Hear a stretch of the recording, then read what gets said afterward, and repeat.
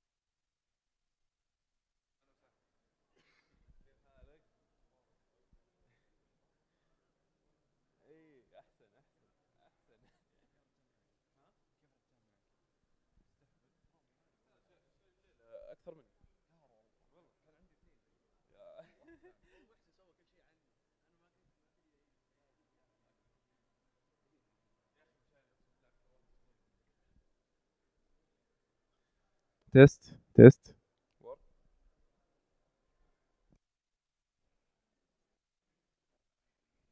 test.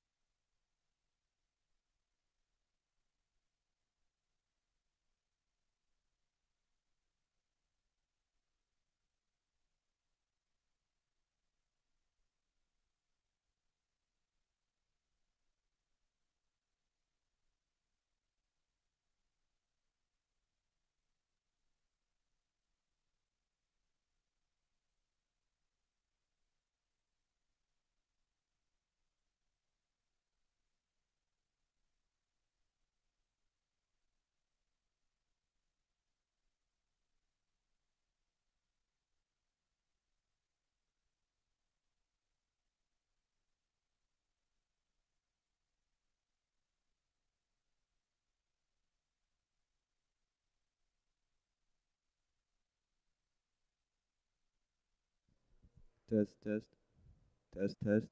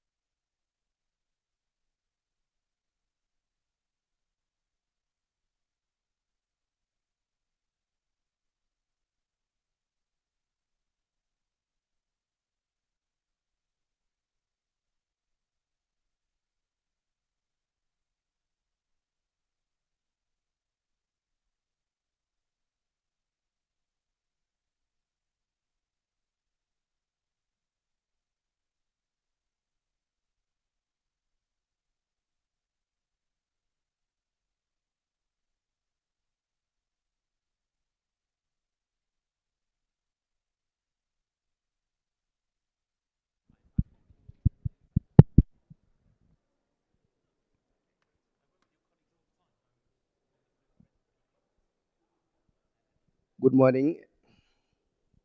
Did you hear me? You hear me? Good morning.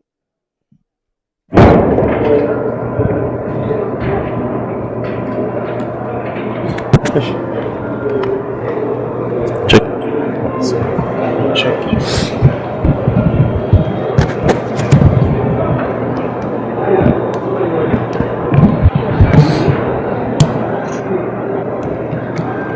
تعرف تشغله هذا؟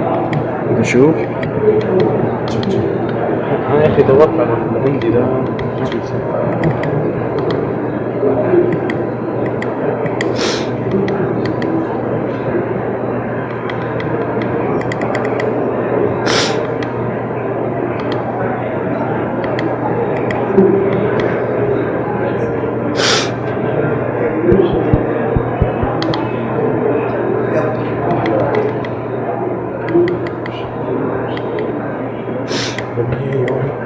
Let me hear your.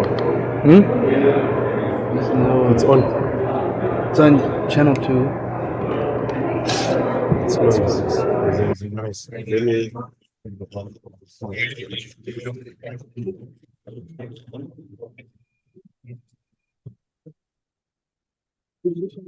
ما ادري قاعد يطلع ستاتيك من Okay. I can fix it. هو من عند الميكروفون المشكلة. من عنده؟ ايه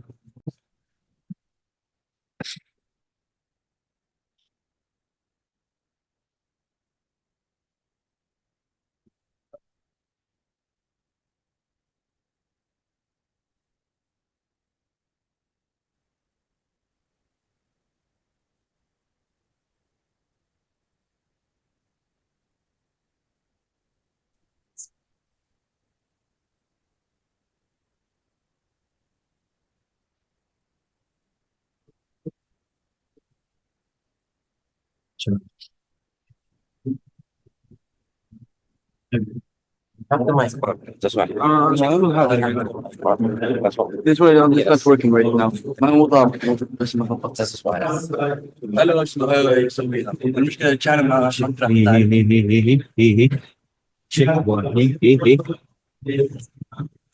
Can you close this? Which one? This one. Why do you going the option and all?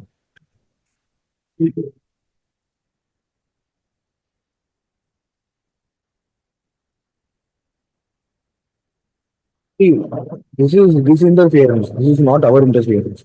See, what all I'm using here, so I'm getting.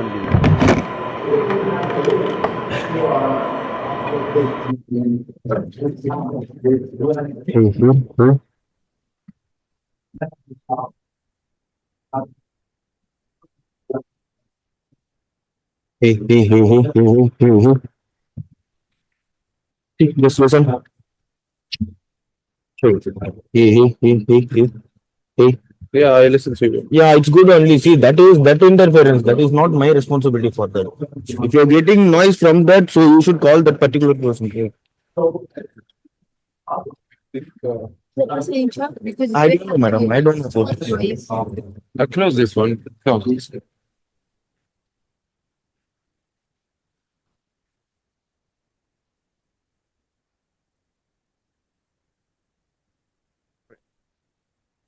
Hello?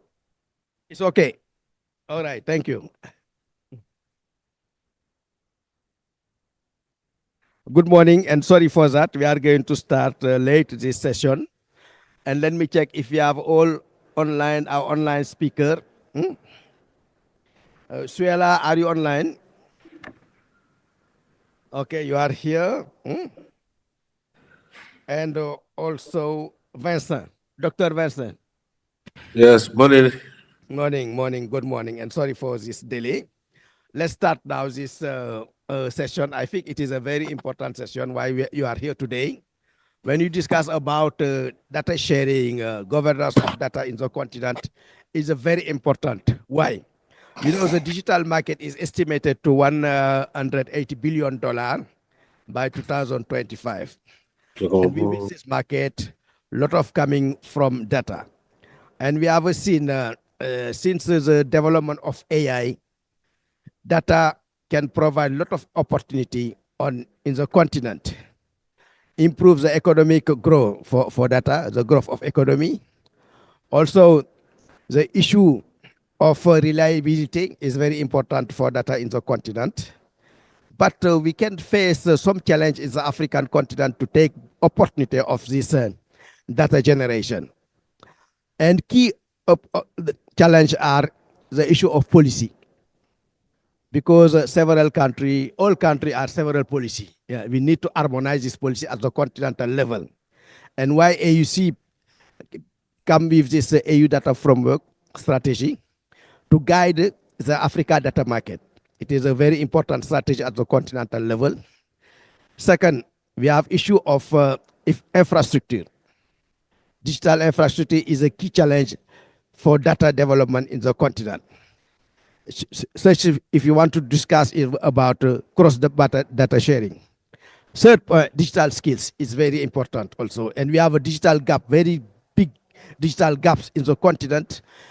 And if you look at the world level, among the 20 countries with weak digital skills, 12 are from Africa. Another point, challenge very important for the African continent, it is a regional collaboration. We lack on regional collaboration. We have several institutions working together, working in the continent, and also across the member states.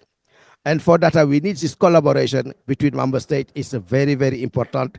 And at the world level, why we put this data governance working group after the adoption of the Global Digital Compact. And in the Global Digital Compact, you have among the 5 objectives, one is a very important, is the governance of data. Why our discussion today, it will provide some key guidance for African country on how we can take benefits of this data generation. As we know, Africa will represent 2050, 40% of our youth population will represent the world in 2050. And we need to create more opportunity for this new generation, to create jobs for this new generation, and also to create welfare for this new generation. And data can help. Of course, if we make in place a good governance of this data at the continental level and at the world level. And today I have a distinguished speaker to talk about on this. On several issues we are facing now in the continent and the opportunity, of course. I'm going to start, let me introduce my distinguished panelists. I have Mrs. Suela from AUC, my sister Telma, Dr. Vincent online, my other sister Lillian, and my brother Paul. We have, I think all are here. We have a sister and brother. I think we are going to have a good discussion today. I'm not going to ask you some difficult question. Now, let me start by Suela. As you know, we talk about a lot on harmonization of data policy at the continental level. Why AUC in partnership with a key institution developed this AU strategy data framework for the continent. Could you tell us the objective of this framework and where we are now with the implementation of this framework at the continental level? Over to you. You have 3 minutes. Thank you. Good morning. Do you hear me? Yes, yes. Yes. So good morning, everybody. And thank you, moderator, for this important question. Indeed, the adoption of the AU data policy framework shows the political will of African countries to effectively use data to support digital transformation and also support the development agenda of the continent. So the framework aims to maximize data access and also data flows across the continent. We consider data as a strategic and strategic asset and valuable resources, and the framework, by its development, as you mentioned, it was like comprehensive, forward-looking, and it with participation of all stakeholders. It was participatory approach, considering the importance of data and also the multidimensional of data that requires participation and involvement of key stakeholders. So the framework itself, it put forward a vision for the continent on how to use data and also how to manage and regulate the data, that we can benefit from these resources while at the same time putting the necessary safeguards to protect people and also to protect economies from the misuse of this resource. So the principles guiding the data policy framework, they are around transparency, accountability, equity, and also cooperation, as cooperation is very important to ensure the development of shared data ecosystem across the continent, and also facilitate data to flow within countries and also between countries. So the framework identified the strategic frameworks of the strategic priorities of the continent, namely developing the necessary capacities and also at the same time strengthening and harmonizing data governance across the continent, reaching a high level of convergence of data laws and regulations, and this in line with the Malabo Convention to ensure same level of protection of data across the continent. And also it aims to build the capacities of member states to develop their national data systems, to develop internal national data policies, and to consider data as I said, strategic asset, to work beyond personal data, but to work data as like resources that is needed for development of digital economy, and also a resource that is needed for the development of artificial intelligence and other emerging technologies. So the framework provides guidance to member states on how to organize the data governance ecosystem at national level, and also how to create value from data and to enable the creation of data market that it will support, that they will be integral part of the digital single market.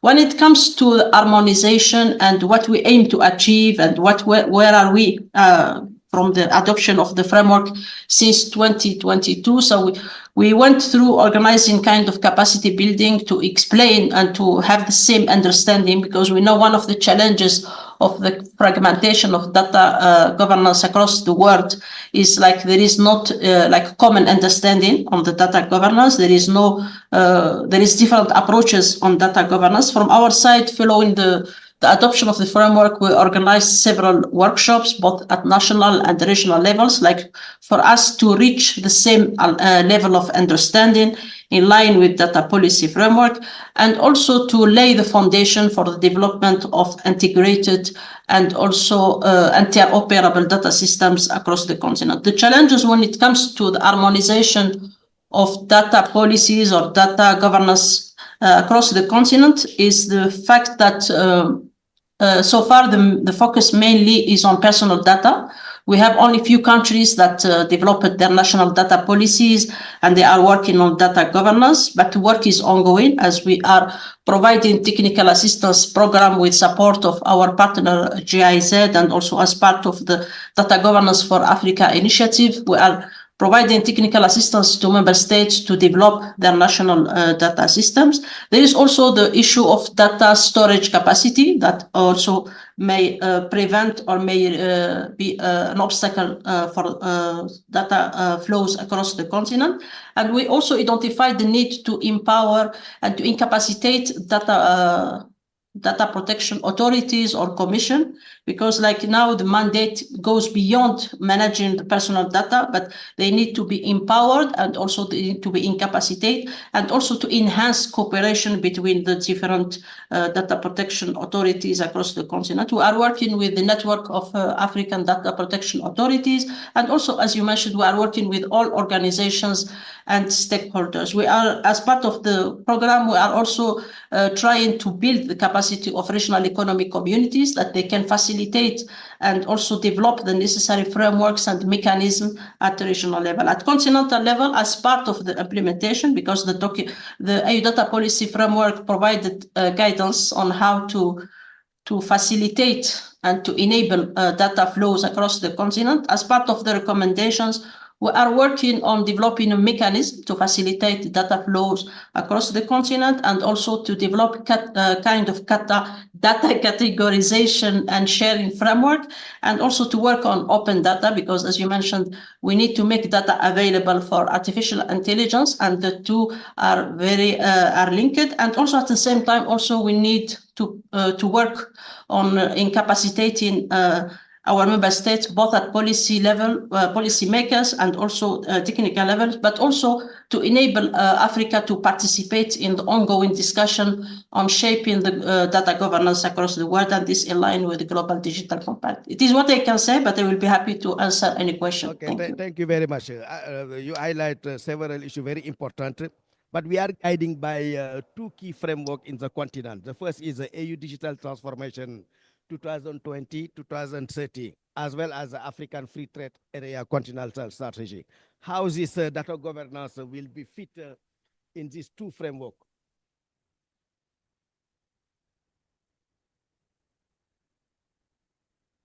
So thank you for this follow-up question. The digital transformation strategy is the overall framework that is guiding the digital agenda of the continent, and the data policy framework is aligned, like as part of the implementation of digital transformation strategy.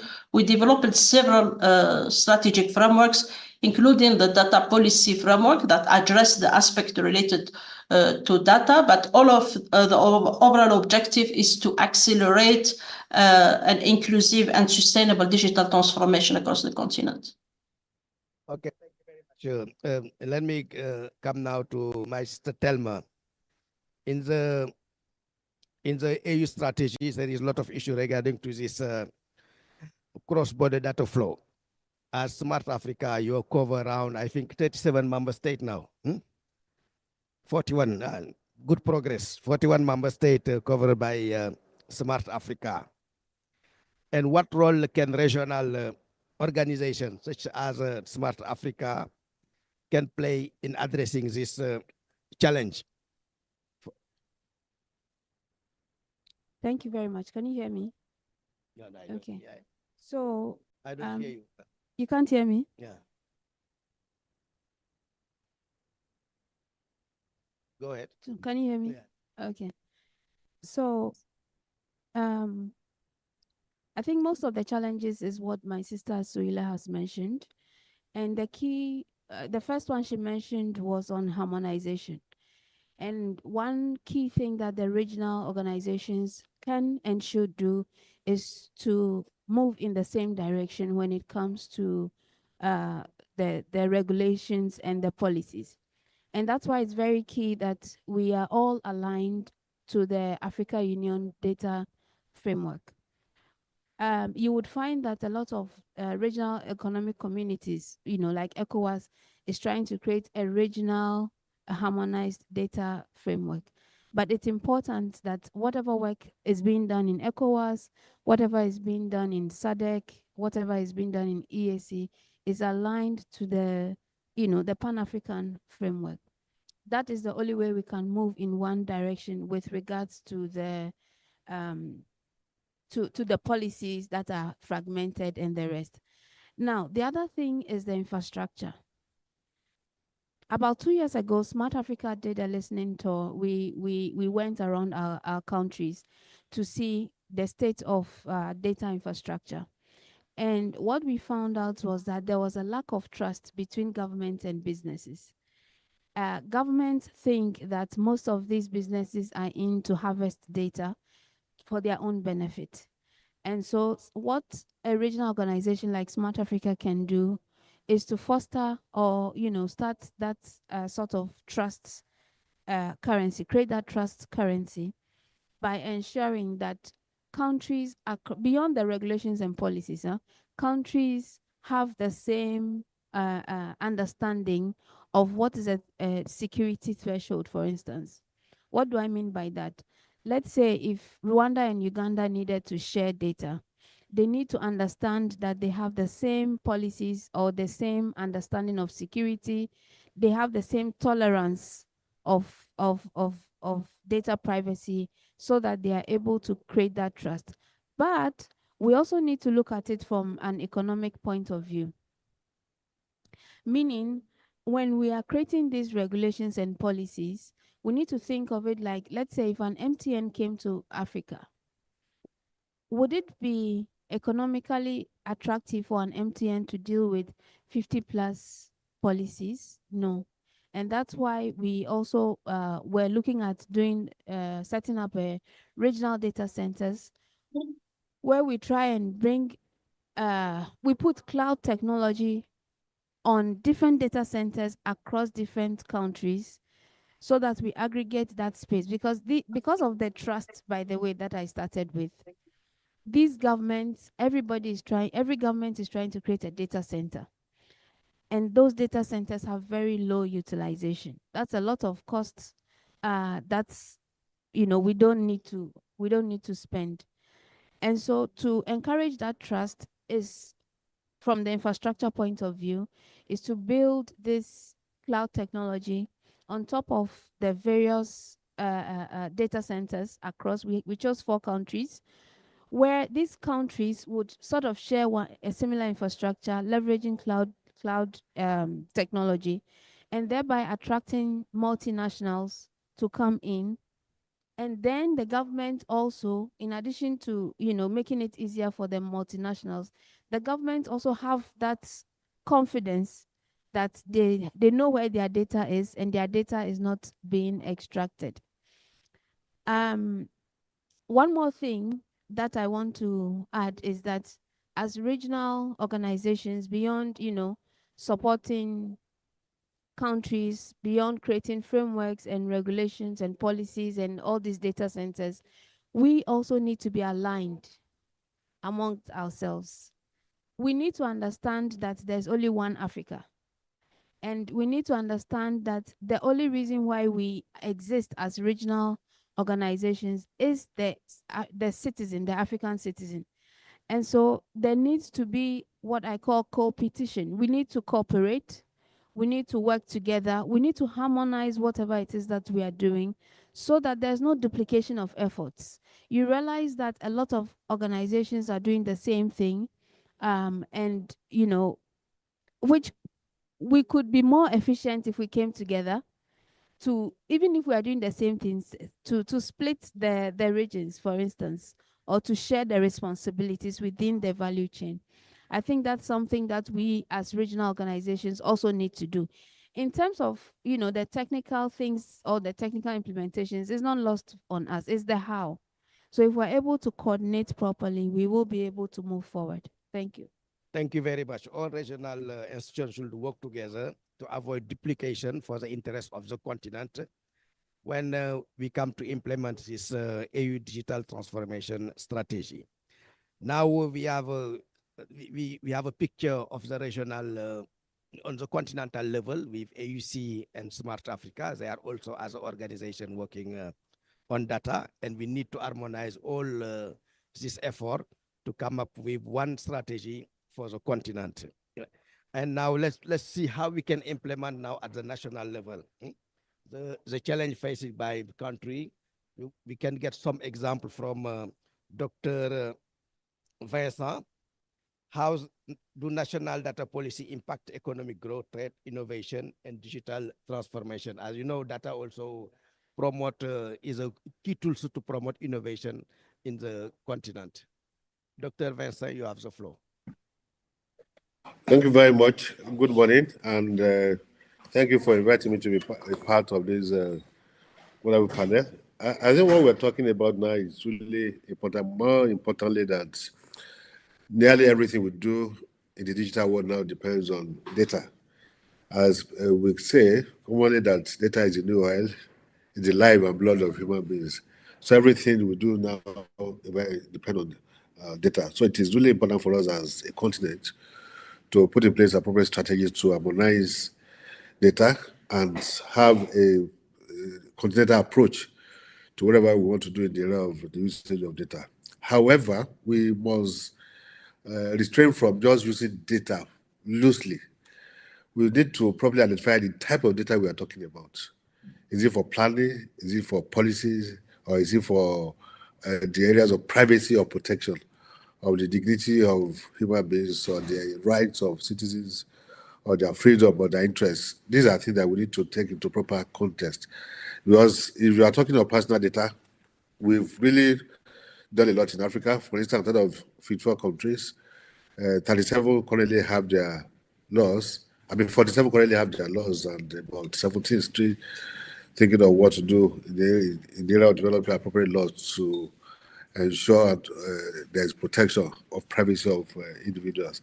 Now, looking at the way we live and work globally now, there is virtually anything we can achieve in terms of economic growth, in terms of development, in terms of trade, without proper harmonization of data, without putting in place appropriate policies to address such data, and without putting in place appropriate implementation framework and institutional framework to implement the data. Because it's one thing for you to have the data, it's a completely different thing for you to be able to properly administer it and make it work for you in a way that can add value to your economy, that can lead to economic growth.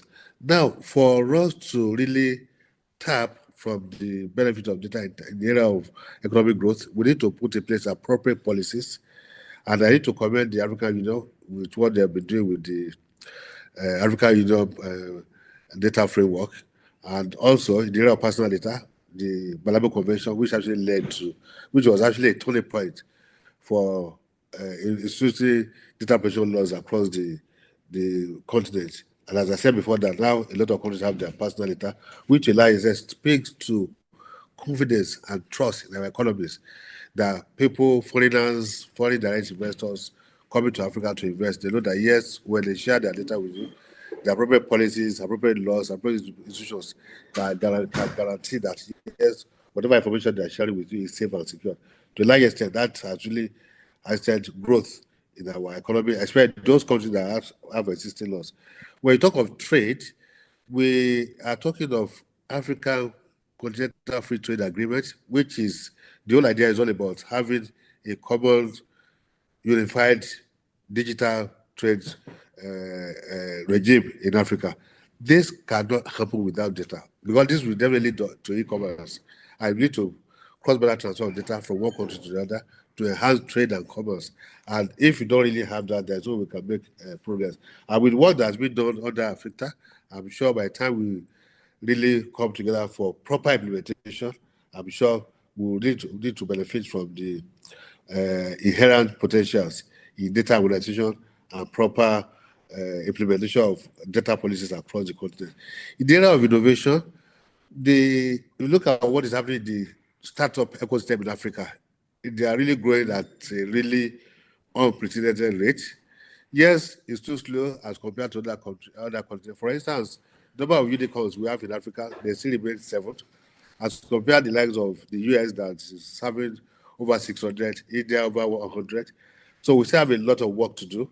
And the only way we can do, the only thing we can do is to enhance that we have appropriate policies that can drive data. More importantly, the area of emerging technologies. We are talking of blockchain, talking of artificial intelligence, talking of Internet of Things, talking of big data and so on. All these things, what will drive them is data. So if we don't have appropriate framework to do this, we won't be able to achieve anything. However, the story is getting better. It's better than what it used to be. It's saying that the whole world, let me say, is really focusing on the startup ecosystem in Africa to support them in terms of fund, in terms of support, in terms of a lot of strategy that we put in place to enhance innovation in the area of digital economy. And that is why the digital economy in Africa is now growing very fast, and we are really benefiting a lot from it. Now going to digital transformation. For any government to be fully transformed or to be fully digitalized, we can't achieve it without appropriate data that will speak to who we are, where we are, and where we want to get to. Then what kind of technological measures can we put in place to be able to achieve the vision that we have set for ourselves? This cannot happen without appropriate policies. This cannot happen without appropriate frameworks. This cannot happen without appropriate guidelines. Now you talk of e-health, you talk of e-education, you can sit in the comfort of your room. We even need to look at what happened with COVID. A lot of schools, they went under during COVID. And I keep telling people that, yes, we still, despite all the strategies that came with COVID, there are still some areas that we say, okay, actually encourage us, because now you now have a lot of schools deploying digital technologies for education. And even people working from home, the era of where you believe strictly in bricks and mortars as offices is gone. Thank you. Now you can say online, do your trading through innovations, and a lot of things are coming up. And I'm sure with all of us working together and putting in place appropriate institutional framework to drive what is happening on the EU, we're able to achieve and derive derive benefits from data. Thank you. Thank you very much for your intervention. I think you highlight something very important. Without data, we can't achieve digital transformation. Let me get the view from Lillian in the context of the East African and at the national level in Uganda. Lillian, the floor is to you. Thank you, Makta. Good morning, everyone. I think the impact has been partially mentioned and what needs to be done. But what I wanted to throw more light on the digital policies that we are seeing coming up and the issue of data localization, where we are seeing that in several African countries, not just Uganda or East Africa, Rwanda, across the border, we are seeing many countries that are putting in an element of data localization in their data protection laws. And this can have a very negative impact, especially where we are looking at utilizing data.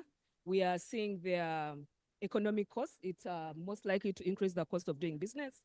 As my colleague here from Smart Africa mentioned, the issue of setting up data centers.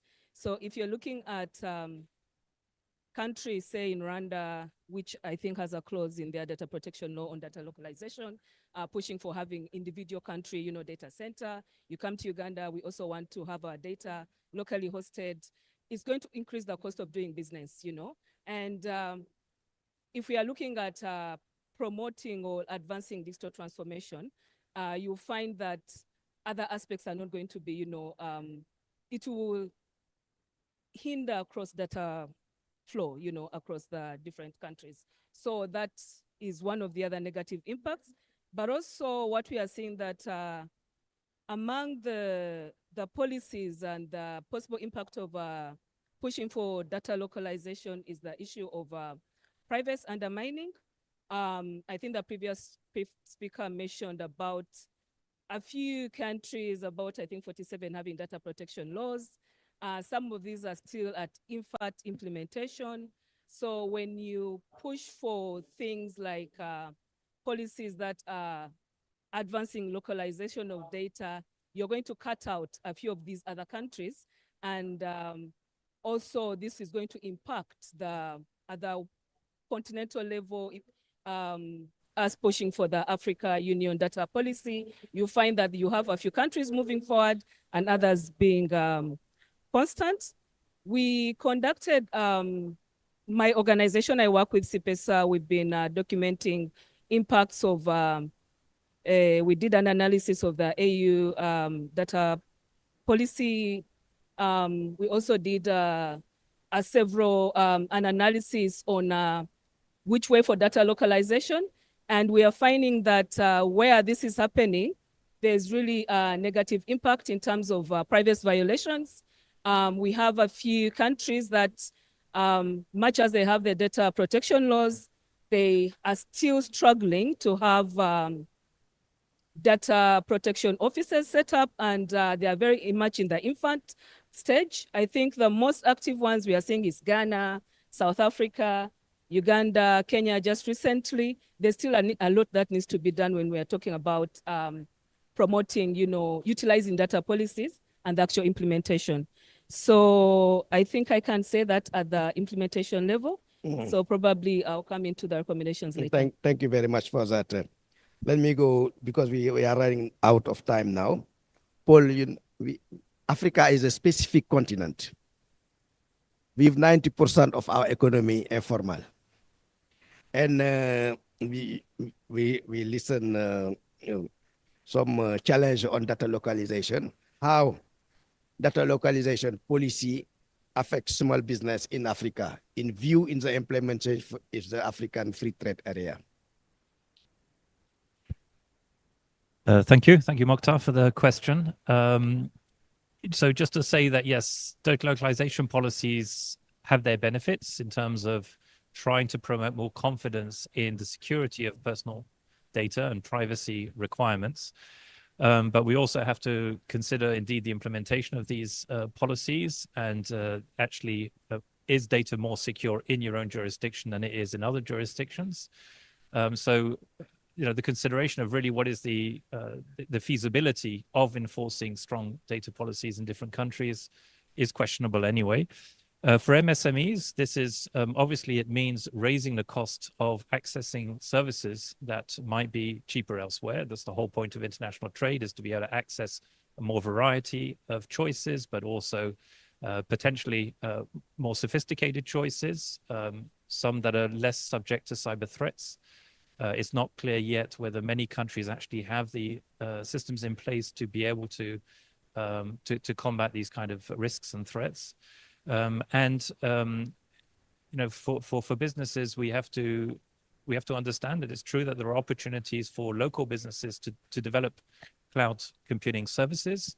The commercial value and the returns on cloud storage is quite low in general.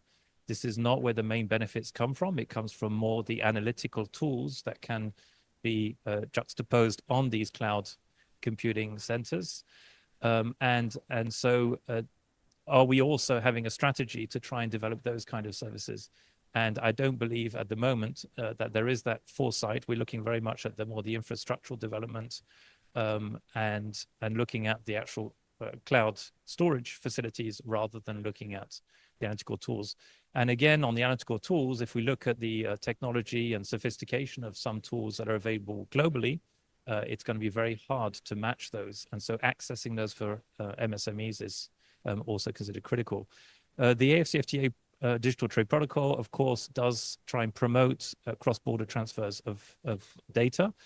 They do not encourage data localization, and it's trying to promote that free flow of trade. There's the moratorium on any types of duties on electronic transactions as well amongst the members of the AFCFTA. So we see that trade agreements can advance, I think, more free flow of trade. Generally, the trade agreements are not prescriptive in terms of what should be the national regulations, but it's just the principles and the boundaries of what those national legislations should contain. So, for example, the right of data subjects to be able to be forgotten, or the consent for being registered on different systems, these are normally incorporated as provisions in a trade agreement, but they don't tell you how you must do it. As long as you've got a system in place that we have confidence in, that's normally sufficient to be able to meet the standards of the trade agreement. And the same will be with the AFCFTA. So the AFCFTA sets those general framework requirements, just as the African Union data harmonization strategy also has, but it doesn't actually incorporate the requirements of what each country must do. And just one last thing is that, of course, trade agreements promote equivalence and recognition of different standards, and that's quite critical for businesses to be able to access other markets as well. Thank you very much. I think it's a very important point you raise. We need to align with this digital trade protocol, this AU digital framework, as well as the FCTA, when we would like to implement sound data policy at the national level. Let me go now to open the floor to the audience. I think it is very important discussion we had now, and we learn a lot from our distinguished panelists. And data also, it is for everywhere, every day. We are using data day and night. Now let me, okay, you introduce yourself. Where are you coming? Name and your institution. Let me start by this gentleman. Did you have a mobile? Yeah. Microphone, please.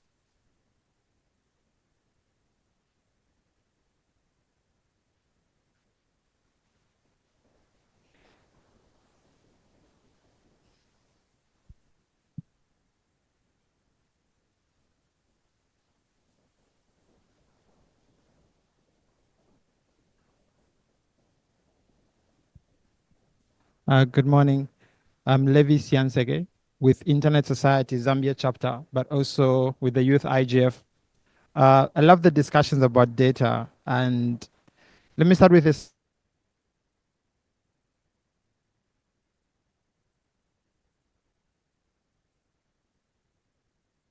And my observation is most of the platforms where we actually send our data as Africa are not owned or hosted in Africa, which raises then the question for me as we are talking about data policies from Africa when most of the data that we use and most of the platforms we use are actually not hosted in Africa. How do we balance the access aspect so that we create more room for data localization as well as promote increased access so that most of the infrastructure that we are talking about to allow for data to be localized are actually hosted in Africa? But also the second aspect of my question is how do we create an aspect where most of the platforms we use are developed and owned in Africa so that it makes more sense to host most of the data that we are pushing for localization to be actually owned and hosted within Africa? Thank you. Thank you, Mr. Yes, I come to you. Thank you. This is Abdulmanan Galila, working for the Telecom Regulator of Egypt. Actually, I like the word said by Suhaila about the policies and the regulation of the data.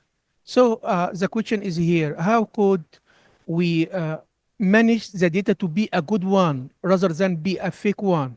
I think it will be works for the local community, for the local country, not for the regional organization or regional cooperation between countries. This is the first question. Second question is that how could we change the mind, change the wheel to be from having the data to be secured locally to the continent. Third question about how are in do we have an example of the regional cooperation regardless of the data? Thank you. Thank you. Seven.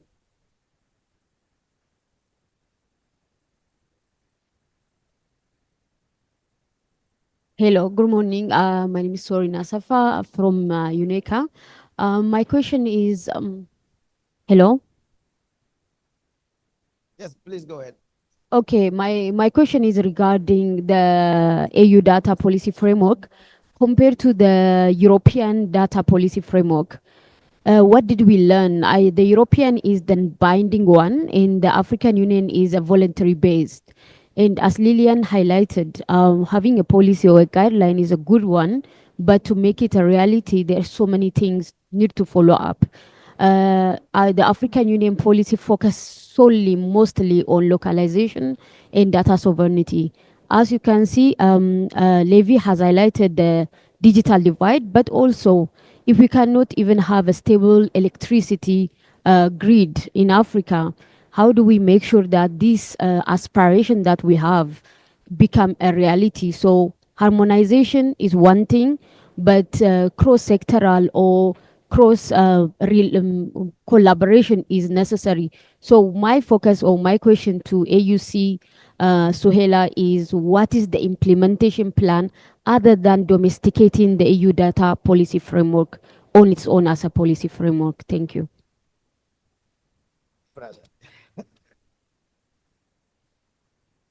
First of all, thank you so much for this particular session. My name is Dr. Martin Koyabe, GFC Africa.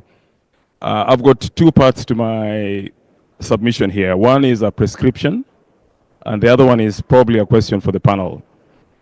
What we see here, in my opinion, is what we call the mixed messaging in some levels.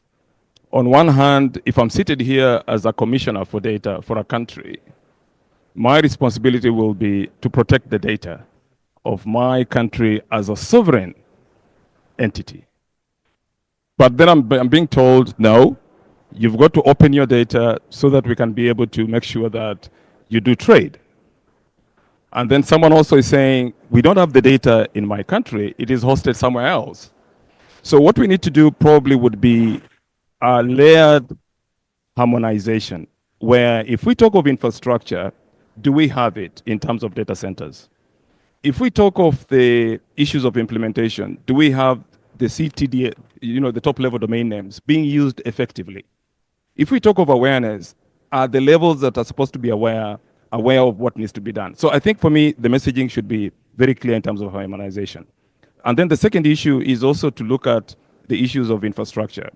If we talk about infrastructure and how we want to share infrastructure, are we building the infrastructure that is there to be able to deal with what we are talking about in terms of data harmonization or data localization at the national level? Thank you. Thank you. We have some question online participant. Please go ahead for the online participant.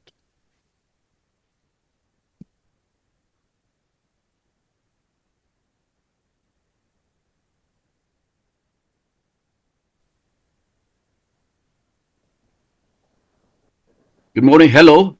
Are you hearing me? Yes, Dereje.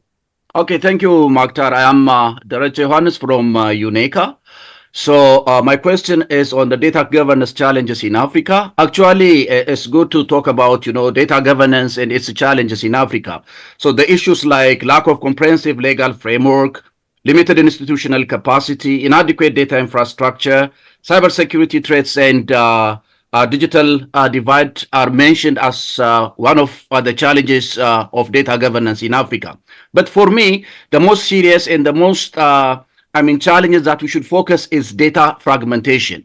So my question is, do we really have a harmonized data at the country level, leave alone at the continent level? Because we know that data is often siloed across, various institutions, making it difficult to integrate and utilize for decision making.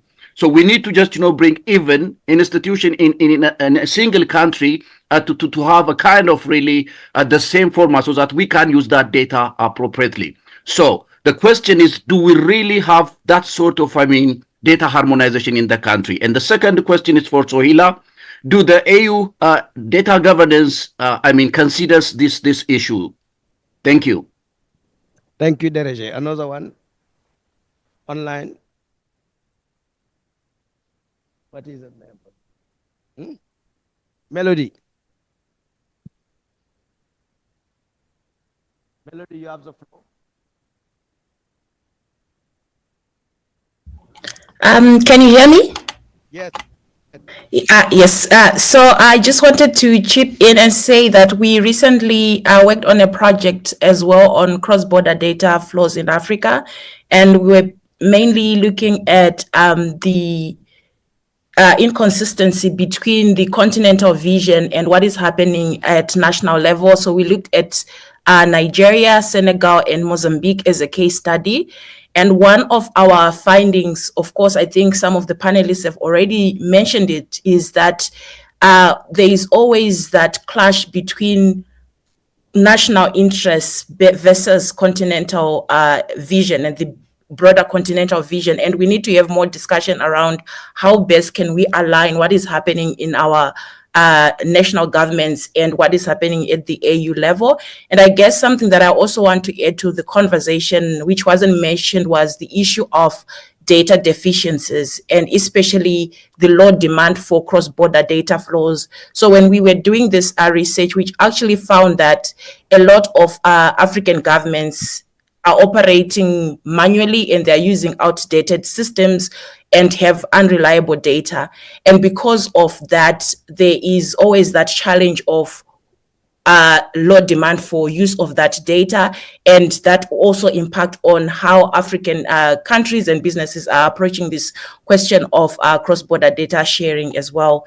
And then just to add on as well, we already have a couple of African countries that have already started adopting and implementing the AU data policy framework. So there is room there for peer-to-peer learning from these African countries that are leading on data, on national data strategies, and they can share their experiences with others as well. So I'll stop there. Thank you. Thank you. Melody, you are from where?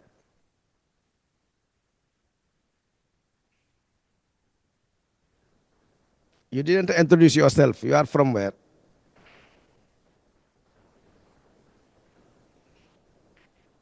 She lost the data. Let's go to another one. Which one? I think we have done. Maratang.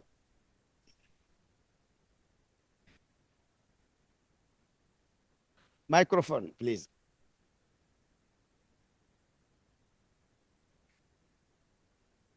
Um, 2 minutes. 2 minutes. My name is Barata Mia from Girl Hype Women Who Code. So my question is based on what Melody said, and it's like, how do we avoid selective data implications? Because at the moment we are perpetuating inequalities that are created by data that's very biased. At the moment, the people who have access to internet are the same people who are holding the resources. Everything that they have, it's excluding the marginalized. So how do we make sure that at the moment the data that's online that we have is not perpetuating the inequalities? Thank you. Now you already have 3 questions. Eh? Let's wait. If someone else needs the floor. 1, 2, 3. Okay, let me go back to you. 4 questions now. Thank you. It is actually a comment rather than a question to my colleague said here. Actually, he combined both the data and digital transformation projects.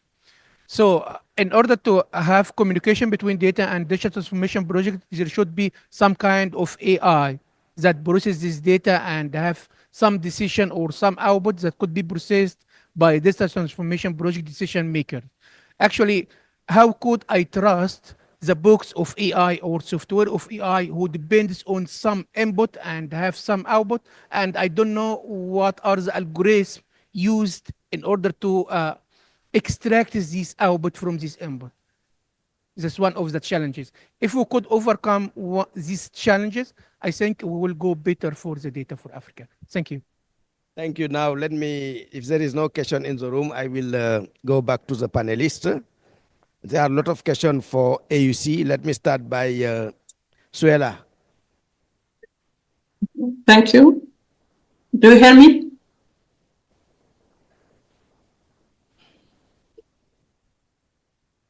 Yes, I think maybe the majority of the questions, they are related to the data infrastructure and the data localization capacity of Africa as a continent, and also the capacity at national hosting capacity at national level. I think this is one of our challenges. It is one of the common challenges for African countries. But just to say that we are aware about like the weaknesses and the deficiencies that we need to address, and there is work in progress. So we cannot wait until we have everything in place that we can start talking about how to manage, regulate, and effectively use the data that is being generated across the continent. So, for instance, one is related to regional data centers. There is already 3 regional projects that have been selected by regional economic communities. Like they are projects that are adopted. The whole region, they agreed on them to be regional data centers. And now there is the African Union Development Agency, which is the AUDA-NEPAD, is moving towards the implementation. And from the discussion that we had recently as part of the development of the continental strategy on artificial intelligence, there is a recommendation to accelerate the implementation of these 3 projects and to see if the possibility to move towards additional regional projects. And at national level, as part of the Data Governance for Africa initiative, which is an EU program, there is part about supporting member states to develop kind of project proposals on national data centers, on business models, and there is more about project preparation at kind of accompany member states to identify or to prepare national projects. I think the having national data centers doesn't prevent data to flow across the countries. As Thelma mentioned, it is about putting in place the policies and the regulation that will build that trust and confidence among countries and also among different stakeholders, that we can enable data to flow across borders. And as Paul mentioned, like it's not all data that we need to enable to flow across the continent, but we need to to do kind of classification and to identify the level of security and privacy of each type of data, and having represent countries to agree on the minimum requirements to facilitate data flows. And for this, we are establishing a committee that where we will have all representatives from EU member states and also regional organizations that they will discuss. It will be kind of open discussion, like they can agree on the minimum requirements and also the best way to facilitate data exchanges and data cooperation across the continent. On the comparison between the African Union and the European Union policy framework, or I think the approach is different. We cannot also compare because the context is different. As it was mentioned, even within Africa, we have some countries that are somehow advanced in the implementation of the EU data policy framework on developing the necessary mechanism at national level to manage data. And we have at the same time some countries that are at early stage of data and digital readiness. And for us, as regional and continental organizations, we need to work with all countries and to find common ground, like to facilitate collaboration among countries. So the EU data policy framework is a continental policy, is the continental approach. It includes several recommendations that both at national level, at regional and continental level, it provides guidance where we need like the direction. And now it is, as we move to the implementation, we are doing beyond what is included in the data policy framework, as for instance, on national data governance and involving all national actors. We are supporting countries to have national dialogue on data governance. We with all stakeholders, they have this discussion, identifying the key stakeholders, identifying how they organize themselves to develop their national data governance ecosystem. The work is ongoing. So far, we've progressed very well with Zambia. They are about to finalize their national data policy framework, and also Smart Africa supported two additional countries, Senegal and Ghana. And we are working with countries to create that conversation at national level and facilitate the discussion around data as an asset beyond personal data, but data as a resource that needs to put at the disposal of the key stakeholders, and also to be used as development of digital economy and support the digital trade. And also as part of the support, we developed guidelines on how to facilitate, to include data as in the digital trade agreements. And we are working towards supporting member states to develop their national data capacities.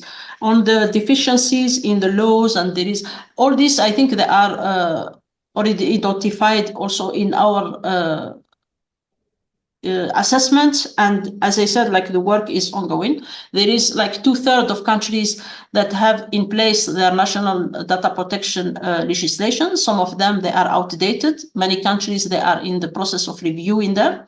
There are like less than 50% of countries, they have in place their national data authority or commission, and some of them, they are not operational yet. And there is support, as I said, like we are providing support to incapacitate and empower this data authorization. And on the last question about how to avoid biases and how to make data available for Africa-driven development, it is a collective work. It is collective efforts. Like once we put in place all these necessary mechanisms, and also we develop the capacities at national level, from our side, as African Union and the regional organization, we aim to create platforms to facilitate collaboration among member states and to create the conditions for data to flow and also to support the digital trade in line with the AFCFTA objectives. So our work is to find like the common objective and common interest of African countries. The work is ongoing. It is a lot of work, but we are optimistic. As we say that many countries, they already started and they already advanced in the implementation of the EU data policy framework. Thank you. Thank you. Telma, you can complete.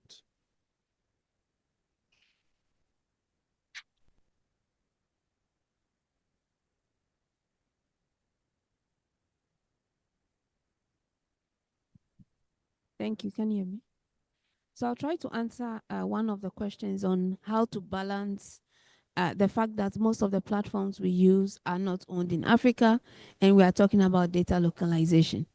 I wish I had a board here, but how I see it is that we need to segregate the data, because we are not, when we talk about data governance, we are not trying to be protectionist, or we are not trying to, create an island of Africa. There should be, so on one side, there should be national level localization, then there's regional level localization, then there's continental level localization. Then across this, we have confidential, private, and public. So once we are able to categorize our data across this matrix, we will then know how we can, keep what we have to keep in the countries, if it's critical and it's of confidential nature, or if it's something that is of jurisdictional matter. Then we go to the next level. For me, the cross-cutting is between where we need to let go or where we need to open up our borders to the next countries is what is going to impact or what will help facilitate the AFCTA. At the moment, our data protection laws are in direct contraction with the AFCTA. We are not aligned. AFCTA is in their own world and data protection authorities are in their own world. So once we have that matrix, we would now know which box of data we can, let go to facilitate trade, because we are suffering on trade because Rwanda is 12 million and a business sets up and cannot thrive because 12 million is too little. Meanwhile, if we tweaked that policy so that if we segregated our data and knew what exactly we can let go, we can open up a 1.4 billion market to the rest of Africa. Then the third part would be what we can let go outside Africa, because we don't have the platforms now. We have not had a lot of unicorns, as my colleague from Nigeria had mentioned. So until we get there, we need to be able to understand that we need to find that fine balance of which sort of data we'll let go, which sort of data we need to keep, and which sort of data we need to also facilitate so it helps our trade. From the Smart Africa perspective, we encourage data localization within an African context, not just a national context. Data localization within an African context now brings into the question, how do we leverage cloud? How do we leverage the existing infrastructure within Africa, that is the existing data centers in Africa, to be able to localize data in Africa, share trust amongst ourselves, and help Africa so that we retain our data, or as much as we can within Africa, because it will lower cost, it will increase efficiency, it will also increase the quality of service that people receive. Thank you. Thank you. Dr. Vincent, for 2 minutes, because we are running out of time. Dr. Vincent, 2 minutes, please.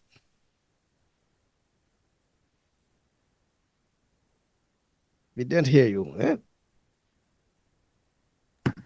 Can you hear me now? Yes, please go ahead. Yeah, so I'll say that I just want to add one or two words to issues around data localization. And the basic question I want us to ask ourselves is, can we actually practice full data localization? The answer is no. You want to sit in your room, you buy goods and services from organizations in the US, in Europe, in Asia, and you share your data, you share your information. Is those data you are giving out, are they still local data? The truth is, the world is not a global village. There's no way you can practice full localization. Even if you are saying you want to leverage your cloud, there are servers still sitting in some countries. Where are these countries? And I really mentioned by some of the panelists, I think what we need to do is to do data categorization. What categories of data must remain local in our countries, no matter what the situation is, and what categories of data that we must share. And I think AU take the lead in this one, and so that other African countries can really key into it. In addition to that, somebody has mentioned the benefits that they have in EU countries and what we have here. I think the strength of the EU GDPR, for instance, is the fact that all 27 countries under EU, they are aligned to the EU GDPR. And their population is just about 447 million. Whereas in Africa, our population is 1.4 billion. But in the situation whereby we have different focuses, different visions concerning their laws, we are not aligned what we are doing with the Development Convention or the EU data policy framework. So there should be a very strong institutional control at the level of EU to direct and guide what is happening in Africa as a continent, from which all countries within the continent can be able to tap into and derive their laws from this. I think that is very, very strong, important for us, because there is strength in our number, there is power in our number. That whatever we want to do, if we are not united, we will remain divided and we will be able to achieve anything in the area of the usage of our data and the any policies that we want to put in place. No matter how robust the policies are, if there are no strong continental institutional framework to control or to ensure implementation, we'll be able to achieve it. So we need to work on this. Thank you. Thank you. Lillian. I need not in response to any particular question, but let's conclude by saying that we need to be very intentional. I know we are, but you can. Okay, great. So we need to be very intentional. My colleague here has mentioned us recognizing data as a national asset, and I think being intentional right now is looking at us. How do we go about with this categorization? So we need to be developing national data strategies. Yes, much as we've been pushing for the data protection and all that, but we need to have national data protection, national data strategies. I think I need to be corrected, but I think Ghana just came up with one with support from GIZ. Uganda just has a working draft, which was launched sometime last month. And this can be adopted by other countries, because then there we shall know which data are we keeping locally, how can we protect this, what kind of investments are we looking at, what kind of support do we need. But also intentional means that we need to be looking for financing. When you categorize that, then you know where you're going to invest heavily. You're going to know how you're going to utilize this data to bring in more income, and you need to know which category of data is going to be looking at promoting more, innovation. So intentional, looking at support, funding for both, I think, the private sector, looking into the private sector support, tapping into that pocket, but also partners. And I think GIZ and Smart Africa, World Bank, and the UNDP are doing that. But also we need to see how we can tap into the private sector to see how they can support this national data governance or data strategies. Thank you. Thank you. Paul? Okay, thank you. Just quickly, I think that we have to be practical, particularly for businesses. Data localization policies are like stifle businesses. Very simple example, for me to come to this conference, I had to send my most personal data to Germany, giving all my passport details. So that would, if we are not going to allow the sharing of very personal information in certain circumstances, that becomes very problematic. So a localization strategy is not going to help businesses. How do you enter into a contract with somebody else if you share any documents, particularly with due diligence, that are very, very personal on the shareholders of the company, on their where they live, on their passport details? So I think it's not very practical, and we need to think, what do we want to achieve? And I think the EU GDPR was quite effective in that sense, that there are certain requirements as to what sharing data with another country to ensure that they are aligned with the principles that you set. And indeed, we have African principles which we can try and encourage other countries to adopt. They are not normally so unaligned to what GDPR has already done.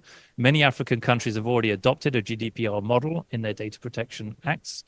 but they haven't gained equivalence yet. So where we need to put the focus on here is on mutual recognition, so equivalence, and helping those countries that really are struggling to even, have a data protection agency or move towards that format to try and promote it. I think it's really not a very practical solution to try and bar the access to data. And just one thing, if I may say, is on platform question, which I think is a very important question, recurring question that happens all the time. There's three sort of levels that businesses use as channels for selling online. The first one is Facebook and social media. That's not truly e-commerce, so we can remove those kind of platforms. The second one is national platforms do exist, and they are being used for domestic e-commerce. And then there's platforms to be able to trade with other markets. And using those platforms, we want to use the platforms that give us the greatest opportunities to access markets. So if that happens to be eBay, or it happens to be Amazon, then that should be the platform that you as a business should be able to use. If you're now putting data localization requirements that you must only use those platforms, again, it will damage businesses. So we need to think very carefully about these policies. Thank you. We are almost at the end of this session. Let me give you the floor, Paul, for your last word, for one word takeaway for this meeting. One word only. Harmonized approaches? No, one. 2 words. Harmonization. Harmonization. Lilian. Intention. Thelma.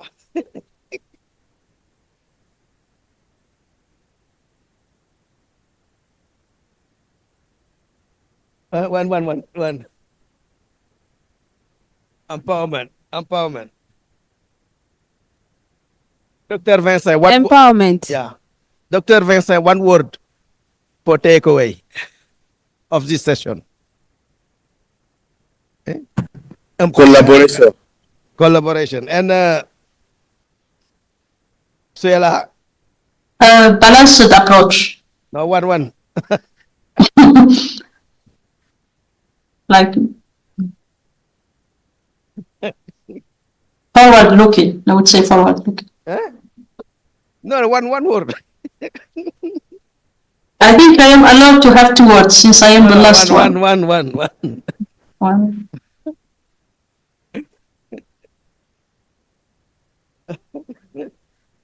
Okay, you have 2 seconds. I would say multi-stakeholder and multi-sectoral approach. No, multi-stakeholder. Okay. I think it was a very, very important discussion. We raised a lot of issues regarding this data sharing, data cross-border, and what we need. It is we agree, we acknowledge this EU data framework strategy, but as an implementation at the national level, we have to take into consideration the local needs as well as a framework at the continental level. And at the world level, like this digital protocol, this EU digital transformation framework, as well as this AFCTA. Also, I say one of speaker, I think Lilian, data is an asset, a national asset. But we need to contextualize that data localization in the Africa context. It is very important. But for that, we need to build the adequate infrastructure. We talk about data center, but it is there is something the panelists didn't talk about. It is the issue of energy. If you want to build this infrastructure, we need energy. It's the data center, and generally the data center, the owner will build where we have access to energy in Africa, and we know access is Africa in energy is a big problem. Harmonization also is very important. We need to work together at the continental level to harmonize all policy, because we have several policy. You have data protection, you have private data, you have also this AI policy. All is a focus on data. We need to harmonize all this policy at the continental level. Of course, this regional organization have to work together. to better serve the interests of Africa. We have AUC, we have ECA, we have Smart Africa, we have the regional community. We have all to work together in order to provide key assistance to African country in the data governance. And also we welcome and acknowledge the support of GIZ, because GIZ is supporting very well the implementation of data governance at the continental level. And now when we go to this fourth industrial revolution, data is a key, and we need to have a but good governance of our data. And thank you once again, GIZ, for that.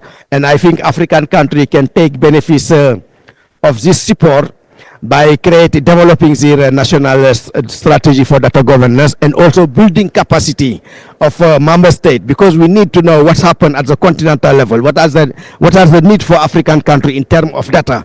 It's very important before we think to build this national strategy. Thank you too much of all speaker. I think it was well done. And also you raise a key issue we can take away for this meeting. But we need also, as you say, this multi-stakeholder is very important. Collaboration also is a key. Harmonization, intention, also empowerment. Thank you very much. Thank you.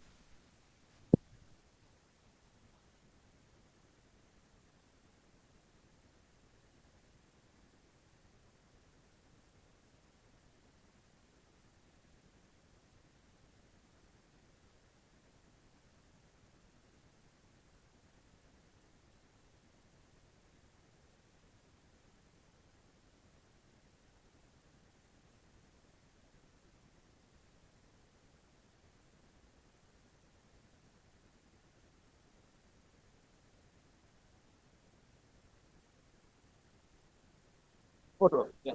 Okay. Come on. Okay, we have a meeting now. Yeah. Take a shot. Hello, everyone. Hello. Hello, Dorothy. Good morning. Hi, hello. This is Victoria. Hi, Victoria. Yeah, I couldn't turn on my video. May I ask who is the host online? My name is Xian Hong. I'm the online moderator of the next session. And I wonder, I think there must be an online host to help us to promote us to the host so we could turn on our video as well. So Victoria, you can hear me, right? Yeah, I can hear you. But I don't know why I can't change my name. I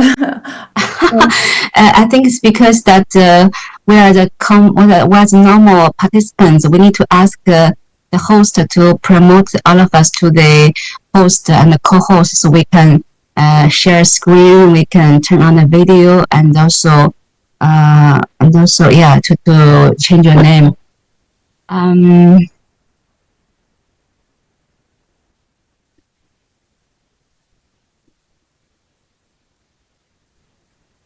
Let me check. Hi, Dorothy. Okay, I saw Dorothy cannot unmute herself. That's also the problem. Okay, I will online participants.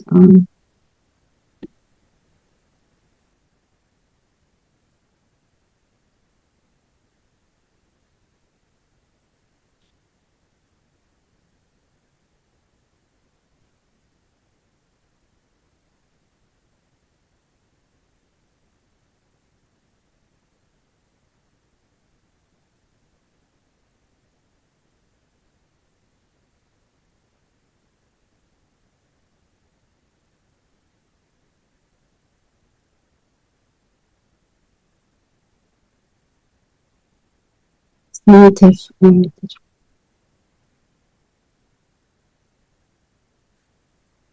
Hi, Onika. You cannot unmute. Okay. I have to figure, we have to.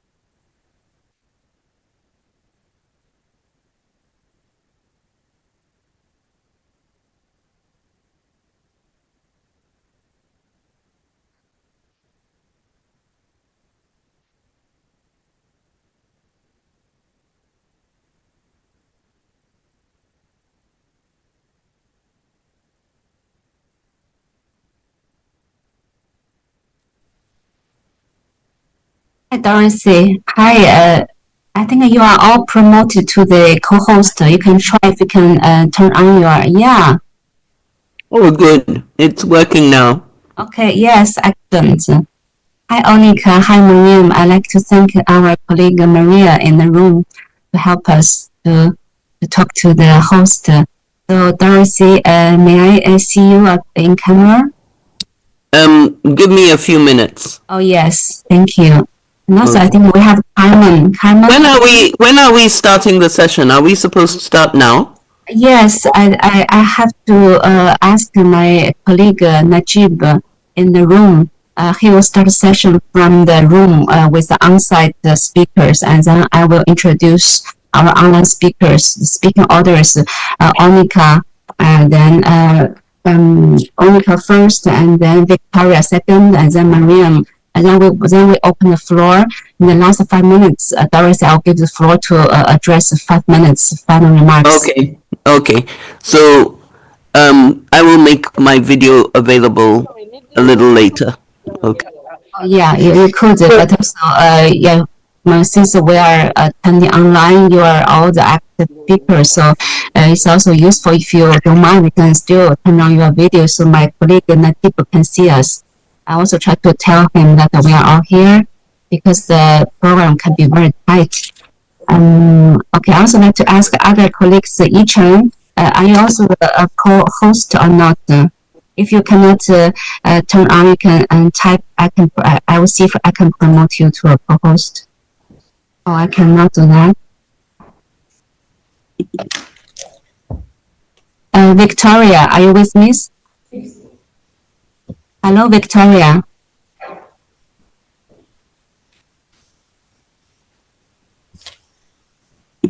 Hello, Victoria.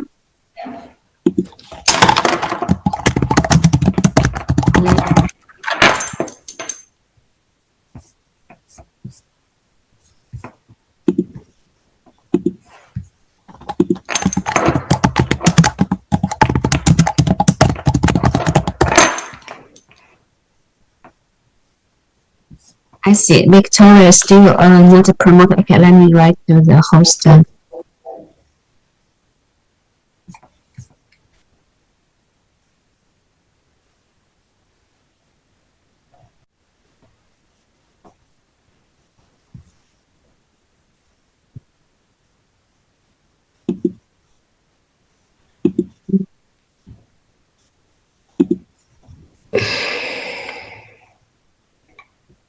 Yeah, thank you very much. I'm here.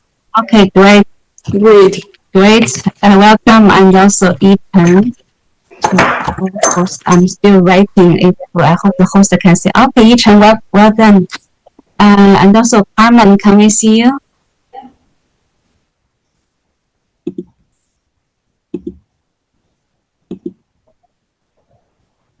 Wait, I can see you, hear you, except Carmen. Give some time.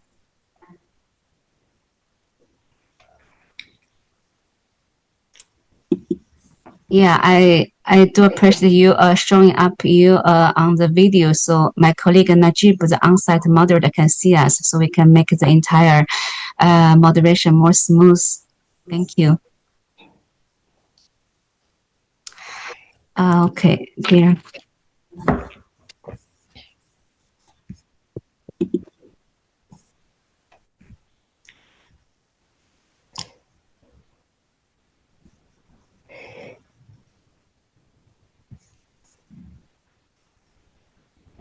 Carmen, welcome. Could you say hello so we can hear you? Hi. Oh, great. So all is good. I have a connection is excellent.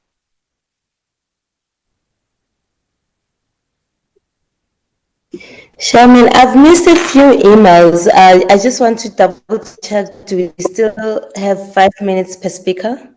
Absolutely. Okay, so I just repeat that in my final email, I hope I can also resend to you. We'll start with 6 speakers in the room, and then my colleague Najib will hand over floor to me. Hello. I will start to introduce Onika, Victoria, Mariam, 3 of Hello. you. Hello. You hear me? Yes, yes, Najib. Good morning. I'm You hear just me? telling. Yes, I hear you. Did you hear me? Hello?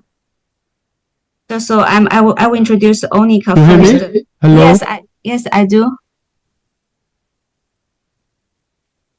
Hello? You hear me? Yes, I do hear you.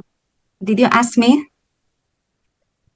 Hello? This is my colleague Najib, the online the on-site Hello? moderator. You hear me now? Yeah, number 2. Perfect. So in 30 seconds, we will start our session.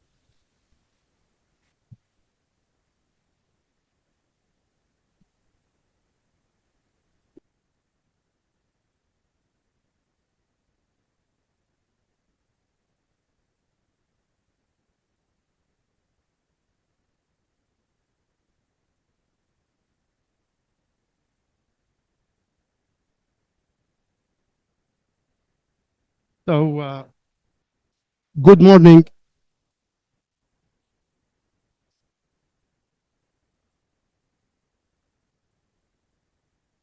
Good morning. Good morning. You hear me? Okay.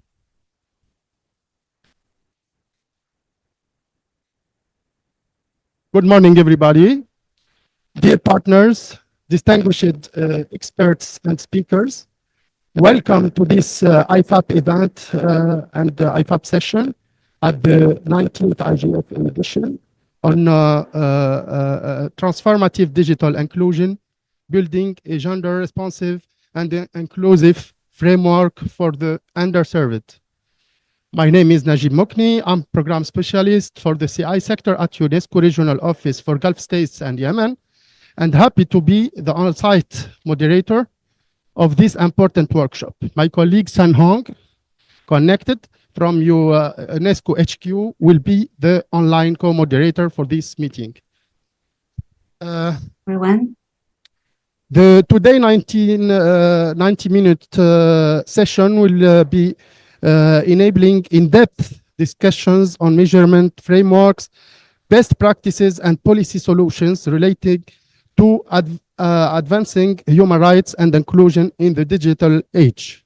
This session is a joint meeting of 2 IGF dynamic coalitions, the Dynamic Coalitions Public Access in Libraries, led by IFLA, and the Dynamic Coalition Measuring Digital Inclusion, led by UNESCO IFAP and Global Digital Inclusion Partnership, in collaboration with partners such as CITIC, IGOV, and the Tech and Global Affairs Innovation Hub.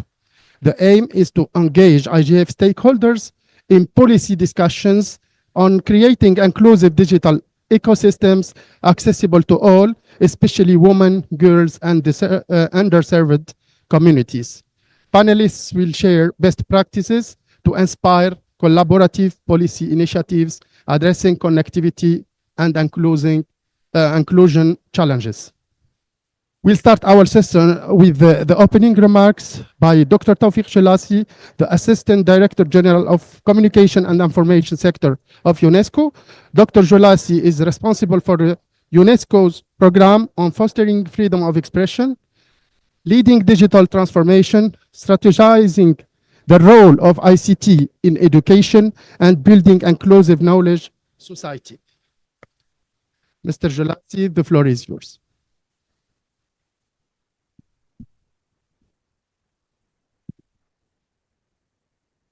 Good morning. Can you hear me? Excellent. Esteemed participants, dear colleagues, ladies and gentlemen, I'm very pleased to welcome you to the session this morning in the context of the IGF.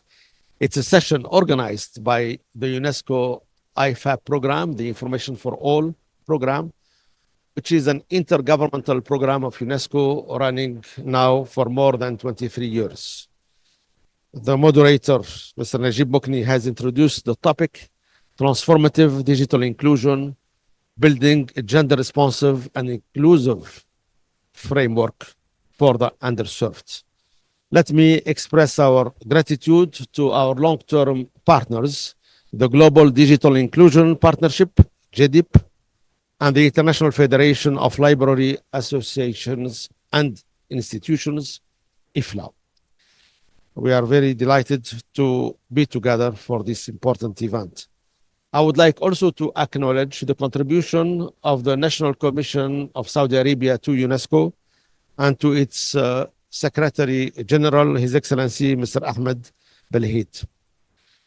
Let me say that the topic is very important for us because it is at the heart of the UNESCO mandate of digital technologies for a better world, for societal inclusion, for bridging divide that exists today.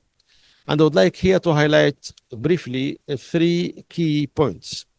The first one, IFAP has published last year its strategic plan for the period 2000-2009. And the aim of this strategic plan is to address of our digital era. I mentioned some of these challenges, bridging the digital divide, which is not only digital divide, it is also an information divide, it is also an education divide, it is also a knowledge. Second, promoting inclusion for women and girls, for also people living with disabilities and for rural communities. And therefore to ensure that individuals can create and access digital and AI-driven content in their local language. So multilingualism, linguistic diversity online are among the top topics that we try to address. In this context, I want to inform you, in case you're not aware of it, UNESCO has been in charge of delivering the United Nations International Decade for indigenous languages. This decade started a couple of years ago and will run until 2032. This is one of the efforts of promoting local languages and indigenous languages, many of which have been in danger of extinction. We believe that by addressing inequalities, both between countries and within countries and communities, IFAP can contribute to building an inclusive, equitable, and sustainable knowledge society. The second point I would like to highlight is regarding the role and the contribution that emerging technologies such as artificial intelligence, generative AI, and quantum computing, the role and contribution that these technologies can make, of course, for people, for individuals, for society. And here we want to promote the digital knowledge-based information by harnessing the new capabilities that these new technologies offer us. We are aware also of the risks and the dangers of these new powerful technologies, in particular generative AI, and we are trying to tackle the related risk. In this context, I want to remind you of a landmark contribution of UNESCO, the 2021 UNESCO Global Recommendation on the Ethics of Artificial Intelligence. The work for this recommendation started back in 2018, way before the advent of ChatGPT and generative AI. The third key point I would like to highlight is the crucial importance of partnerships. We are here with GDIP, we are here with IFLA, but we also recognized the dynamic coalitions that we have, one on public access in libraries, the other dynamic coalition on measuring digital inclusion. So we believe that technology is global, issues are borderless, and therefore to have such dynamic coalitions and such partnership makes a lot of sense in order to join forces, to join hands, and to collectively tackle these important issues. In this context, I invite governments, academia, research institutions, civil society organizations, and the technical community, in addition to private sectors, of course, to join us in advancing digital inclusion worldwide so we can create meaningful impacts that leave no one behind. Let me mention some statistics, and many of you are, if not all of you, are aware of. Today, we have 2.6 billion people who are still offline. That is, of course, a huge number, and that's a big challenge that we need all to tackle through meaningful connectivity, especially in less developed countries worldwide. And let me say also that we have 1.2 billion people with disabilities.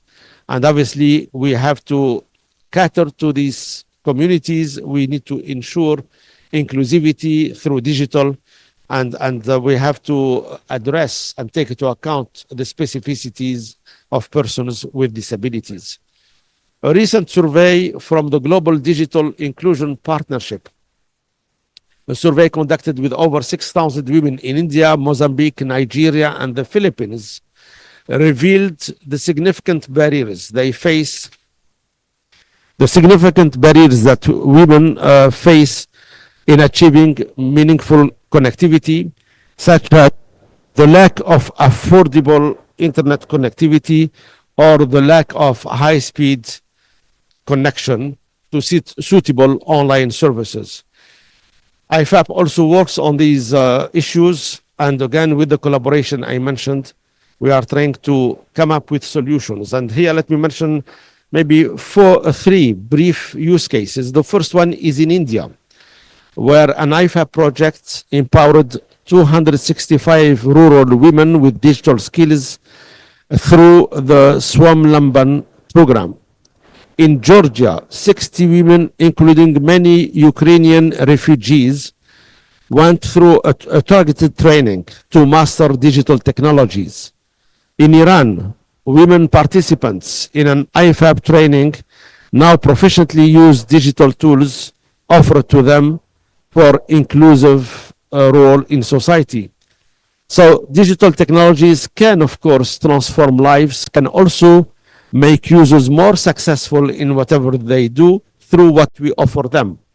Yet many women and girls in marginalized communities still lack the connectivity, and this, of course, exacerbates inequalities. So I hope this gives you an idea about some of the initiatives that IFA program at UNESCO has been working on, whether by itself or through partnerships, like the couple of partnerships I mentioned and the dynamic coalitions. I would like to end with a call to continue building together an inclusive, not only information society, but hopefully a knowledge society where everyone, regardless of nationality, regardless of gender, regardless of circumstances or ability, can thrive in the digital era. Thank you very much.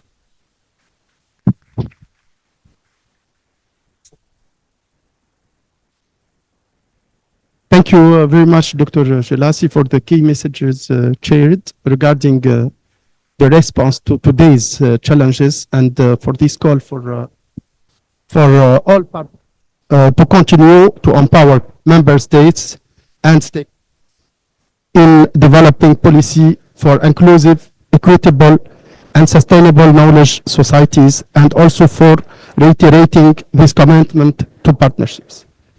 So now let's hear from our experts. We have 9 speakers. We have 5 on site and 4 on site and 5 online. I'll introduce 5 of them and ask them one by one to share their thoughts and experiences on the strategy, actions, work plans, and synergies among these dynamic coalitions, and exchange on methodologies, results, and good practices for measuring and enhancing digital inclusion and participation of women and girls and the underserved, and on exploring the multiple implications of frontier digital technologies on women and girls empowerment and in building an inclusive digital inclusion framework. Let's start with our first speaker, Mr. Alexander Barbosa, who is the Managing Director of CETIC. Mr. Alexander Barbosa is the head of the Regional Center for Studies on the Development of the Information Society, CETIC, under the auspice of UNESCO, based in Sao Paulo, Brazil. He is responsible for the managing research projects for the production of ICT-related statistics on the access to and use of ICTs in different segments of society. Mr. Barbosa, you have the floor. You have 5 minutes. Thank you very much, Najib, and good morning, everyone. It's a pleasure to be here, and thank you, UNESCO, for inviting me to speak in this interesting dynamic coalition. Well, let me start that to advance human rights, especially the inclusion and digital inclusion and bridging the gap of women digital age, it is important to mention that we need to discuss connectivity beyond the binary concept of being or not being connected.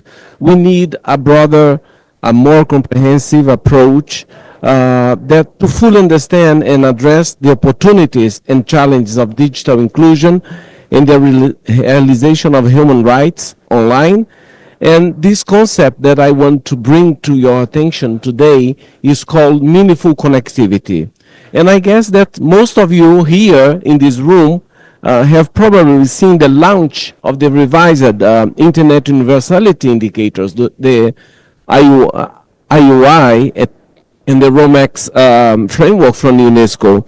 And this second generation of IUI has updated to reflect evolving priorities in the digital age, including the critical concept of meaningful connectivity. So I invite all of you to know this new series of IUI. And being connected, as I have said, is no longer sufficient to guarantee that individuals can reap the benefits of the internet. We need to go to a broader concept that truly means to be, represents truly to be included in the digital age. And meaningful connectivity requires us to adopt a multidimensional perspective that considers not only internet access, but also the quality, affordability, and contextual opportunities for women in the digital age and their engagement in this new environment. And the dimensions that I draw your attention to are at least 4 key dimensions. The type of device that we are using to connect, the quality of connection, meaning the speed, the availability, the stability of the connection, the financial affordability, and the availability of the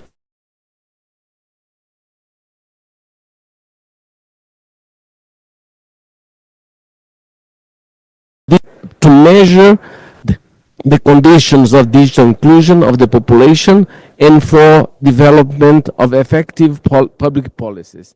And this holistic approach allows us to measure the actual conditions of digital inclusion and in turn design and implement public policies that ensure no one is left behind in the digital transformation process. We in Brazil did build on the work of the A4AI and the ITU to develop an analytical and conceptual frameworks that refines and expand the concept of meaningful connectivity to better address these pressing challenges, especially the gender gap. And to illustrate the importance of meaningful connectivity, let me share some findings of our last report that we published and that serve as a basis for the G20 recommendation for the G20 countries in terms of meaningful connectivity. When you look at the Brazilian situation, we have almost universal connectivity, being 90% of Brazilians as internet users, but this proportion drops down dramatically to only 22% of the population when we apply this concept of meaningful connectivity. And this finding, this report, exposed the deep inequalities in the country that were hidden or underestimated when measuring connectivity solely through the concept of being connected or not connected. I'm not going into the details, but just to illustrate the gender inequalities, we have 28% of men having full meaningful connectivity, and only 17% of women having this full connectivity. highlighting a significant digital gender gap. And when you look at the numbers, without this concept, we have 50 and 50. It's very equal, but when you go deep into more detailed dimensions, there is a big issue. And these extreme inequalities have profound implications for human rights as they exacerbate social, economic, and digital divides. And this limited meaningful connectivity directly impacts vulnerable population, while also marginalizing their voice in the digital way. To conclude, this concept that I brought in to your attention of meaningful connectivity is a critical tool for advancing human rights and the digital inclusion in a rapidly evolving digital landscape. It provides a clear evidence framework for understanding and addressing the conditions that determine true digital inclusion.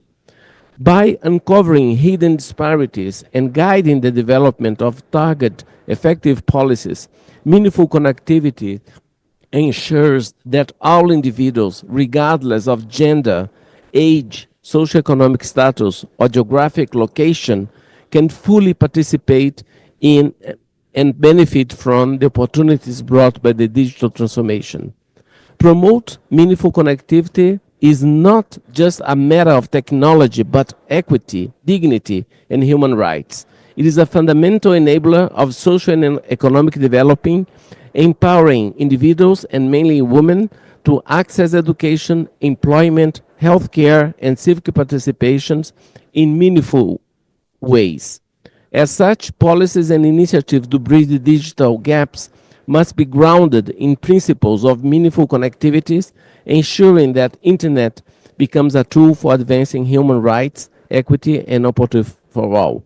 And last, just to mention the UNESCO work, by integrating meaningful connectivity alongside themes such as governance of digital platforms, privacy, and children's rights, the UNESCO UI ensures a more comprehensive assessment of the digital inclusion. So those are my main contributions to this debate. Thank you. Thank you so much, Dr. Barbosa, for those important elements and information shared regarding this very important initiative and the meaningful connectivity. We will have the chance and give the chance to the audience to ask questions and interact with you at the Q&A session. Now I'll move with our next speaker, who is Dr. Abdallah Al-Hawas. Is the head of the ITHRA library. During his time at Al-ITHRA, he has managed key components of mega projects and led multiple cultural programs, both nationally and internationally, all of which aimed to provide cross-cultural engagement aligned with Saudi Arabia's vision to 2030. Al-Hawas also served as the project manager of ITHRA participation in international book fairs to position ITHRA among global cultural institutions, project manager of ITHRA Content Initiative, director of the culture program of the Eastern Book Fair 2023. And Dr. Hawas' intervention will be on empowering communities through equal access and digital inclusion, and how ITHRA library contributes in digital inclusion and gender equality. Dr. Al-Hawas, you have 5 minutes. 6 minutes. Thank you for the nice introduction. First, I would like to welcome you all here in our country. We are really pleasure to have you all here in Riyadh city, the ambitious and the great city. It's nice always to interact with people with different cultures. So I hope you are enjoying your staying here in Riyadh. I have 5 minutes, so I have to run. I will share my experience, our experience in ITHRA Center in the empowerment communities through equal and digital inclusion. So first of all, let me just give you who are we. We are a cultural center. We have different components that serve the community as per the field of culture.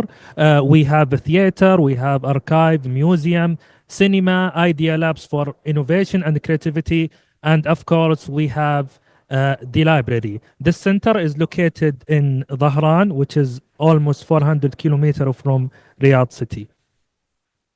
Here, this is our library, ITRA library. So I am sharing with you the experience and what we are doing here in the library in terms of the gender equity and inclusivity. So ITRA library was selected as one of the top 4 model library as per IFLA in 2022. We have a vibrant space to attract people to be a friend with the library. We are not just books on shelves. No, we are bigger than this. So we're trying to have this access and this concept to all of our visitors to like the library. We have different goals. First of all, to increase the love of reading and make it a habit, and also contribute to improving the community by empowering them to come and use the spaces to share their ideas and make their activities. Also to support the cultural need for community members.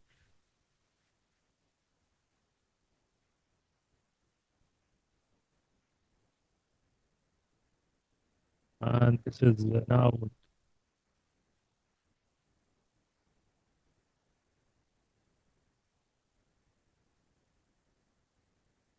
Okay.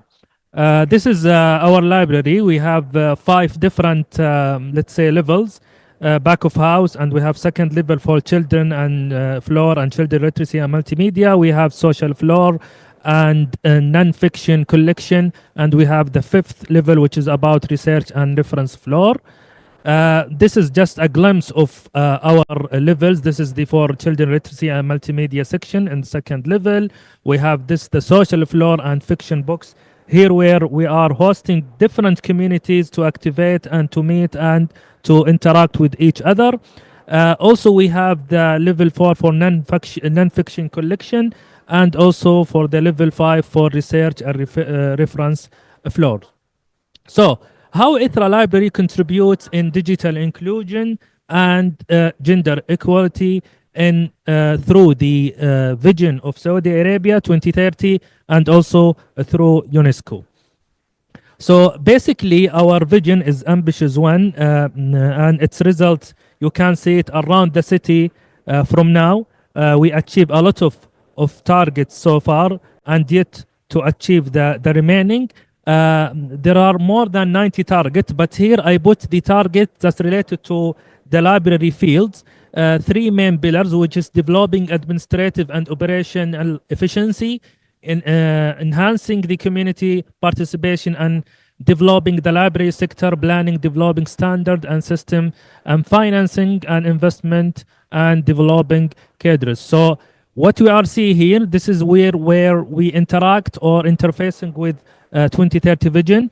The red one, we are contributing this directly through ITRA library, improving access to library service, raising information awareness and promoting reader habits, activating libraries as center for education, culture and community development, and support the digital transformation of library services. Here where we are also interact with the Vision 2030 vision and equity, where the promoting women participation in the workforce, offering equal opportunity in labor market, and engaging and empowering women, improving digital literacy and education, policy and legal reforms, public-private partnership, and also awareness and advocacy. And here where we are also interfacing with the UNESCO in the sustainable development goals. We have 4 shared goals in quality education and achieve gender equality and empower all women and girls, also sustainable cities and communities, and last life and land. So we trying to contribute and achieve those target either in 2030 vision of Saudi Arabia and or sustainable development UNESCO. So how we achieving that? This is part of our effort. First, we're introducing digital library. We have now over 55,000 books and more than 7,000 digital magazines and newspaper. It's free of access. Anyone has an email can freely see all of these titles in English and Arabic anywhere in the world. If you have an email, then you have this plenty of books you can access. And this where we trying to put the culture and digitalize the books among our community.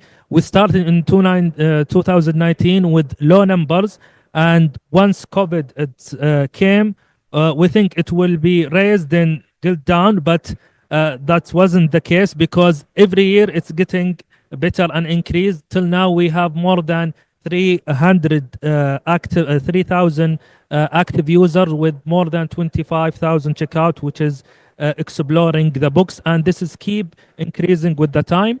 And also we have access for all. So there is a free internet access, Wi-Fi. We have also the free printing, mobile device charging, developing accessibility suite. We have the sign language for people with disability, and we have Braille, more than 3,000 title for Braille books. And we have also our staff is can serve the people with disability either with sign language and with the signage with Braille writing.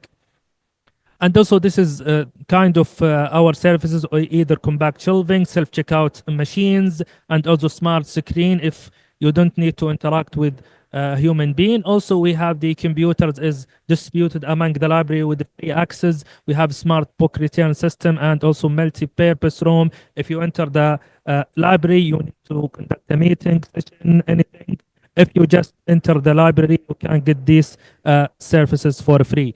And also we have the quality education. We have more than 60% which are females that trying to access books, either physical or the digital. Also, we have trained more than like 1,000 female undergrad students. They come and using their internship in our library for every semester, and all of them are girls and women because we don't have in the city for a college for males. And also we have here also achieve gender equality and empower all women girls. 65% of our staff are women, and we have also many of leaders from girls and women. Also, we have representing ITHRA Library at local and global cultural event to spread this idea and concept, leading the library programs by our female staff in different stages through the planning, development, and execution. Also, we have the sustainable cities and communication. We always open the doors for any activities that are related to culture. We have more than 30 reading clubs that we host in over the different years. They can come and discuss their books. It's open for them. They can utilize any space that they like. And also 50% of these reading clubs are from females. Also, we have the Life and Land. We have that's an initiative. If we call it Reading Marathon, we conducted every year in January with different libraries on a time in Arab world. That if you read, if you come to the library and read 100 pages, ITHRA will plant a tree for you. This is part to make our land green, and this is part of our Crown Prince initiative to make the Saudi green. So we are contributing in the land and make the life better by reading and reflecting this in the environment.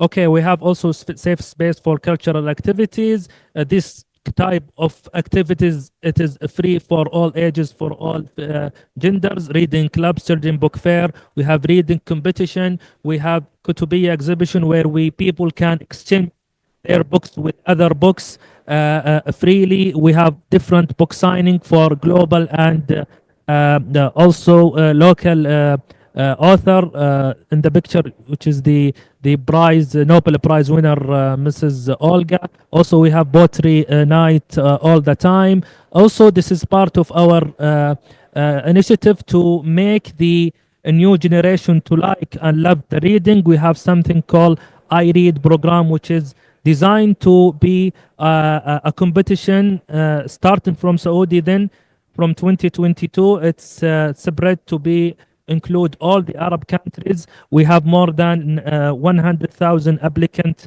this year. 10 of them was the finalist to win the title of Reader of the Year. As you see, 9 of the finalists were females and 1 is male. It's always the women and girls are better than males in this kind of competitions, and especially in reading. So by these all of activities, giving the access, we think that ITRA is always trying to bridging the gap in terms of the accessibility and inclusivity, and also the gender equality. Thank you. I'm sorry for taking too much time. Thank you so much for this brilliant presentation, Dr. Al-Hawass.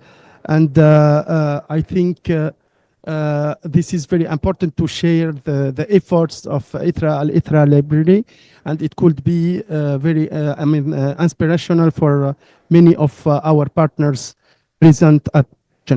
I will move to our next expert, which is Dr. Sarah Kadu. Mrs. Sarah is the Dean and Senior Lecturer, East African School of Library and Information Science, Makerere University, Uganda.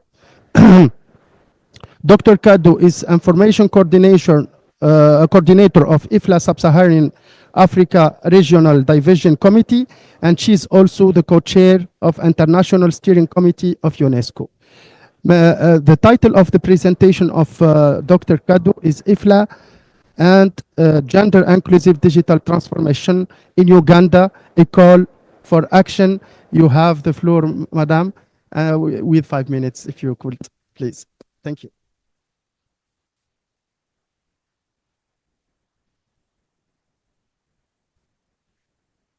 Thank you so much, moderator. Colleagues, a good day to you all. My presentation is the Gender Inclusive Digital Transformation in Uganda, and I will end the presentation by a call to action. So throughout the presentation, I will highlight the importance of digital inclusion. I also look at the challenges and propose a framework that ensures that no one is left behind, especially the women and the underserved communities. So as we may all be aware, the digital age presents immense opportunities for development. However, not everyone has equal access to these opportunities. And so that is why I bring to you a case study from one of the rural communities in Uganda. So the current state of digital inclusion in rural Uganda is at 29% of Ugandans having access to internet, and majority of them reside in rural communities, and many of them are underserved. And this comes with a lot of challenges.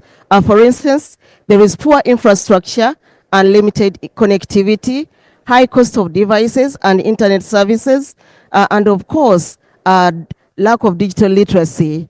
And this also is causing a gender gap, as it has been earlier on alluded to from our keynote speech. I bring to you, ladies and gentlemen, a case study from one of the rural communities by the name of Nakaseke. Nakaseke is in Nakaseke district, where there is a very a vibrant public library that started as a community library, but later on taken on by the state. It has about 26,000 people, and 75% are small-scale farmers, including women and youth. There are lots of digital inclusion initiatives going on in this village. And it's, for instance, it's a hub for digital inclusion pilot projects. There are also community-based digital literacy programs for women in technology, Uganda, and also initiatives by the National Library of Uganda and others. And also the government, through the Rural Communication Development Fund, has facilitated ICT access to enable women and youth to connect online their businesses and also tap into the opportunities that online transactions come along with. And now, why then do we have to think of a gender responsive framework? Earlier on, I've just shared that there are a lot of initiatives in one of these rural areas, Nakaseke, but why should we now think of a gender responsive framework? It's because many of these initiatives, yes, are in existence, but none of them comes with a clear digital inclusion framework. So my proposal for a gender responsive framework has three main objectives. One, promote the principle of equity, and two, to address gender disparities in access to digital tools and resources, and three, to enhance societal development. So the proposal, in the interest of time, has three major components. One, I'm proposing to have a policy and regulation, whereby policies, particularly, I emphasize gender-sensitive policies, and also the second one, the infrastructure, whereby you need to have universal connectivity and affordable technologies, and three, the policy should have a component on education and training to be able to address the digital literacy programs that we've just seen a challenge. So my call to action, colleagues, ladies and gentlemen, I know by now we all agree that there is a need for a gender responsive and inclusive framework that can bridge the digital divide and empower all citizens, and of course, leaving no one behind. So I'm therefore, in conclusion, asking us to adopt the IC approach to this digital inclusion approach that I'm proposing. One, invest in digital infrastructure. Two, encourage collaboration among government, private sector, and mostly IFLA, UNESCO, and all other parties are present in the room, and actively involve women and underserved communities in digital initiatives, and finally, to encourage progressive policies such as tax regimes that lower costs of connectivity, adult education, and female education. I thank you. Shukran. Shukran. Thank you so much, Dr. Kadu, for this brilliant presentation, and thank you for this call of action and this approach suggested to partners coming and based on the experience of Uganda. Thank you so much. Our next guest and speaker is Dr. and Professor Nagwa Ibrahim Ashenawi. I think I pronounce it right, huh? Okay, so quickly, Professor Ashenawi. She's a professor at Cairo University. Dr. Nagwa has more than 20 years experience in developing strategies and policies related to ICT sector and digitalization. She also has experience in conducting studies, setting methodologies, producing statistics and indicators to evaluate. Sorry. Is it okay? You hear me? To evaluate and assess the ICT sector performance and its impact on the economic development. Active member in ICT Digital Economy International and the Academic Experts Group. She conducted the research policy papers in the areas of ICT and digitalization. Professor Shanawi, you have 5 minutes for your presentation. Good afternoon. Thank you so much, Monji. And I would like first to take this opportunity to thank the Kingdom of Saudi Arabia for their hospitality and for their excellent organization for the IGF 2024. And I would also like to thank UNESCO and my dear Alex, my dear friend, for really giving me this opportunity and share with you my experience in the digital inclusion, as well as share with you some substance from a recent study I conducted titled Digitization Innovation Tools for Women Empowerment, the Case of Egypt. All of us knew that the gender gap has always been a socio-economic concern everywhere in the world, even with the emergence of the technologies in the last few decades, but still globally, this gender-based digital divide still persists to present day. And according to the ITU figure, the world is slowly moving toward gender parity in internet use. The percentage of female using the internet in the year 2024 reached 65% for the female versus 70% of the male. And the gender-based digital gap exists everywhere, but to a different extent. But really the countries that suffered at most are the developing and the underdeveloped nation. Among this country, the Arab and the African region, where the digital gender gap reached from 9 to 10% compared to the other region. And also, according to the International Labour Organization, the labor force participation for women on a global scale is approximately 49%, almost compared to 75% for men. And this means that 25% gap between both genders. The countries during the last decade started to make a progress either by formulating policies or placing focus on how to digitally transform their economies.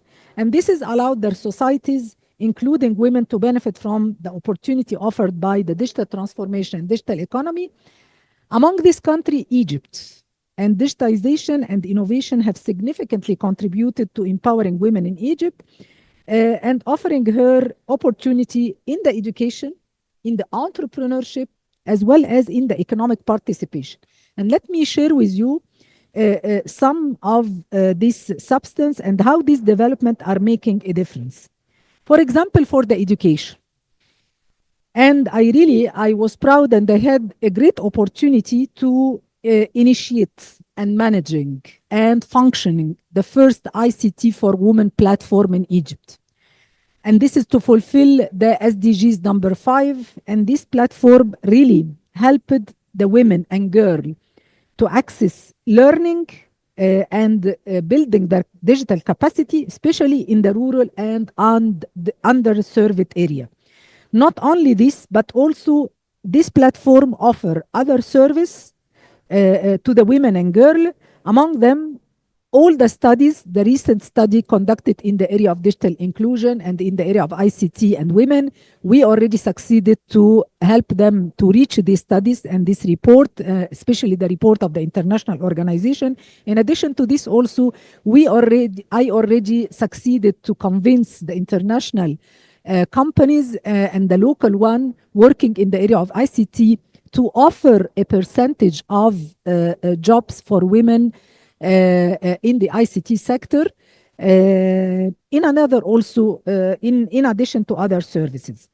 So as also in addition in the education, other initiative related to the e-learning established by the government in Egypt, which is Decent Life Initiative, which focus also on equipping the women with some tech and digital literacy skills.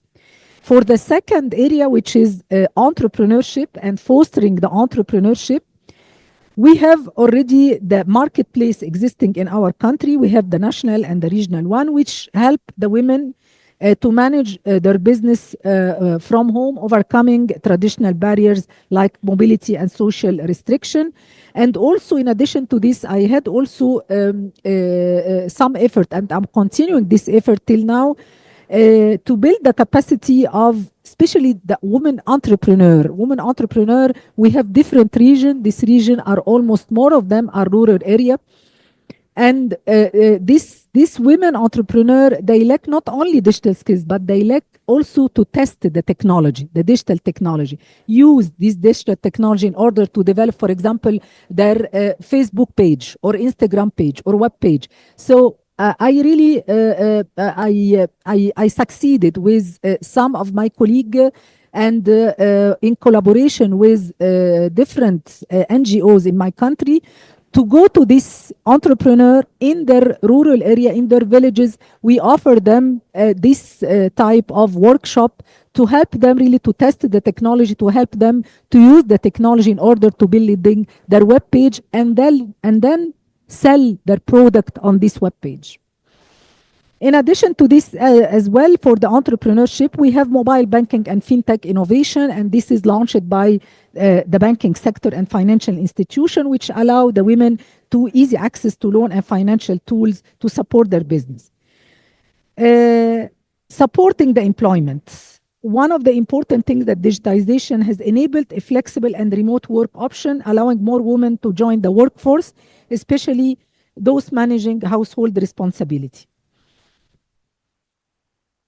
However, after all of this, yes, digitization opened new door and new opportunities for the women and girls in our country, but still the challenge remain existing to reach the gender equity. And for this, my proposal in this study is to, in order to define again these challenges and to focus on these challenges, the first one is related to the digital divide. Access to meaningful connectivity, reliable internet, and affordable devices is still limited in some area in our country. Especially, for example, if we, according to the latest statistics and also published by the ITU in Egypt for the internet user, the individual who use internet in Egypt, it's around 71, 72%. When it comes to the gender percentage, for the female, it's around 65 or 66%, and for the male, it's around 79%. So the gap is big, still big. And when we go to the urban and rural area, the gap is more and more bigger. The second issue is related to employment in ICT sector and occupations that require intensive use of ICT. Women in Egypt really are at a disadvantaged position compared to the men. So this is also one of a great challenges, and I had the opportunity to participate in a study related to this area previously, and I'm planning now to conduct another study in this because this is very important area, offering ICT jobs for women, especially jobs which use the ICT to an intensive level. This is very important also, not only for our country, but for all countries, whether developed or developing one. The third challenges is related to the cybersecurity concern as well. The data privacy issue, all of these are significant issues which can hurdle also the women in our country.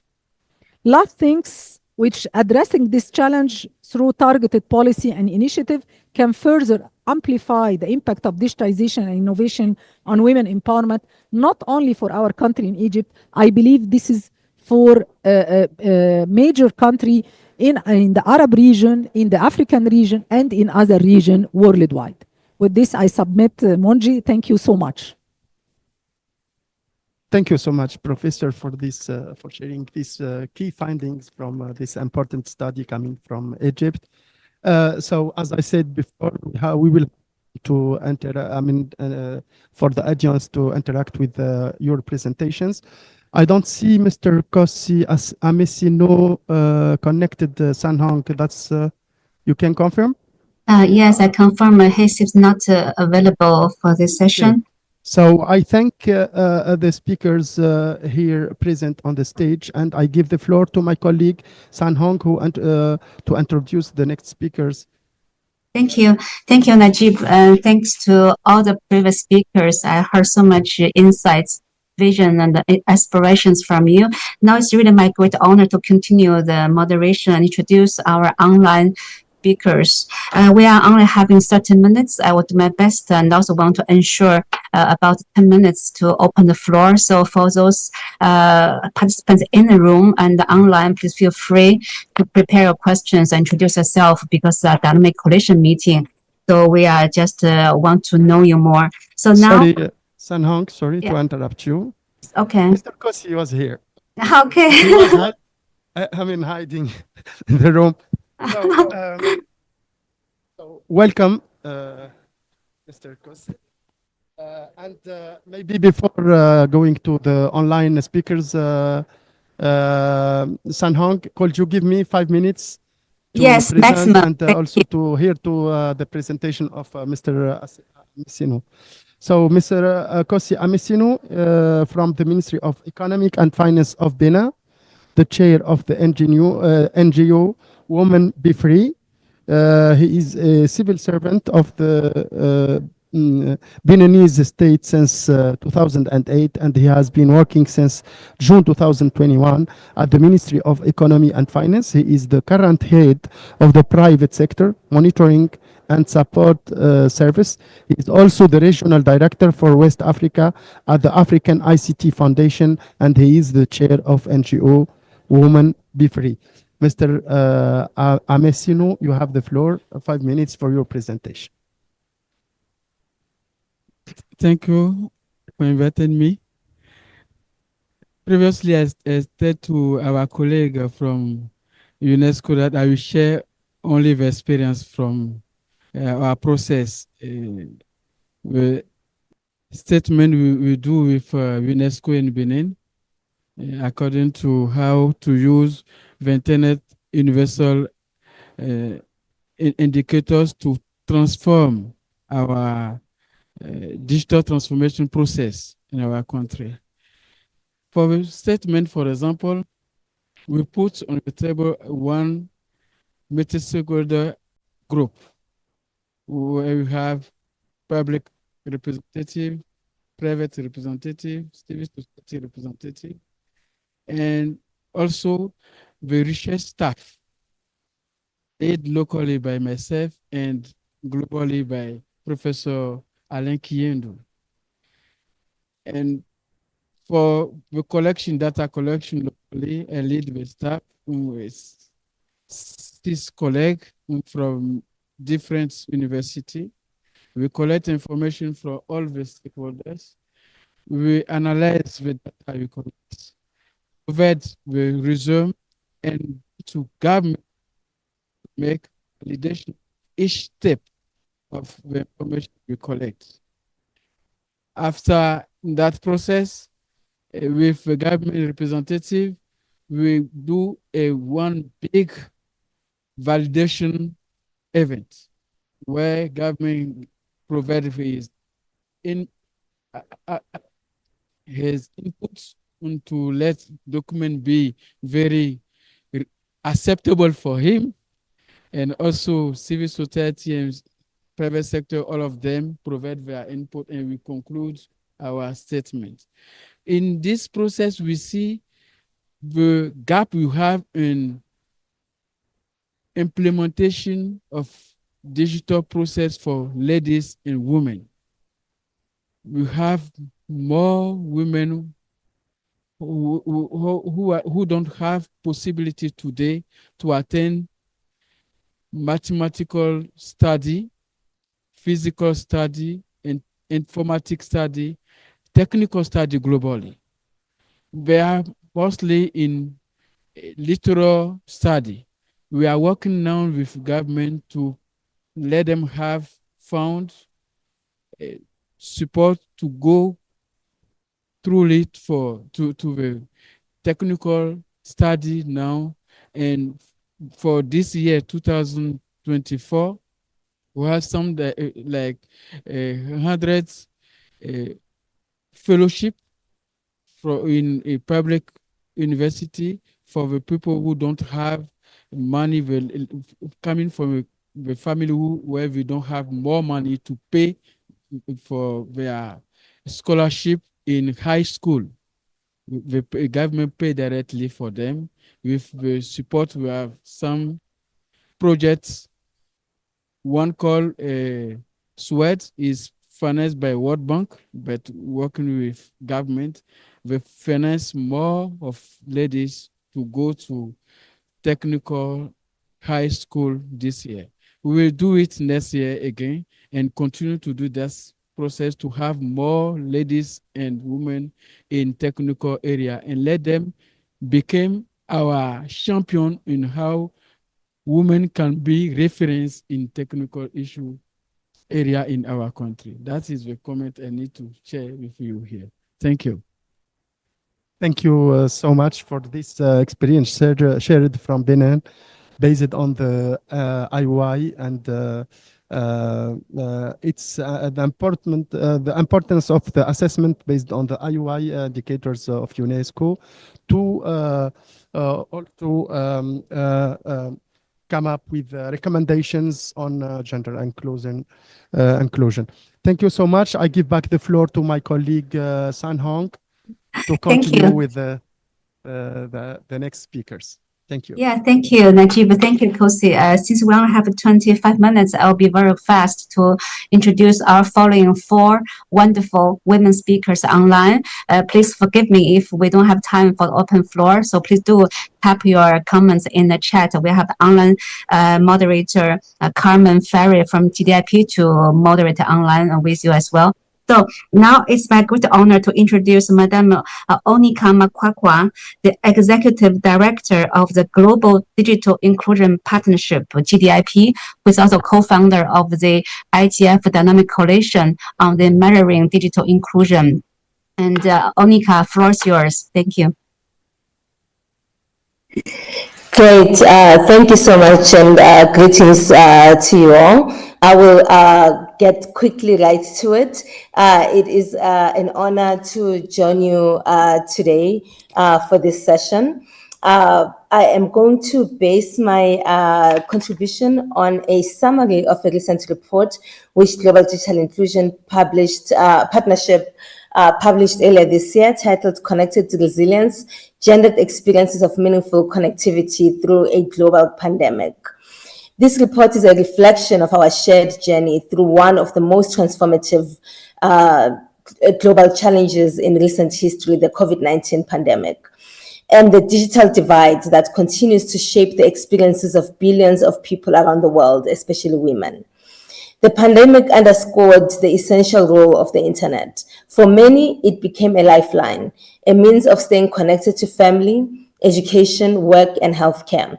Yet this global crisis also revealed the deep inequalities in internet access, exposing how meaningful connectivity is far from universal. We witnessed firsthand how essential internet access had become, but we also saw how many, especially women, were left behind. The digital divide is not just a matter of access to technology, it's a matter of equity. Despite the rapid acceleration of digital technologies, too many women, particularly in rural and marginalized communities, continue to face significant barriers to connectivity. Whether it's lack of infrastructure, high cost of internet access and devices, or societal structures that limit their access and agency, these barriers have been amplified in the wake of the pandemic. In our study, we focused on understanding these gendered experiences by gathering insights from over 6,000 women across countries like Bangladesh, Ghana, Nigeria, and Uganda, as well as engaging policymakers and digital experts from Africa and Asia, where we explored a new research method, which we called policy ethnography. What we found was eye-opening and deeply concerning. Women living in rural areas were 3 times more likely to lack internet access than their urban counterparts, and those with lower levels of education were significantly less likely to be meaningfully connected. This is a clear indication of how the digital divide intersects with geography, education, and class, creating new layers of inequality. In underserved communities, whether it's a remote village in India or an impoverished urban settlement in Nigeria, women faced compounded challenges. They often lack the infrastructure needed for reliable internet access, face high costs of device and data services, and in many cases, depend on male family members to access devices.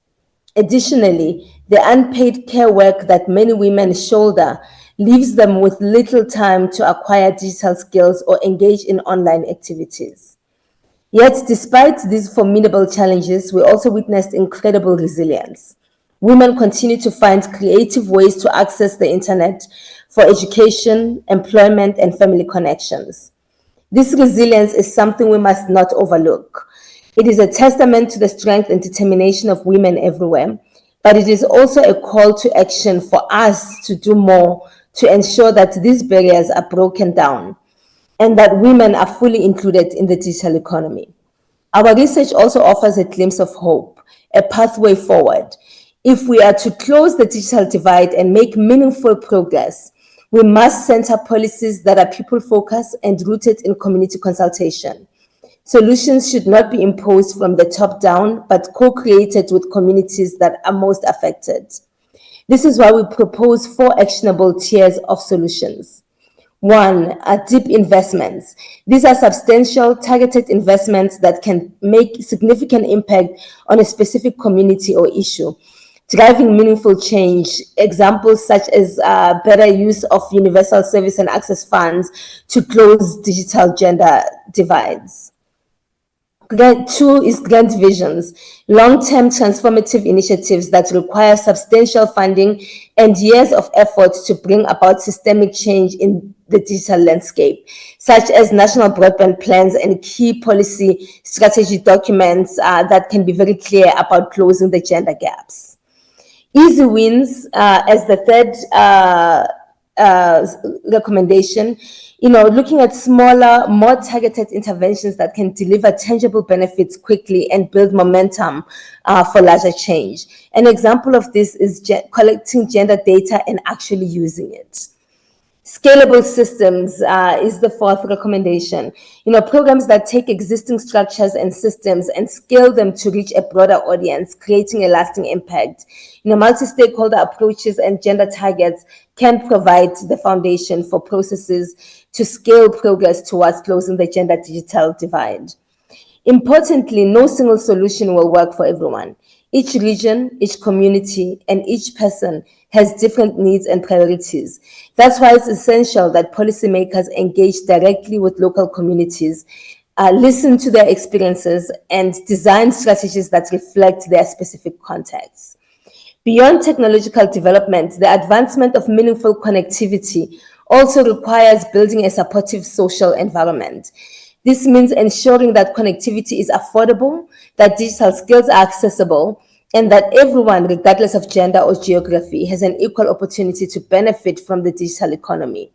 It also means addressing emerging challenges like data protection, online safety, and consumer protection as millions more people come online. The numbers are stark. If we do not act, the global economic losses from the digital divide could exceed $500 billion in the next 5 years. The cost of inaction is far too high, and the opportunity for change is now. As we look ahead, let us take this moment to reaffirm our commitment to digital inclusion. Let us ensure that women, especially those in marginalized communities, are not left behind as we move forward into a digital future.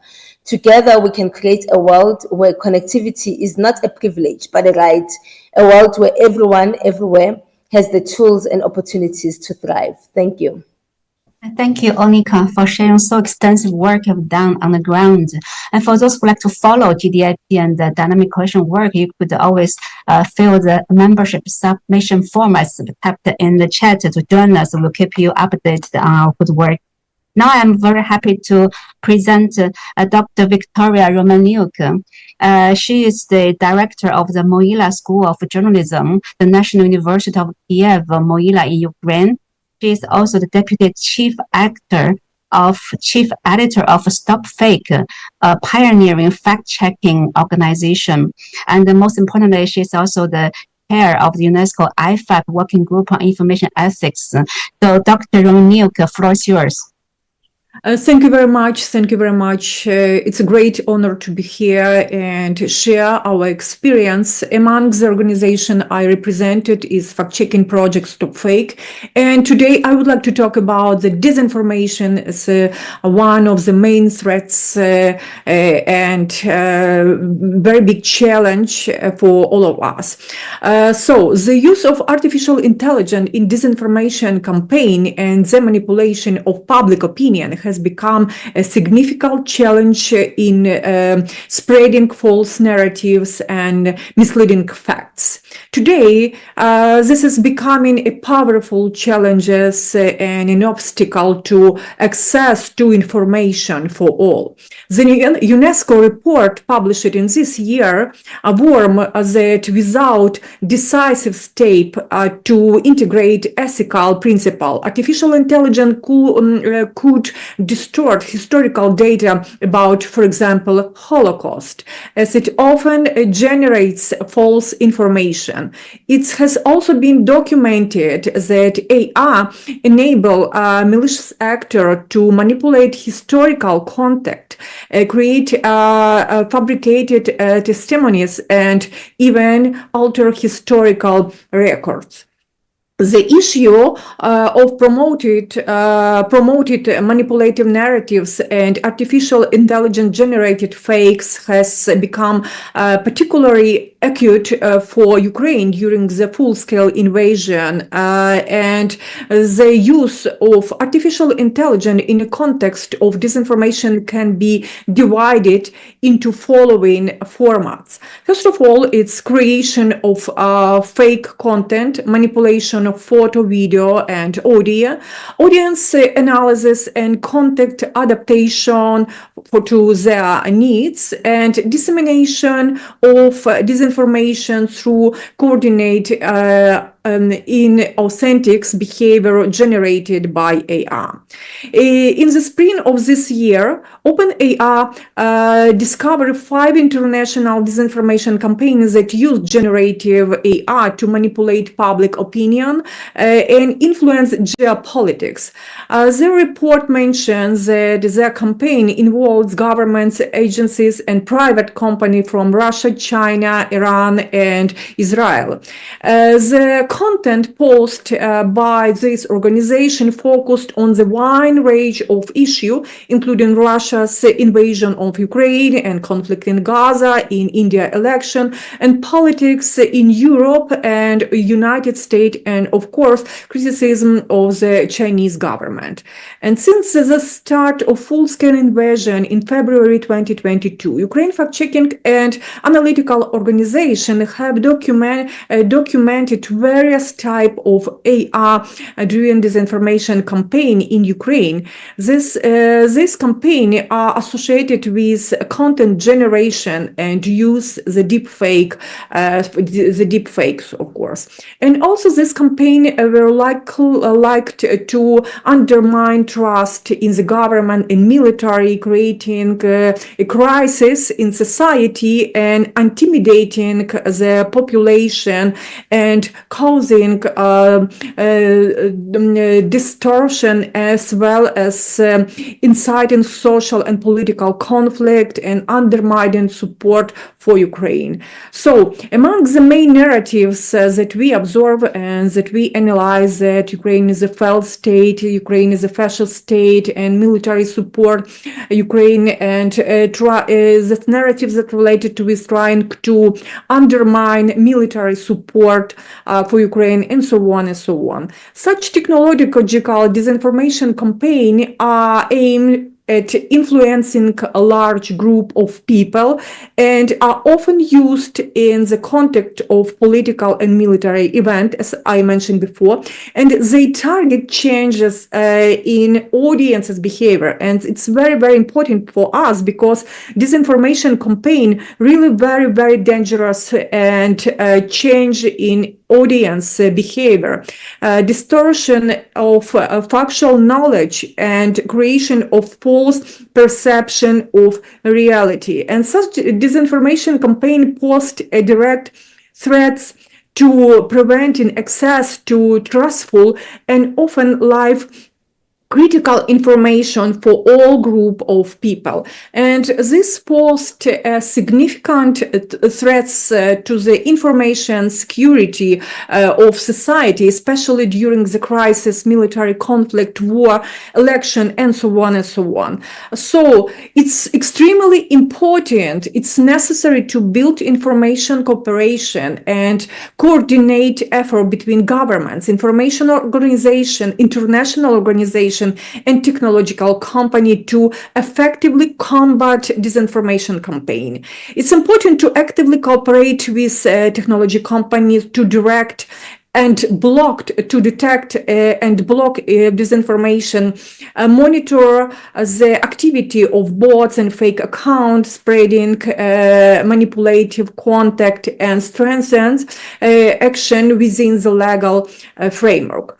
Additionally, it's essential to investigate, to analyze the sources and sponsor of disinformation campaign to ensure transparency and hold all responsibility parties accountability. And of course, finally, it's necessary to enhance media literacy skills among the audience and raise awareness about artificial intelligence, about disinformation, about different technologies that changes our perception about reality. So I will conclude here. Thank you very much for the attention, and we can continue to discuss if we will have some time.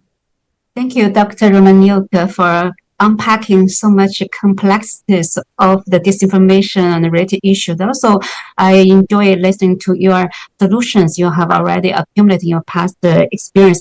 I understand your working group has also a LinkedIn group, so if you can share in the chat so our participants can also follow with you on the entire work related to these issues. Thank you. Now I'd like to introduce the next speaker, Madame Mariam Cabrera. She is the International Relationship and the Development Office Consultant at the Business and Technology University of Georgia. And I also take this opportunity to recognize the presence of Madame Annie Sharishvili, also from the University of Georgia in Business and Technology. And you have been a wonderful implementing partner of the IFA project.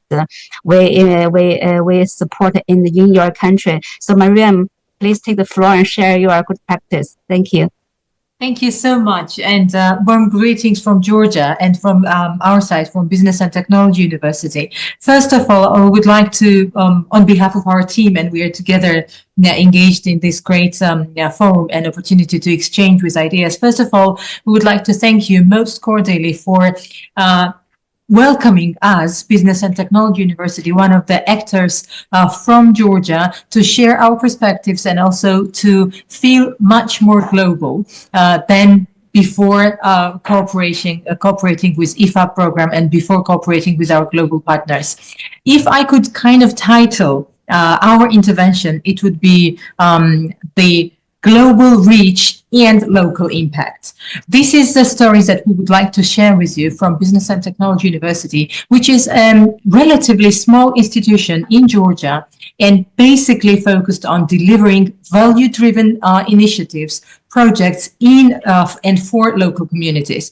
But those local initiatives and the projects or initiatives that are designed for the emerging pressing needs for the local societies, they are also reflected and kind of designed from the global strategies, from the global needs and the perspectives that our partner institutions share through different platforms. And our presence today, being the part of this particular forum and also being the part of the coalition, global coalition, enables us to follow all those general and much needed and already strategized initiatives that are in place, the experiences and knowledge that you have shared right now from different perspectives, from the people in the audience who are in person, and also the representatives of across the globe who have shared the common need for empowering those who have less access to technologies, enabling those who would otherwise have less possibilities to upskill, to use meaningfully their technologies. So coming back to the local impact and global reach, I would like to bring to your attention one of the initiatives supported by UNESCO IFAP in Georgia, and that particular initiative was addressing Ukrainian refugee women in Georgia. One of the beneficiaries of the projects, or to say one of the participants, target group of the project, were Georgian as well as Ukrainian refugees women living in Georgia. That was a relatively small-scale project, but again, it had in mind to increase the meaningful use of technologies. And many of our colleagues have beautifully highlighted how important it is to have access to fight against fake news, to have access to the AI tools, to have access to the digital skills, and especially, and colleagues in person mentioned that it's important to give such access, to grant such access to those who would otherwise not be able to, underprivileged, so to say. So that was a project that we have completed with participation and with support of the UNESCO IFAP program, and the learnings and the feedback, the knowledge that we gained allowed us to move further. And the next keyword in our intervention would be partnership, to move further and engage more partners. And currently we have recently completed one of the larger scale initiatives for targeting Ukrainian tech empowerment of Ukrainian women in Georgia. That was the next phase that was supported in this case with larger stakeholders, with larger number of partners in Georgia, international partners, of course. And what is more important to highlight is the project, the tech empowerment for Ukrainian women, has moved to the next phase, even expanding our initiative and expanding opportunities and granting even more skills, more courses, more tangible outcomes, more opportunities to those women who temporarily now have to live in Georgia and have to be away from their homes from Ukraine. One of the highlights that I wanted to bring to your attention is how we have improved after IFAP program that we have completed. We have engaged more stakeholders. We have engaged more partners because we understood it very clearly what it means to have global agenda, just like similar to today, what it means to translate the global strategies, a global agenda into local initiatives. And that's how our university works. And that's how these similar programs have started to work after sharing the experience. That it gives us a great pleasure even to do today and in other cases as well, to be a part of the international forum and international communities such as coalitions and various opportunities. We have engaged more participants, but also more trainers from Ukraine, for example. This time, this particular program that we have transformed and enlarged and kind of covered more participants, have brought a feedback loop, have brought the feedback and recommendations from participants, have improved our practices based on the engagement of participants, and we have invited more experts and more people from Ukraine on board in order to implement the projects for Ukrainian in a much more efficient way. So what is our solution? Our solution and the formula is to follow the global strategies to be in line with the global strategies that have been designed and have been put in place by high quality experts, to follow to continue to share the passion that you and the colleagues all share, but also with the participation of local stakeholders, local experts, and those who are well aware of the local complexities, to design the local solutions. Once again, from global reach to local impact. That is how IFAP and the international platforms have enabled us, and that is what we have for the coming next year in our agenda. Thank you so much, and we remain in touch for partnership, for exchange, and for enriching each other's common goals. Thank you so much, Mariam. I mean, what you have shared in Georgia just also telling me that even a local project can deliver such a global impact and also such a sustainability in the country. Thank you. So I think we are really on time. That I just want to give floor to the. Sorry, we don't have time to open floor, but I have to ensure that I'm going to introduce our last speaker, Madame Dorothy Gordon, to address some final words. Dorothy has been a board member of UNESCO Institute for Information Technology in Education. She has been a global leading expert in the international development and technology. Of course, she has also been the former chair of IFAP. Dorothy, please take the floor and give some of your final remarks. Thank you again for your participation. Thank you. I do hope we'll be able to collect some questions because this has been such an enriching session. The first thing that I want to note from all the speakers is that our failure to act in such a way as to bridge the digital divide that we are discussing today has created new problems. Particularly, I highlight the increasing inequality, because the face of poverty has always been female. It's always been people with disabilities. And now our failure to get them effectively online further deepens that poverty. And with frontier technologies such as AI that make it so easy to spread misinformation and fake news, the fact that that huge number of our population does not understand what is happening makes our entire social fabric extremely vulnerable, our democracies extremely vulnerable. And so this is the time, and I'm very pleased that this dynamic coalition has brought together so many partners. This is the time when we absolutely have to collaborate. And we have got experience that shows us which kind of tools we can use, like the Internet Universality Indicators. But many of the speakers stress the importance of measuring, of understanding exactly what is happening in terms of access to the internet. It's not enough to count how many SIM cards.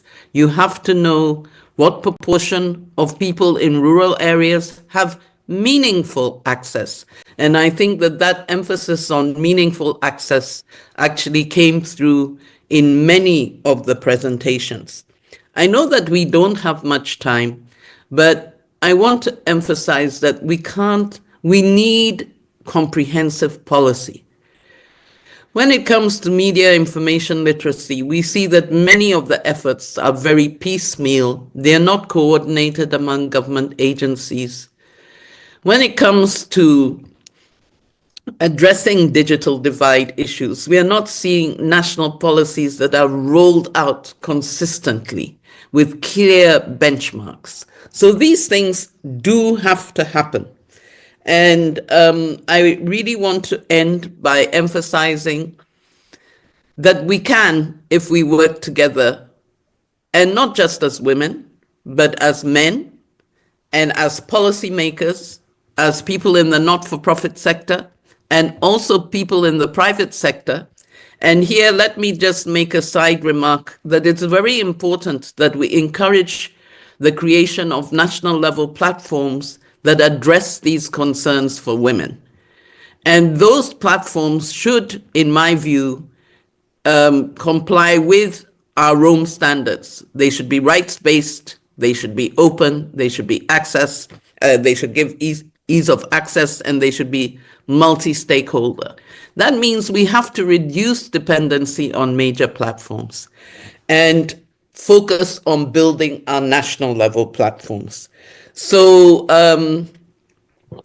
let me end by thanking all of the contributors to this session. It's been very impressive, and I hope that we can continue to build on that by using the IFAP strategic plan and many other international instruments that we have available. Thank you so much. Thank you, Dorothy. You always give us so much spirit of IFAP and refresh our concept. So that comprehensiveness is exactly what we are seeking here.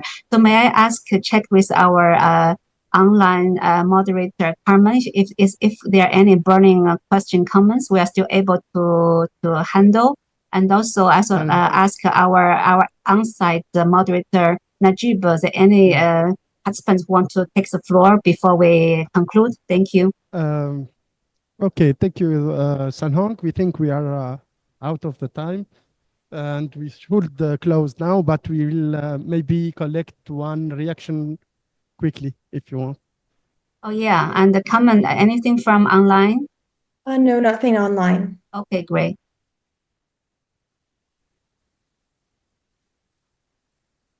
Can I comment online? I kept myself very short. Of course. Let me just say that listening to everyone, I felt that one of the things, you see, I think, first of all, let me emphasize that every context is different. But I think that we have to look for the entry points that would make women who are not currently online enthusiastic about getting the skills that they need. So it has to be things that relate to their lives, whether it is helping them to understand better how to use online tools for the education of their children, or in my country where women drive the market, giving them access to the tools to help them with e-commerce. But we have to assume that they have to be persuaded. They are so busy. We cannot afford to waste their time. From their perspective, they need to see how our programs will impact their lives. Thanks. Yeah, thank you. If allow, I just add one thing, because I think maybe one missing data we didn't present in this session, that we should go beyond the basic data of access connection, but look at really the quality and the extent that women are being influencing the development of digital technologies. For example, in the artificial intelligence industry, there are only 27% of women involved in the AI development. That's a huge gap. And also not to mention the high level, even near to zero. Then if you look, IFAC recently supported new policy research on quantum. Quantum is another new frontier technology which is going to change everything we're having here for AI, for internet. Then the gender gap is even worse than anything we are having now. So we should, I think that the fundamental question that how we empower women and girls since they were a child, promote STEM education from very beginning. It's really, we need a comprehensive approach. It's not just saying in Chinese, they say you cannot cure a headache by just the medicine for the head. You need a systematic solution for that. I think that's exactly where we are here now. Thank you. So thank you so much. We have to close the session. They informed me that we are out of time. So thank you all for your participation. I'm sure that this wonderful discussion will continue among our partners, among the coalition. So let me invite you all for a group photo if you want, please. And I thank you all again, and see you very soon. Thank you so Very much. good idea. I also encourage everybody online, please turn on your camera if you can. And also, I'm pleading to our IGF host. Could you promote everybody to be a co-host so they could turn on their video? And maybe we are already too late to do that. But we are okay to do a screenshot. My colleague Yichen is going to do a screenshot with all the participants. online, then we can do a hybrid picture with those in the room. So that's the amazing thing of internet.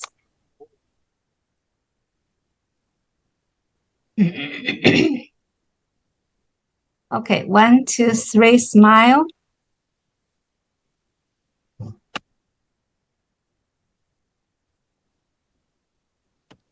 Very good.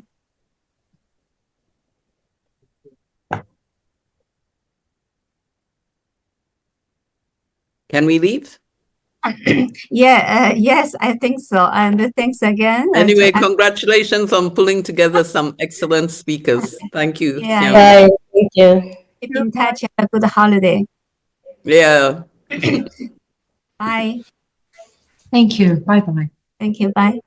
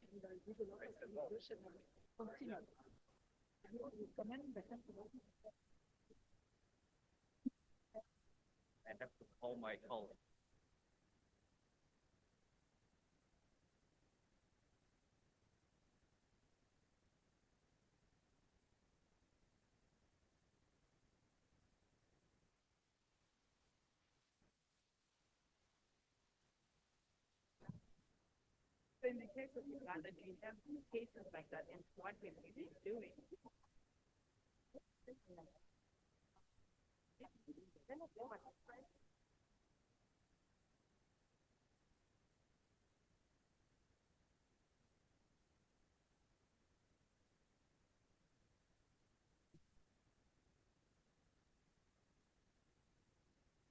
It's another phone.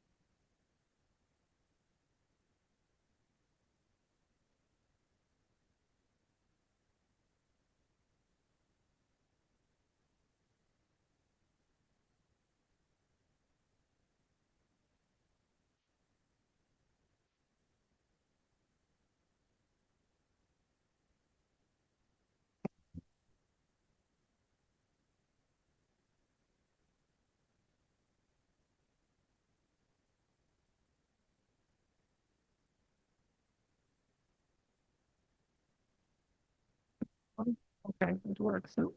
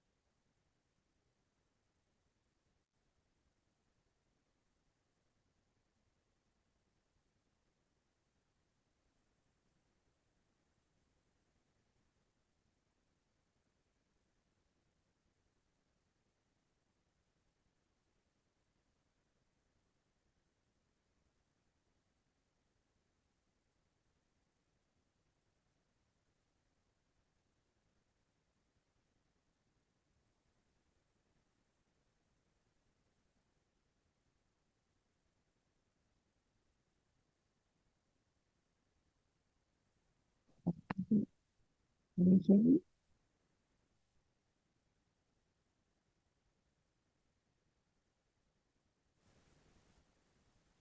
Can you hear me? Yes. Okay. Number two. Can you hear me now? I can't hear myself. Okay. Well, we'll get started. Thank you so much. Good afternoon to the audience. here in Riyadh and online. Welcome to this open organized by the OECD. Is it okay, the sound? Okay. On how to harness AI innovation while protecting privacy rights. And exactly this is the very focus of this panel today. And it's a concern that has been heightened by recent developments in the technology, and the OECD recommendation in its revision earlier this year has evolved to reflect the evolving technological landscape, increased challenges raised by advanced AI systems, include privacy rights. So in our discussions today, we would like to navigate these three main aspects: the privacy challenges in the advanced AI systems, the evolving policy landscape for AI governance and its interrelation with privacy, and how to develop practical forward-looking solutions. I am joined for this discussion today by an exceptional panel of experts who bring diverse perspectives on AI governance, spanning from government, policy, technical community, academia, and regulators. And so I would like to join to welcome today Juraj Korva, senior expert for digital regulation and governance from the Slovak Ministry of Informatization. Juraj is the chair of the OECD AI Working Group on Artificial Intelligence Governance and chair of the Global Partnership on AI. Have Clara Neppel, Senior Director at IEEE and co-chair of the OECD Expert Group on AI Data and Privacy, and Tiago Guimarães Moraes, Specialist on AI Governance and Data Protection at the Brazilian Data Protection Authority.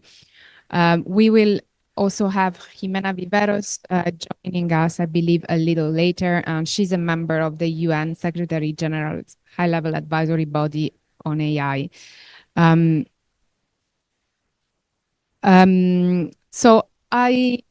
The way this panel will unfold will be to have our speakers bring their perspectives around this topic, and then we will also have time for a discussion with the audience, both here and then online. We are monitoring the chat, so we are closing. We will give voice to those who have questions online.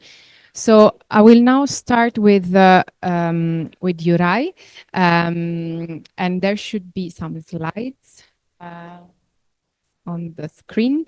Okay, so Juraj, as the chair of the Working Party on AI Governance, played a key role in guiding the discussions that have led to the decisions of this recommendation on AI earlier this year.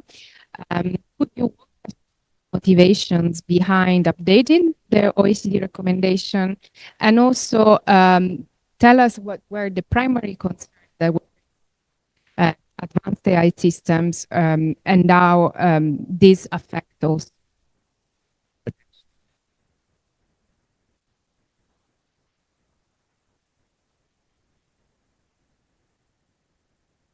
One, two, three. Do you hear me, please? If you could change, please, my machine. I'm afraid it's not properly.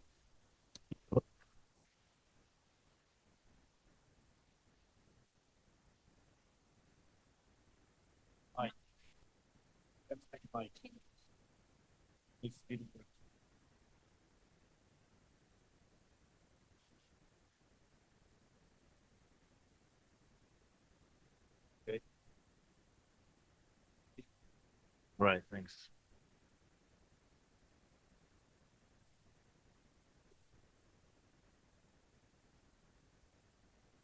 One, two, three. Oh, this is better now, I hope. Or not really. Is it better? One, two, three. But anyway, at least you hear me. So first of all, I would like to thank the organizers for providing again an opportunity for the international organizations to share the latest results of their work, including the OECD. We are happy to be here. This has been an outstanding year for us at the OECD, for us who work in the AI agenda, for multiple reasons. One of the reasons is the fact that we have created a so-called integrated partnership with the Global Partnership on AI, so the family of countries that cooperate and share knowledge together, and not only knowledge, but hopefully also solutions. The family is expanding, so now we are covering 44 different jurisdictions from all around the world. I was trying to calculate actually what proportion of the world population we cover in the Global Partnership on AI now, and it's 40% of the world population. So it's really a significant club.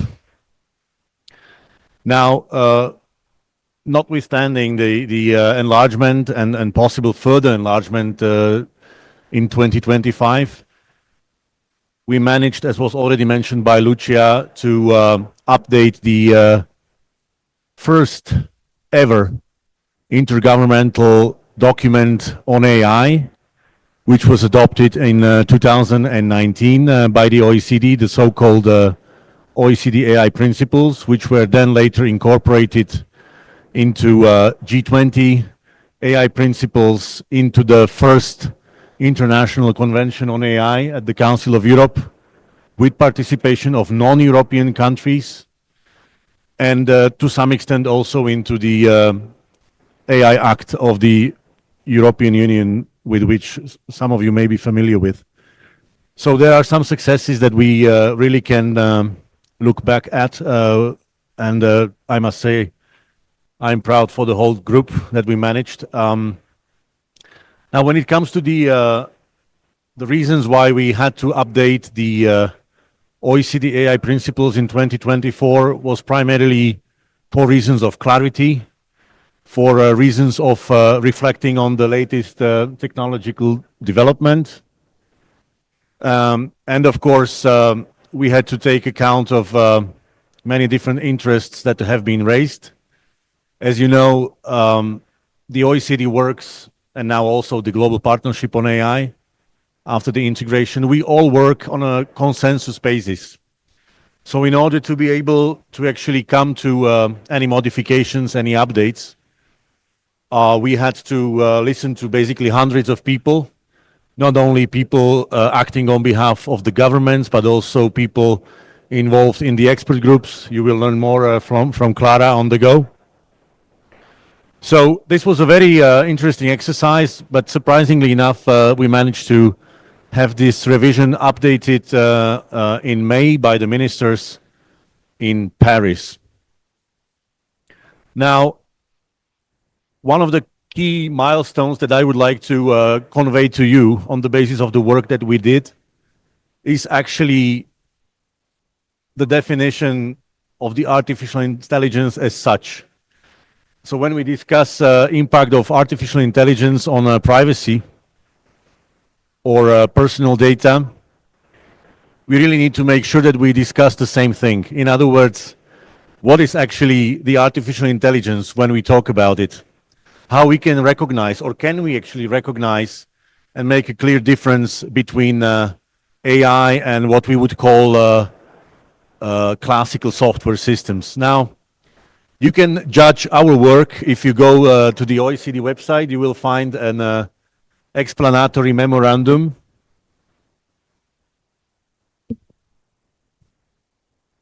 Explanatory memorandum on the updated AI definition there.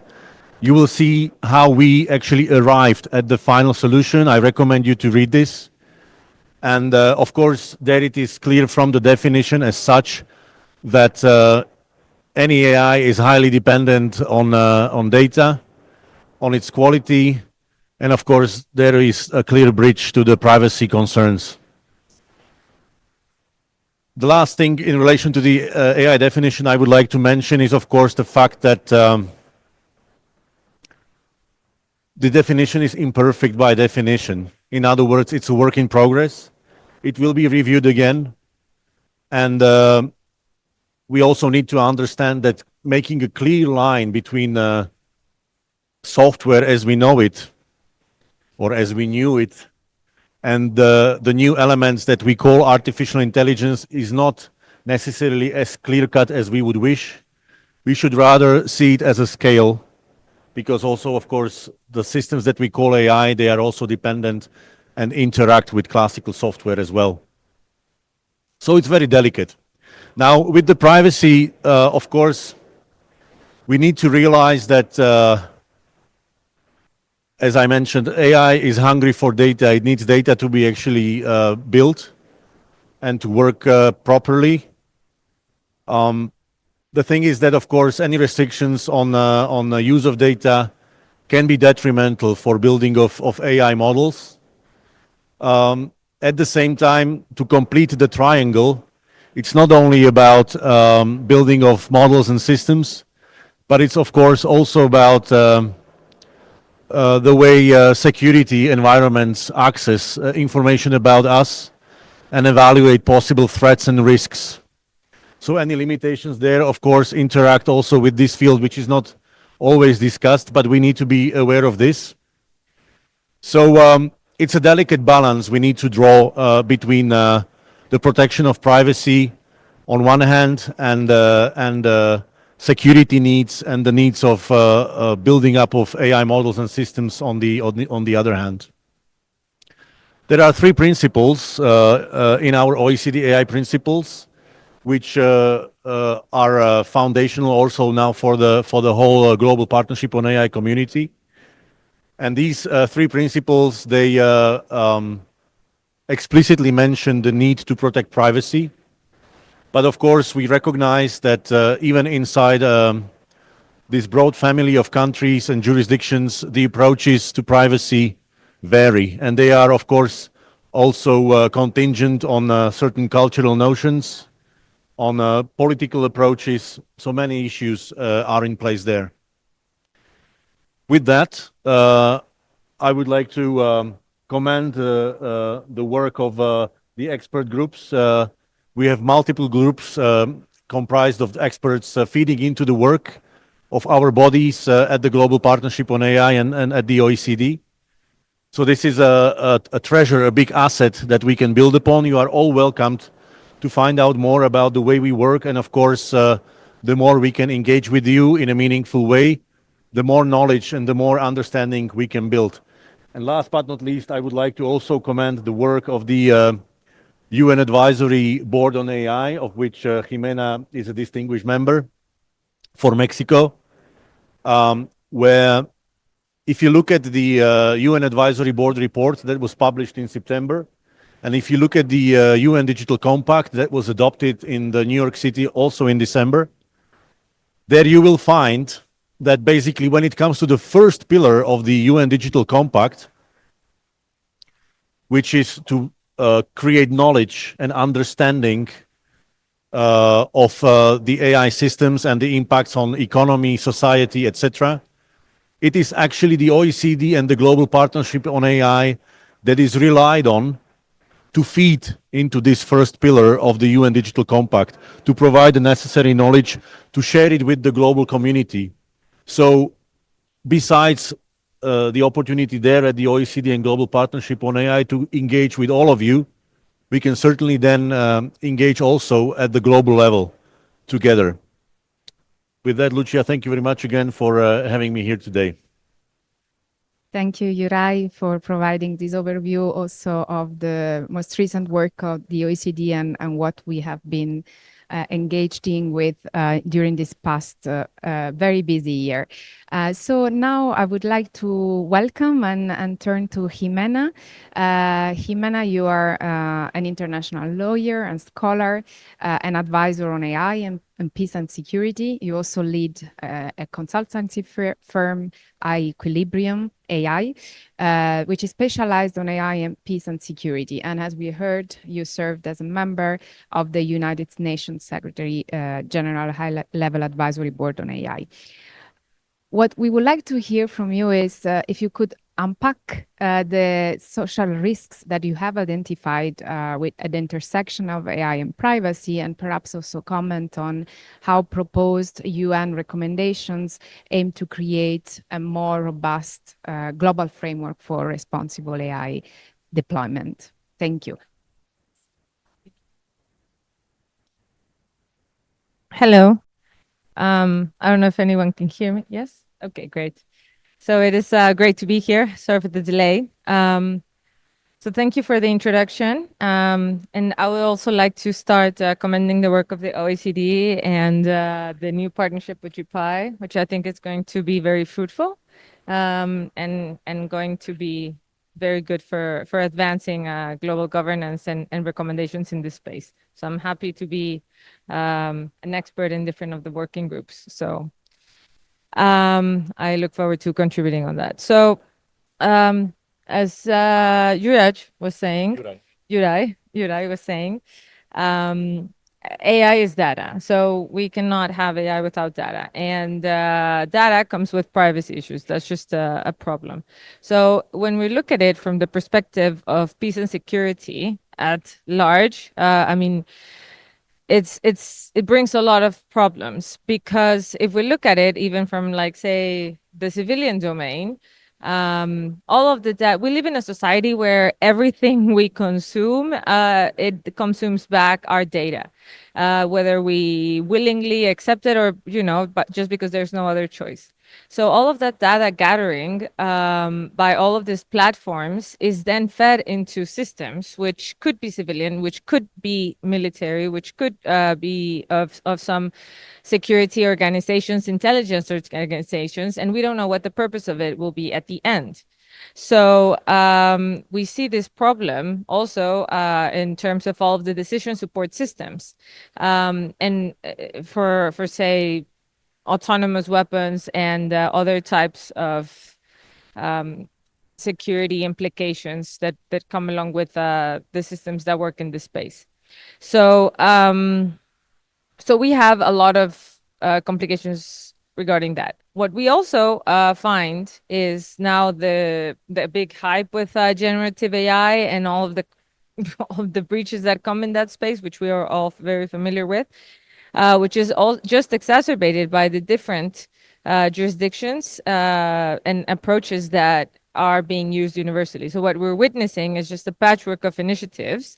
So that's why we should really strive towards global governance. And the work that we did at the advisory body of the Secretary General, leading to the Summit of the Future, and what was a part of the Global Digital Compact and the Pact for the Future, it included this because we mentioned the security problems that comes with all of this data breaches, hacking, misuse of information, malicious or unintended uses, both in the civilian and the military domain, which affects the broader international stability frameworks. So we in the report highlighted that even beyond the implications of data and privacy security problems at the individual or at the community level, there's also very large scale impact on society. And we say in the report that it could even affect democratic institutions as a whole, in terms of, misinformation and the erroneous use of data, which is can also affect the geopolitical, the economy, and in different parts of the world and different regions, as we have seen already.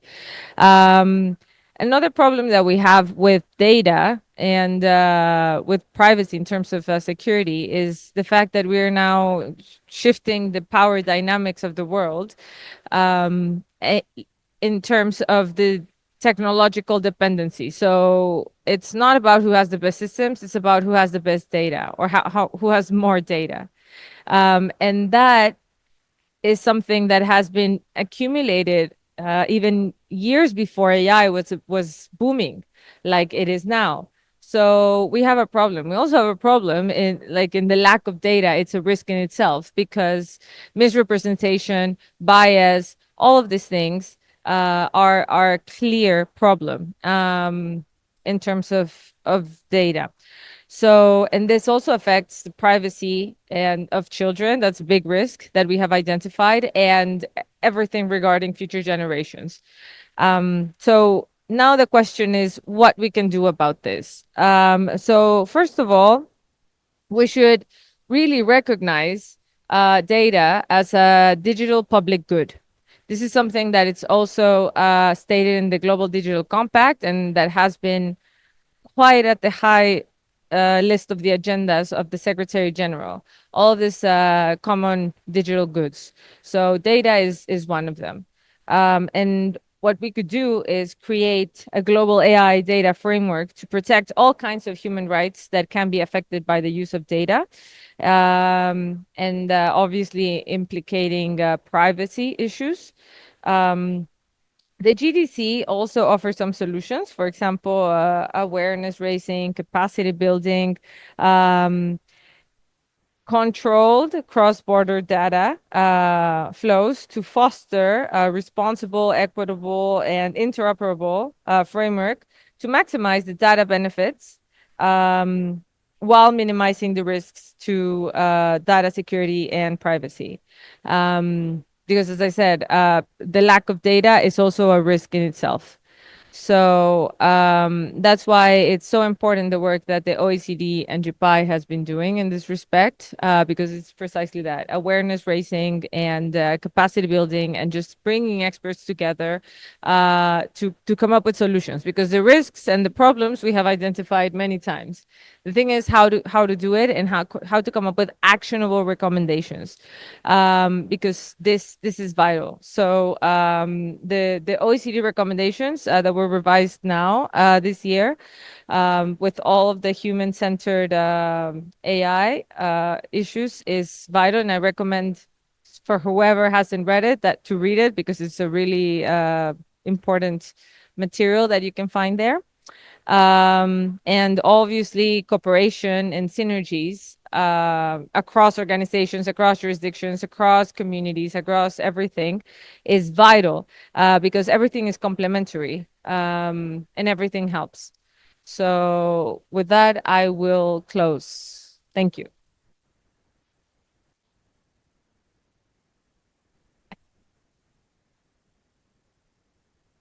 Okay, thank you so much, Jimena, for this. This is really great work that you have been doing and outlining also the key risks and also some policy solutions already.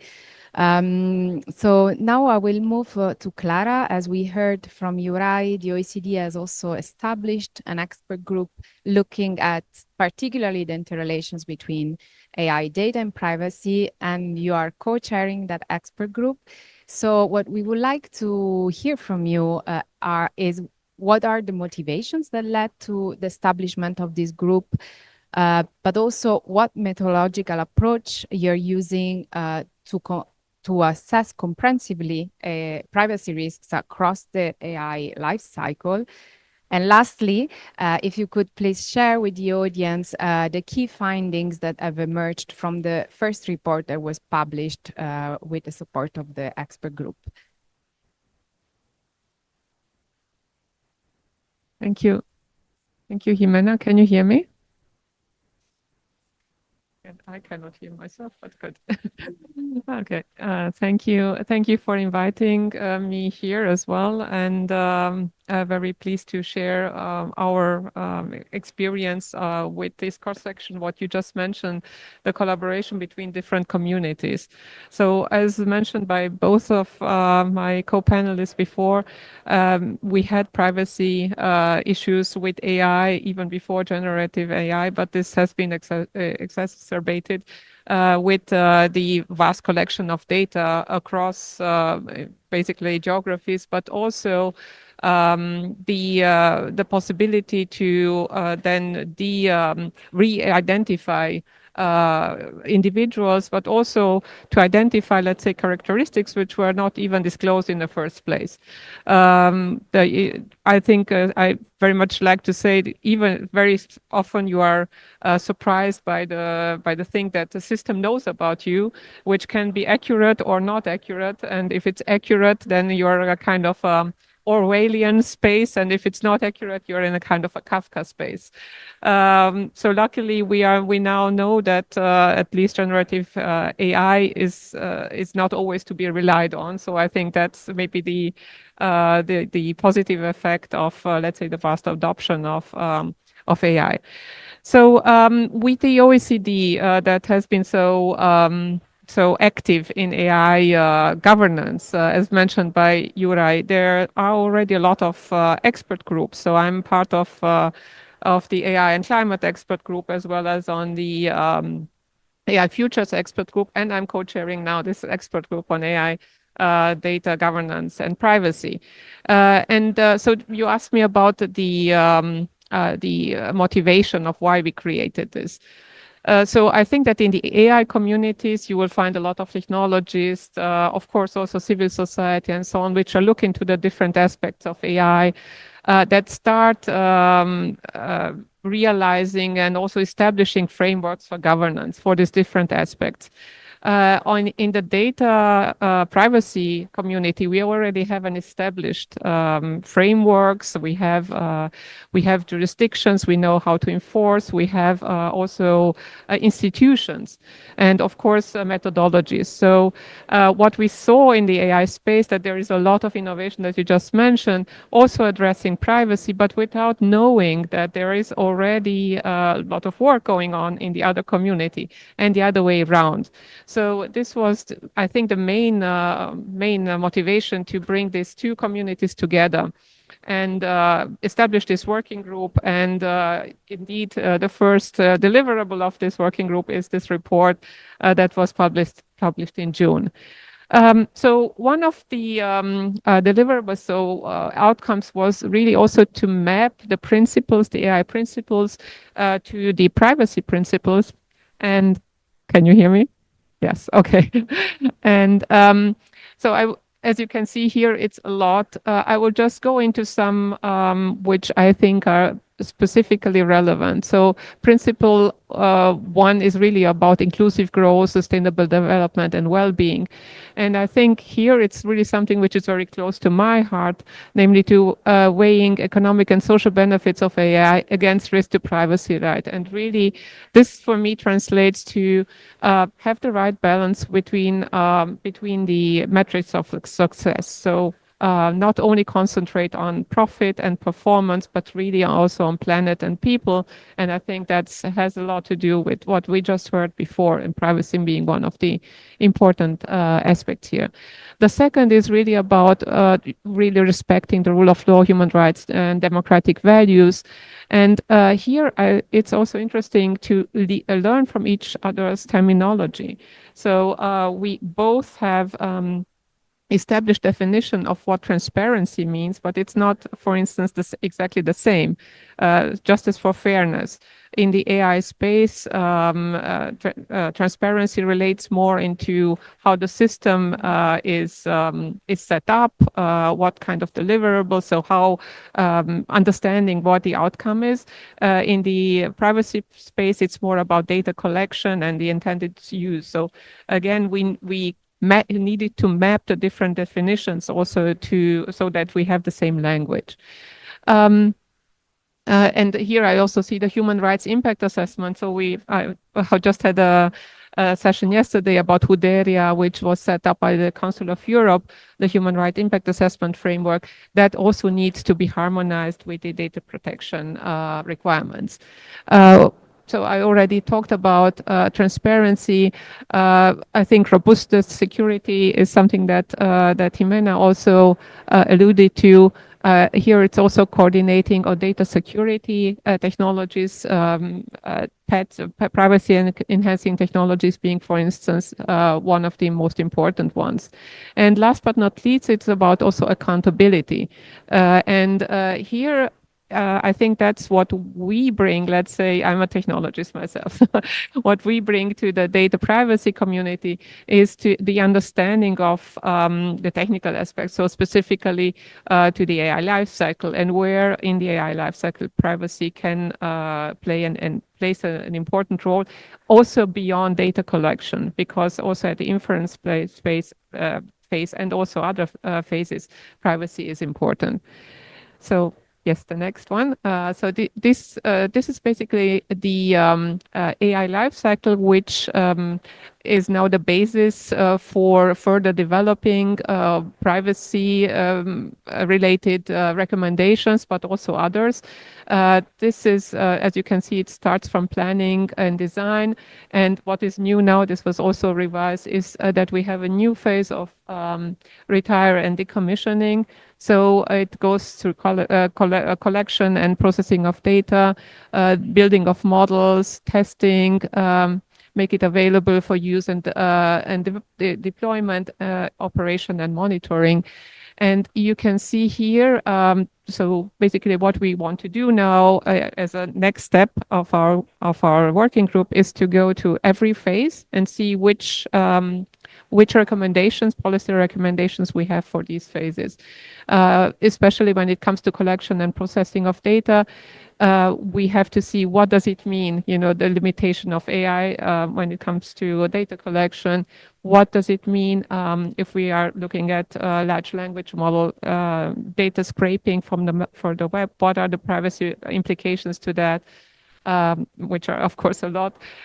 What is the role of synthetic data? A lot of large language models are now fed by synthetic data, which is also generated by models itself. So here, I think it's an important evolution that we also need to take into account.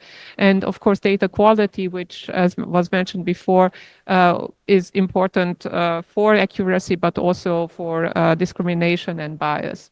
And we go further, as you can see here, then what is going to be important also to see what does it mean to have a right to forget in the AI systems, what kind of oversight and oversight and accountability, as well as transparency measures we can put in place. We know now for the moment the data cards, but we should work towards having more than that for transparency. Well, I think that basically this is a work in progress. So as I said, we want to go into each of these phases and also share and welcoming also inputs. Thank you.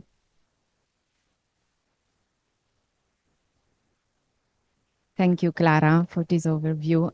This is really instructive as well for those of us who are not privacy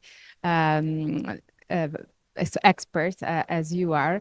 And so it's good to see how privacy affects each of the stages of the life cycle of an AI system. So I will now turn to Tiago, who is a specialist, and he has the perspective also of the Brazilian Data Protection Authority. And what I would like to ask you is, what are the most critical privacy challenges that you are observing in the context of advanced AI systems? And also on the practical side, how are data protection authorities developing practical approaches and solutions to protect privacy rights and while fostering innovation? I'll come with the mic. Challenge with this mic, right? Okay. Well, first of all, thanks a lot, Lucy, for the invitation, not only the invitation to be here, but also for the invitation for being part of this community of the group of experts on AI data and privacy, which I've been following since the beginning of the year. So basically, since its inauguration, right? And it has been amazing to be part of this community where we see the amazing work that has been done, which you just very accurately gave some highlights today. And I could start from here. I could say that many of these topics that has been just highlighted by Clara, is part of the day-to-day critical thinking that regulators like such as data protection authorities have been struggling on. And what I would like to share here, and starting from this challenges perspective, is that as privacy community start to understand what AI governance and AI regulation means, when you start from the privacy data protection standing point, is that you have to see how all these other values that now are coming, and that's why I put that circle there where we have like privacy, fairness, cybersecurity, transparency, human agency, and I know there are others, but these are some of the main values that we see in several frameworks. They come, and when you look at it in a more technical level, and you see the technical community is always thinking about trade-offs, which does make sense on a technical perspective, because what you're trying as a technician is like to create parameters and try to see like how much you can achieve of any of these values. But at the same time, and as like anyone that works with policymaking, especially for legal a legal approach, human rights cannot be traded off. And that's here one of the main challenges. We are talking about trade-off of values in a technical level that they cannot mean undermining of human rights. So this for me is the biggest challenge, and not only for regulators from the privacy field, but in any other, but for sure, since data protection authorities have been working with managing the rights to privacy and data protection, this means that this is our day-to-day, looking how these measures are coming and working in a balancing of the human rights that we should be concerned about. And just to give an idea, and this is like the other images I'm sharing, the one in the middle, it just show this very quite, I would say, a bit of a common sense that when we are talking about one of the main features of like de-identifying, which is the idea of anonymization, we have this anonymization, like privacy utility trade-off, right? And this, of course, is just very illustrative. I'm putting this arc because we shared the work before where we show, okay, what we might be looking here is trying to find this optimal point where you can still assure some level of privacy, but guaranteeing utility for the system, of course. But when we go to real use case, things are not so simple, especially when we are considering other values. So just to consider between privacy and fairness, for example, fairness itself is already challenging for you to define on a technical level. And there are several parameters for that to try to guarantee some aspects of what fairness could mean in a technical level, like some ideas of group fairness and some parameters that try to translate what we should expect in the idea of statistical parity, for example. But when you add to that privacy issues and like how to bring, for example, privacy techniques, privacy enhancing techniques here, it gets even more challenging. And I'm just sharing here in the last part, some of the work that we found of like, this is not the ANPD's work, but this work of like the technical community that has been working, the privacy community who has been working on that, how they were trying to find this adequate balance on how, for example, you embed differential privacy, which is a technique that like for the privacy community is well known, how you can use that and try to find this balance on still ensuring a good fairness level as well for this fairness parameters, for example. And what was particularly interesting in this research, and that's why I'm sharing here, is that they found out that when you're looking for federated learning models, which are models that are trained at local level, and then you aggregate all the data for the main AI model, you can apply differential privacy in the local parameters to ensure first a better privacy protection, because if you just apply in the global level, you actually leave the local models unprotected from the privacy perspective. But another interesting thing is that you have to fine tune the level of noise that you're adding on the differential privacy, because if you go too far, you don't only lose accuracy, but you bring several issues of like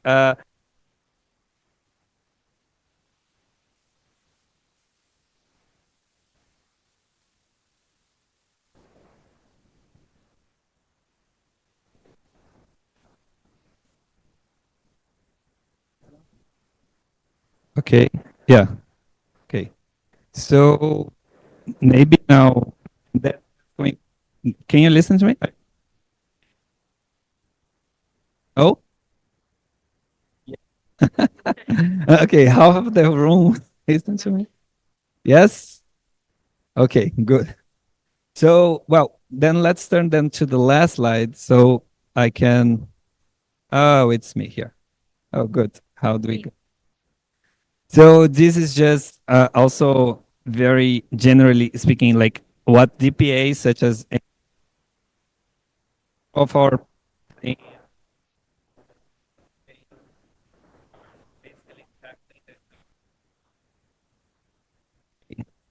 don't know. Another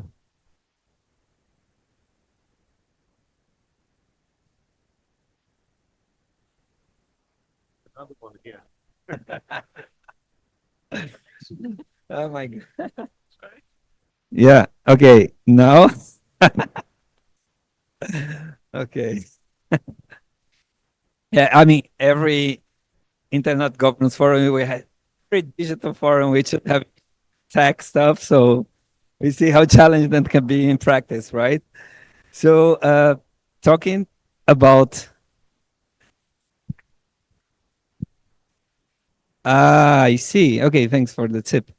So, well, the DPA's NPD has been doing that, but in several others, they have been working first on guidance, like so we can share best practice, good practice on some specific topics.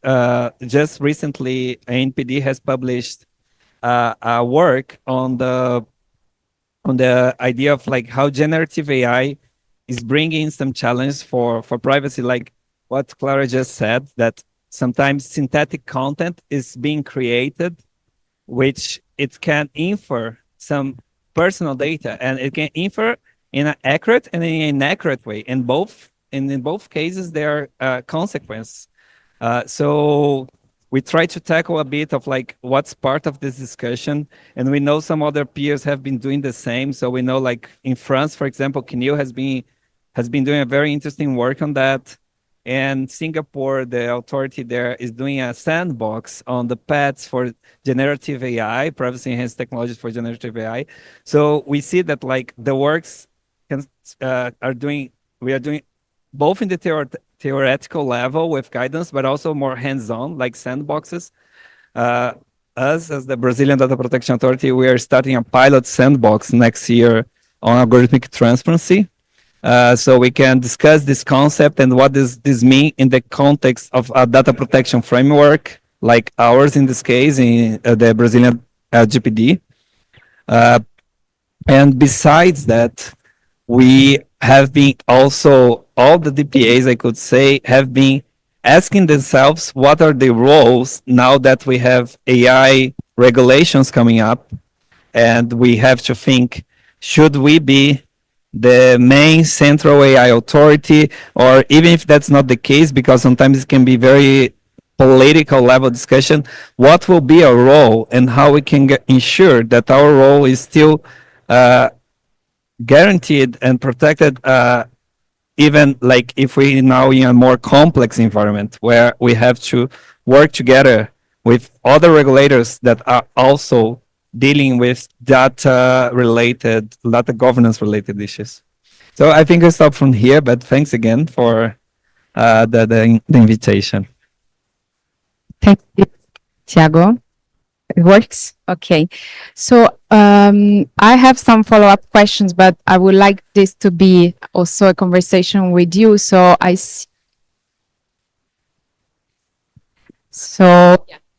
with mics, maybe I give you this.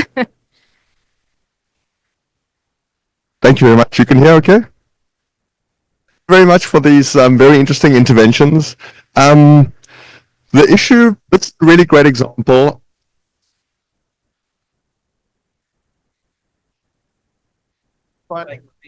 Maybe this one. Make sure you hold it. Hold it like this, like the upper part. Okay. Yeah. That's okay? Okay, thank you. This is a really nice case study of what's happening across technologies, this issue of convergence. I'm with UNICEF. We're looking at, I've led work on AI and the high-level advisory board and think of how AI impacts children, and we're looking at how neurotechnology impacts children. And AI and neurotechnology have converged. So these issues, privacy is the issue, but if you even look at the technologies, whose responsibility is it to set the governance rules? So I was really interested to hear about this, the working group. And my question, Clara, is kind of what's the end goal of this interesting and useful exercise? Because it sounds like there's some governance recommendations within the AI space, within the privacy space. You're looking at kind of mapping them, but what's the output? Is it a new merge set, or is it kind of an update on both sides, or do we update the kind of the, you know, like the principles from time to time, which is necessary? UNICEF also has recommendations for AI in children, and we've been reflecting, they came out 2021, the world has changed, it's time to refresh those. I mean, the principles stay, but how you apply them is, so yes, that's, where do we go from here? Thank you. Thank you. And thank you for bringing up the issue of children. Actually, I also wanted to bring it because it's I think a big issue, not only on privacy, but also on mental health of our future generation. So I think that we have different issues how we can tackle this. So just to give you an example of now specifically age-appropriate design, because that is something which I think we need to take into account in the AI design system. And we are working, for instance, so IEEE with the Five Rights Foundation to set up, I hope, a universal standard of how to collect children's data. Okay, if you can hear me. So I think that is one of the practical examples of what we can do for the moment on a voluntary basis, but in certain jurisdictions it is already like I think in the UK, where it is obligatory.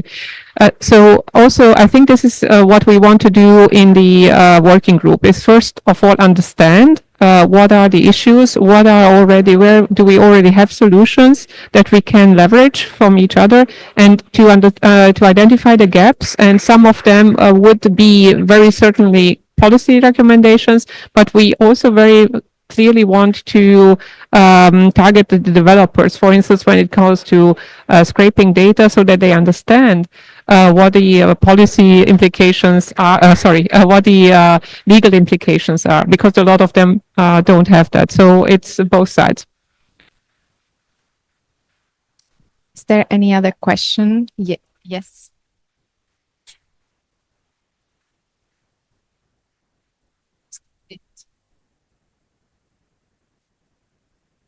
Hello. Thank you so much for the presentation. I'm from Nanjing Youth Development Service Center, and like in my study field, there's this technology called blockchain, specifically for data. By storing data in like multiple different sectors, any slight changes to the data can be tracked and detected. But like this very much protected transparency of data, but this technique in and of itself is at the center of debate on privacy. So like you said, it's like a trade-off system. So I want to know how you guys think of this technology and how we can actually find that balance.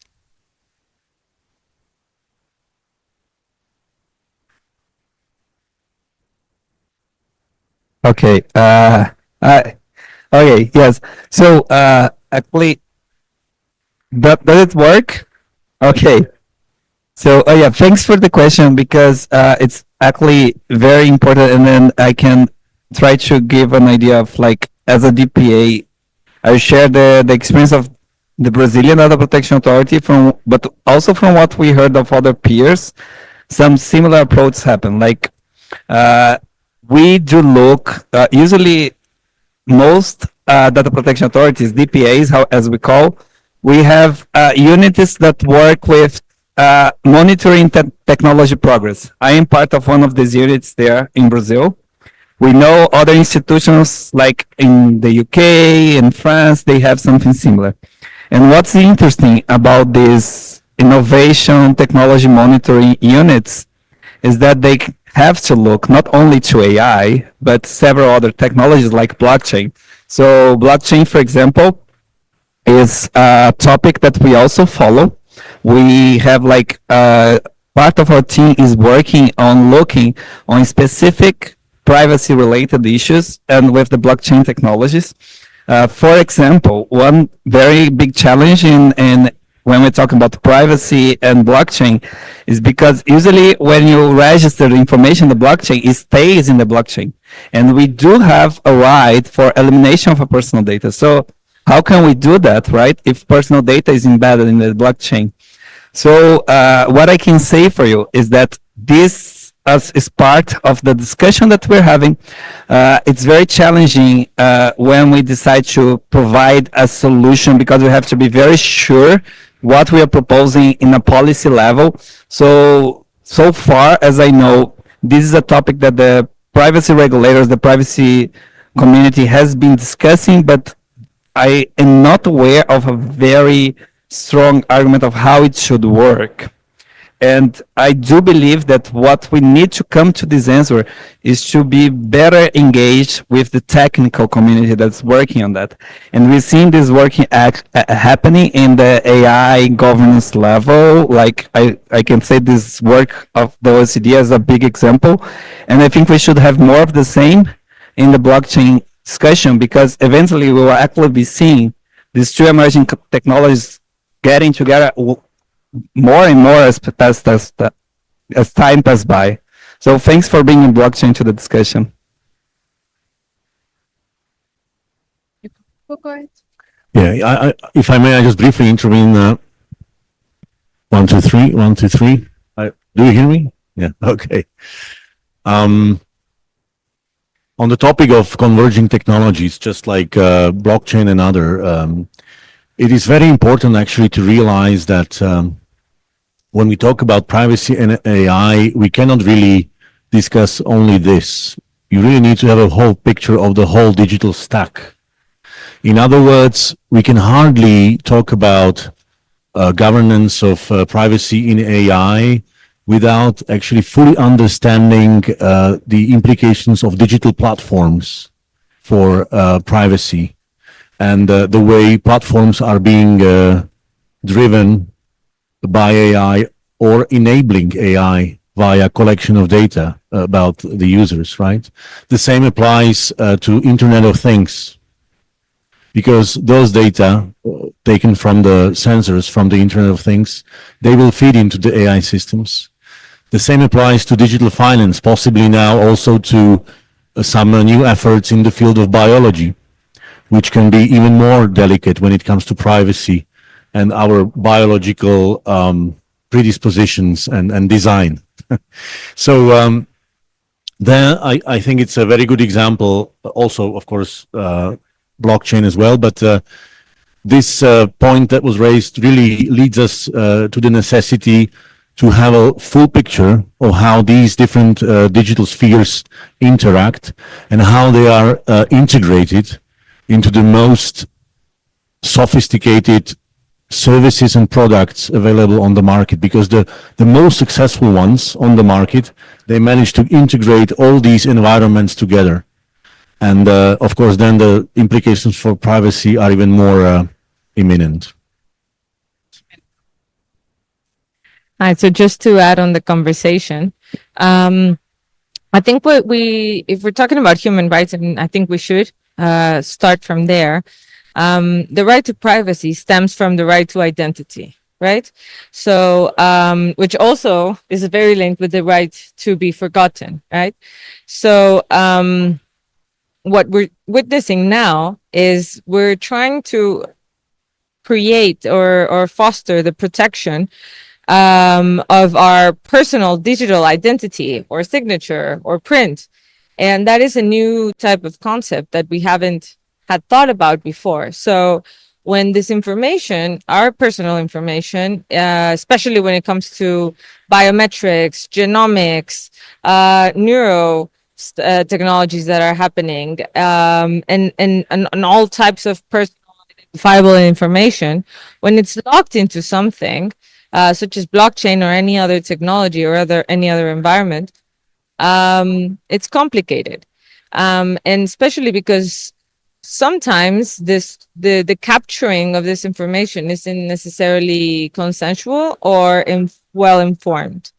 And this is a problem that has been happening for a long time. But the situation now is, what is the that is being given to this information, whether it's locked, whether it's just being captured now, or whatever is happening. So because, again, coming back to the implications on peace and security, I mean, we can think of in law enforcement, predictive policing. We can think of border control. We can think, again, with biometrics, which is pretty dangerous. And then even in governmental services, even access to healthcare, access to loans, access to financial services, housing, whatever, like all of these things are being predetermined by the data that is stored and how they represent or misrepresent a person. So I think it's very important to remember that at the basis of privacy, it's identity. And that is the one most precious things that we have. And that's why we should all strive to protect it.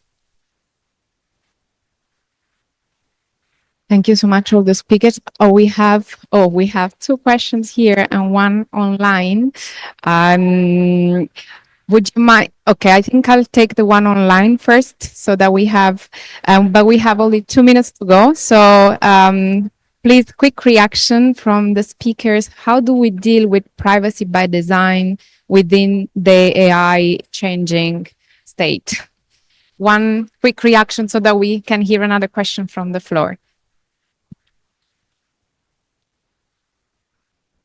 Well, it's very welcome, this discussion, because when we started discussing by design process, like privacy by design, we're asking how we go hands-on from now, right? Okay, we are building amazing policy frameworks, but how these frameworks translate to concrete considerations. And what I can say that has been proven to be a nice experience from the part of the DPAs is using the sandboxes, because all the privacy sandboxes that have been organized, like from CNIL, from the Norwegian DPA, the ICO, Brazil now, Singapore, we see that like we usually bring some discussion that in the end of the day, what we are trying to test with that particular given technology, like AI, for example, but it can also be blockchain technologies or just a data sharing practice, is come up in the end with like good practice and way of like how this actually being is a practical experimentation on privacy by design. So I would stop here because I know we don't have more time. I would just like to add 1 sentence here. I think some of the issues are so important that it should be enforced. Like coming back to the children, I think that the collection of children data should be really regulated, and because that has enormous implications for them and for our society. And for others, I think that the context will be important. Again, what was mentioned before, privacy is dependent on the context. Some things need to be enforced by regulation. Sometimes we need to take privacy into account for a specific use, and without trade-offs, hopefully, or having the optimal trade-off. Thank you. Thank you. I think we are at time, and 5 minutes. Thank you. Okay, so please. Thank you very much, Martina Legal-Malakova from Slovakia. I have the question for Hemina. Have you seen the lawyers today could protect the human rights that today for the new emerging technologies, we don't have often the laws, but we have only principles. Thank you. Yeah, so that's a problem indeed. I mean, these principles, these guidelines are very useful as stepping stones, but they're not binding. And then we come to the problem of enforceability. So what we need is the adoption of the standards, protocols, guidelines, principles, however you want to call them or frame them, and get them adopted at the national level and push for them to be actually consolidated into global governance. Because if we don't have a global framework that's global, like internationally, because all of this is transboundary. So if, you know, like, again, coming back to what I said at the beginning, we just have like this patchwork of initiatives, even if they're regional, that's not enough. We need something that's global so that everyone is protected in the same way, because our information is everywhere. So we just need to convert principle into action, an action that is enforceable, that it can be monitored, that can be verified, and that there's proper oversight mechanisms. So that's why I was mentioning before, like a centralized authority that controls all of this and conducts all of this oversight at the international level would be a good approach. But in the meantime, all we can do, and it's very valuable work, is these principles, which are ethical values, whatever, but stemming always from human rights, which already are existing. And the problem now that we're facing is the revamping of even those basic human rights that have been there for the past 70 years. But with the excuse of AI, everyone is kind of like opening up the box again and rethinking whether they are applicable. They're always applicable, but we just need to find the way to integrate it into the reality that we're living in. So the solution is get governments to regularize it in a harmonized way and then make it a global governance regime. Thank you. Okay, the very, very last question. Thank you so much for your presentation. My name is Hassan Ataibi. I'm from Mawadda Association for Family Stability at Riyadh, Saudi Arabia. What I have is actually not a question, it's an input, if you don't mind. So the rapid advancement of AI technology had led to increased collection and processing of personal data, often without sufficient safeguards to protect privacy. Innovation in AI heavily relies on vast amounts of data, heightening the risk of privacy violation and misuse of data in ways that can harm individuals. There is a growing concern that current legalization lags behind technological progress, creating gaps that allow the exploitation of personal information without explicit consent or comprehensive understanding by individuals. We call to strengthen legal frameworks, update and enhance legislation to ensure effective privacy protection in the age of AI, ensure transparency and accountability, require companies and organizations to clearly disclose how data is collected and used, while implementing a robust accountability mechanism for violations. Engage civil society to include civil society organization and user in the development of AI and privacy related policies and regulations. We recommended the following: develop impact assessment tools, create and utilize tools to assess the impact of AI technologies on privacy before their implementation, raise awareness and provide training, organize training program for developers and policymakers to emphasize the importance of privacy and strategies to protect it during the design and deployment of AI system. And finally, encourage exceptional initiatives such as His Royal Highness the Crown Prince Global Child Protection in Cyberspace, CBC initiatives, which aims to strengthen collective action unify international efforts, and raise global awareness among decision makers about the growing threats to children in cyberspace. Thank you. Thank you so much, and I think we couldn't have a better way to end this passionate debate. I think we could have go on and on discussing with you. It's a topic that deserves a lot of the policy attention as we are seeing, and this is really at the core of the discussions that we are undertaking in the international AI governance and privacy sphere. So with that, I would really like to thank the distinguished speakers here, Yurai, Jimena, Clara, Tiago, for their excellent contributions, but as well as the audience for participating so vividly in this discussion with us. Thank you.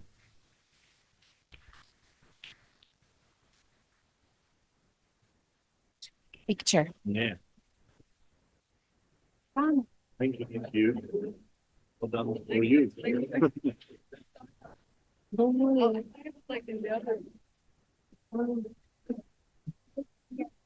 I don't know. I had in the Pilates.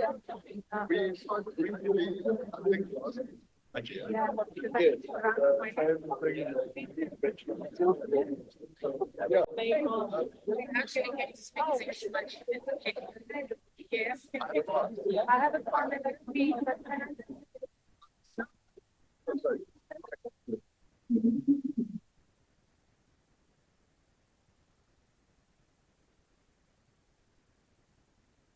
thanks. Oh,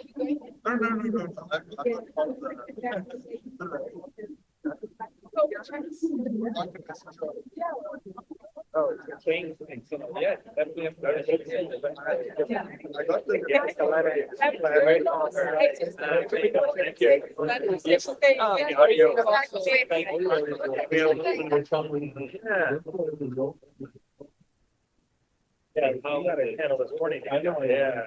Oh, thank you for trying it. Yes. But yeah, no, it's been tricky. I noticed today.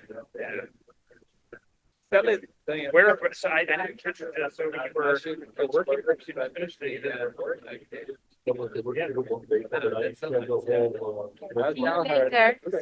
Thank you so much. Check it out. I just finished a little report last week. That was such a pleasure.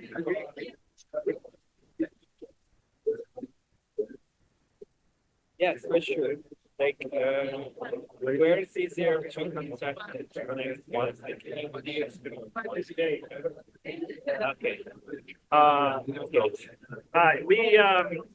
I run the Center for WhatsApp, so that's yeah, that's the new concept. Kind of an emerging case, I'd say. Yes. That's fantastic. So, nice to meet you in person. See, yes, we are Zoom. Yes. Thank you. Okay. Yeah, very good. Thank you. I will drop you an email on this one. Yeah, it's exciting. Me too. Hi, Jack. I'm Stephen. Nice to meet you. Yeah. And we, high level advisory board on AI. Big consultations for the reports. You are also part of the advisory board. But yes. Yeah. Exactly. So we did a consultation together. Yeah. I mean, it's certainly a unique idea. I'm sure they weren't getting too many. No. I mean, maybe brain knows. Yeah,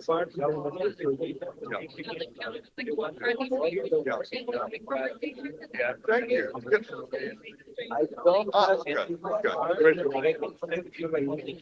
Yes, please. Stephen Boston.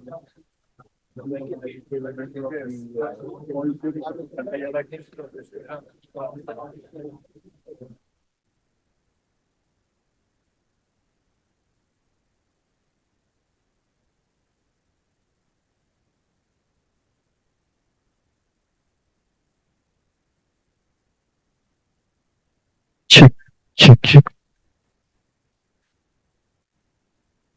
Check, check.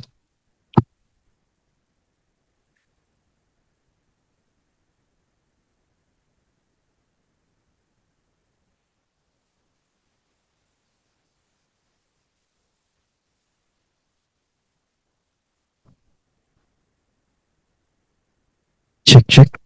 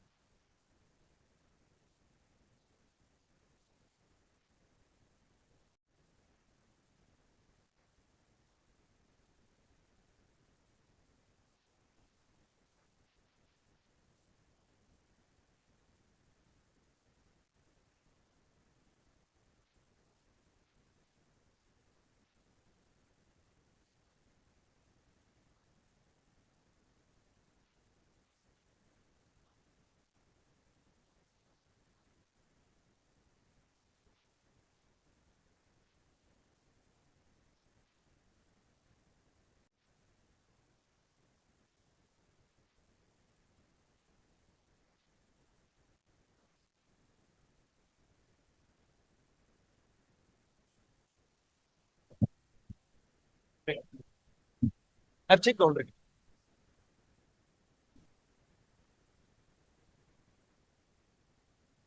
This is the mic. Also, when you want to talk, just open it. Okay? You already understand. in another session.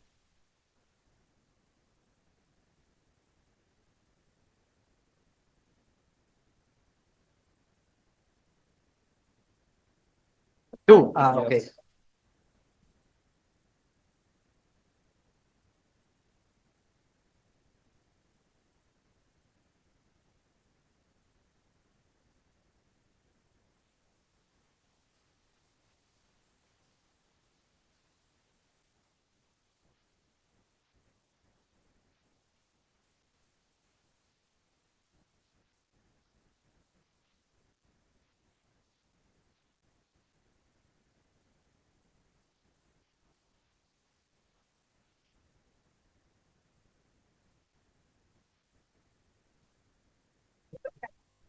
Two.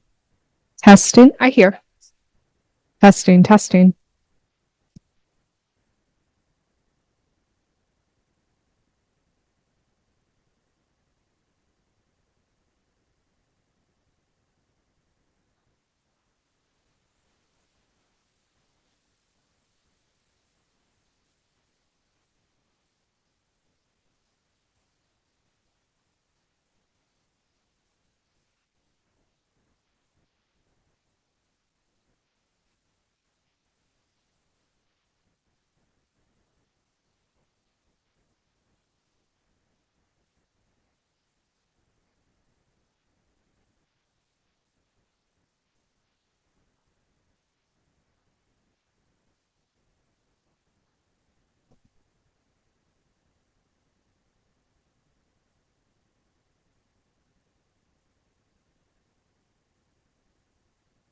Good afternoon.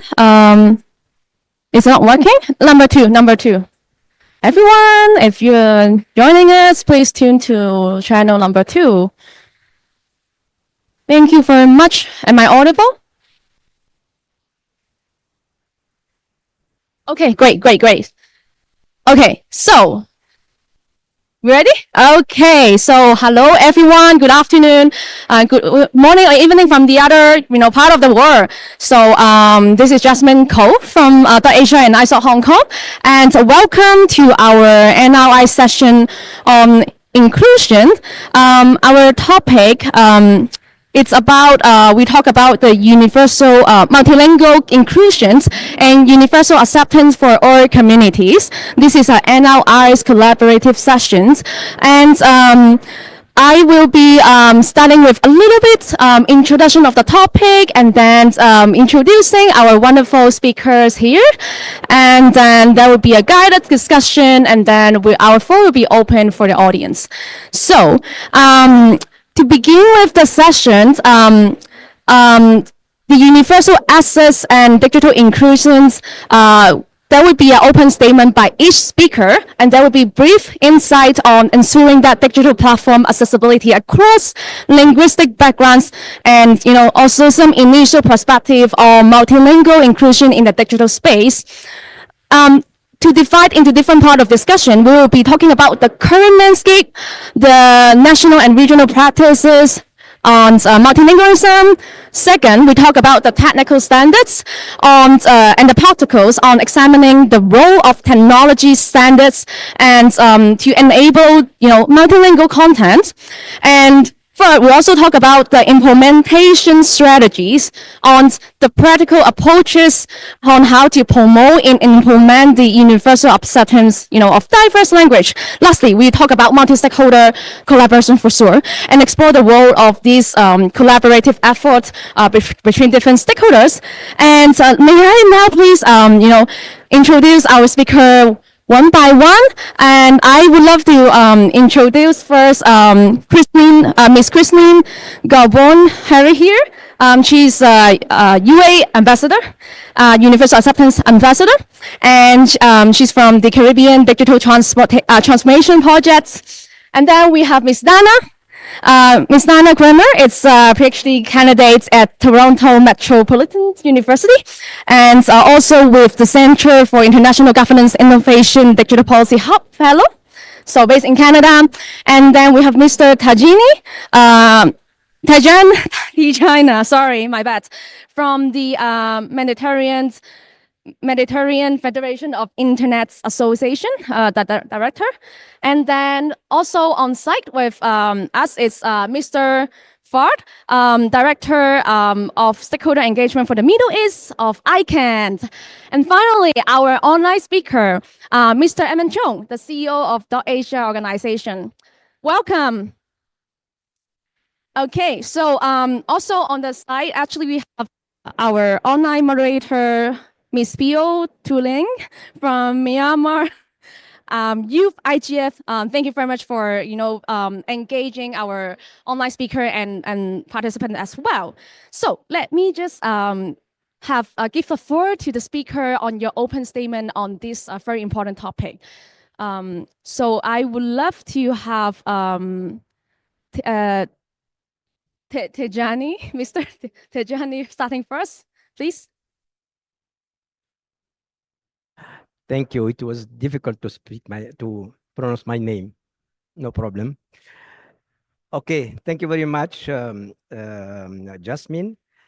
As you know, the cultural and linguistic diversity, as well as the access to information and knowledge for all people, were among the 11 fundamental principles to build the information society as defined by the World Summit on Information Society 2003-2005. Having a part of the internet community struggling with their original languages not understood by machines, and the impossibility for them to access any kind of content on the internet in their mother tongue was a real concern for the WSIS. That's why the output of its first phase included 2 action lines related to this issue among a total of 11. Action line number 3, access to information and knowledge, and action line number 8, cultural diversity and identity, linguistic diversity and local content. Today, there are more than 5 billion people connected to the internet, and at least 1 billion new users are expected to come online. Most of the new users of the internet live in countries where people speak and write languages other than English. There is a need to design inclusive language resources and frameworks that would enable individuals of all ages, all cultures, all languages to fully participate in the digital space. So, Jasmine, that's why we are addressing today this issue or this topic of multilingual inclusion and universal acceptance for all countries, isn't it?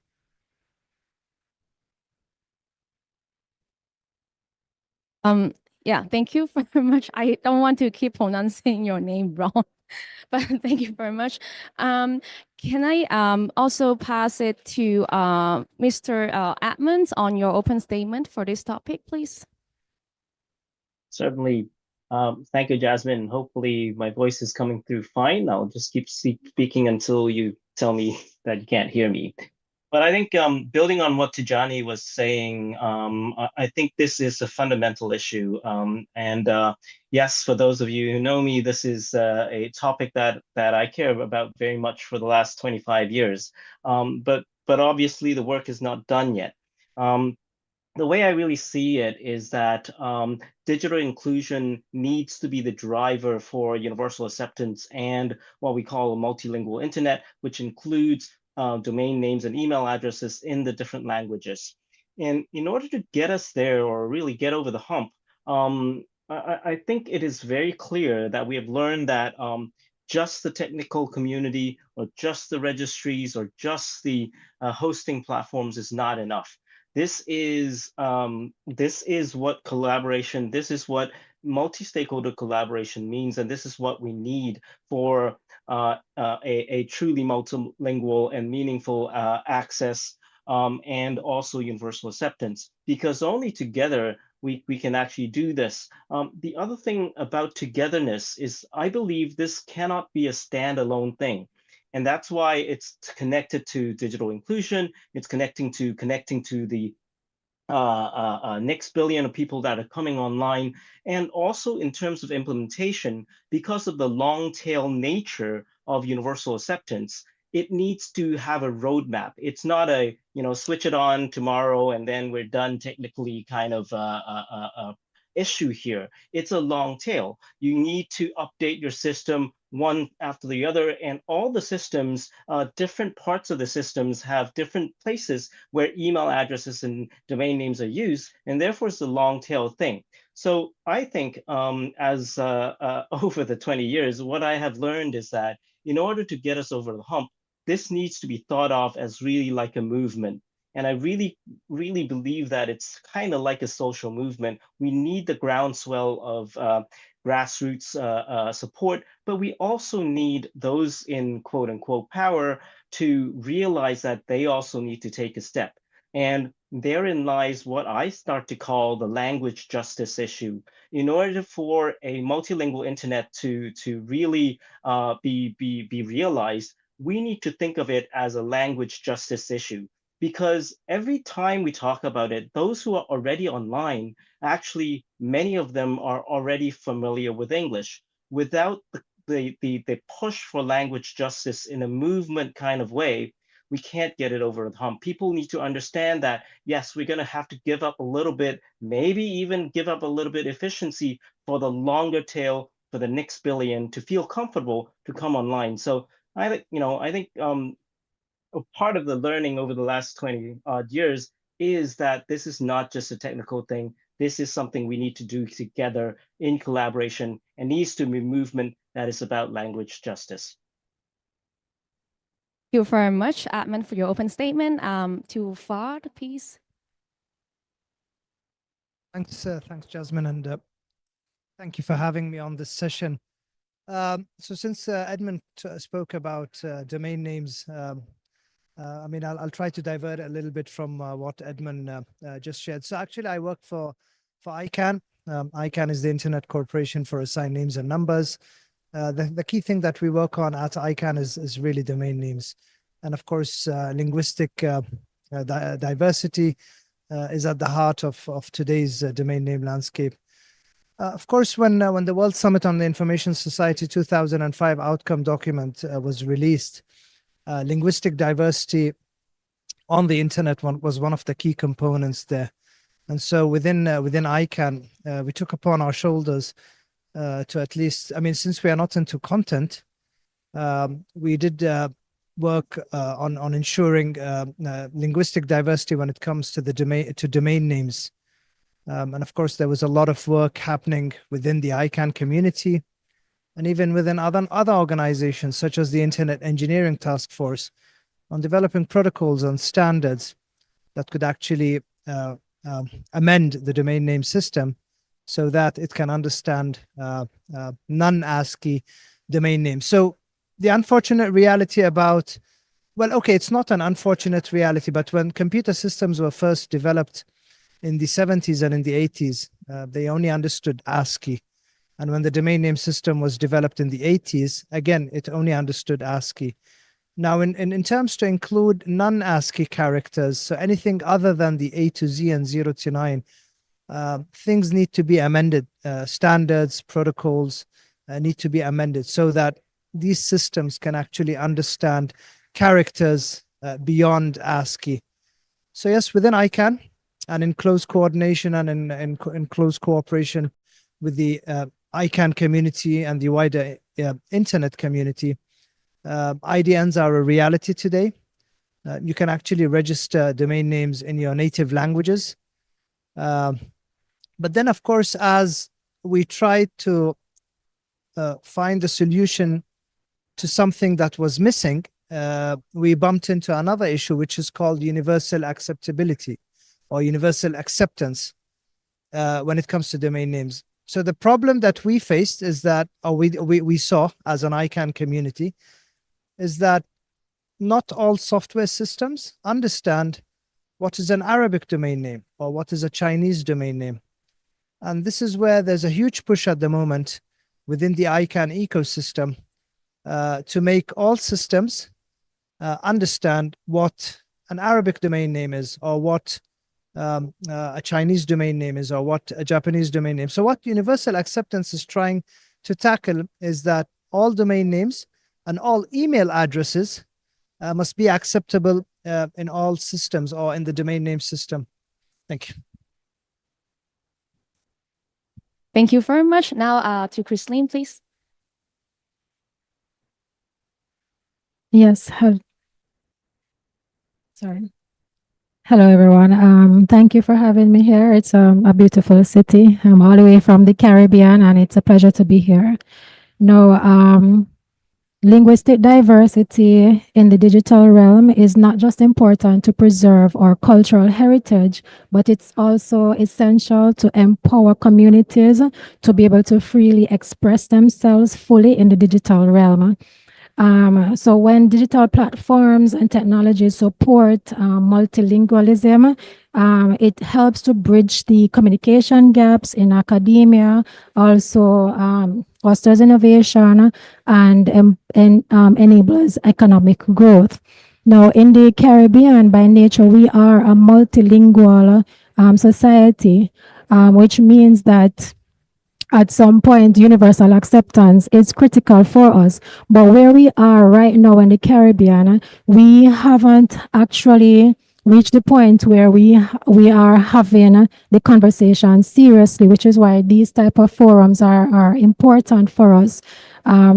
We do speak a lot of English, and we realize that English is the primary language of the internet and as it relates to content.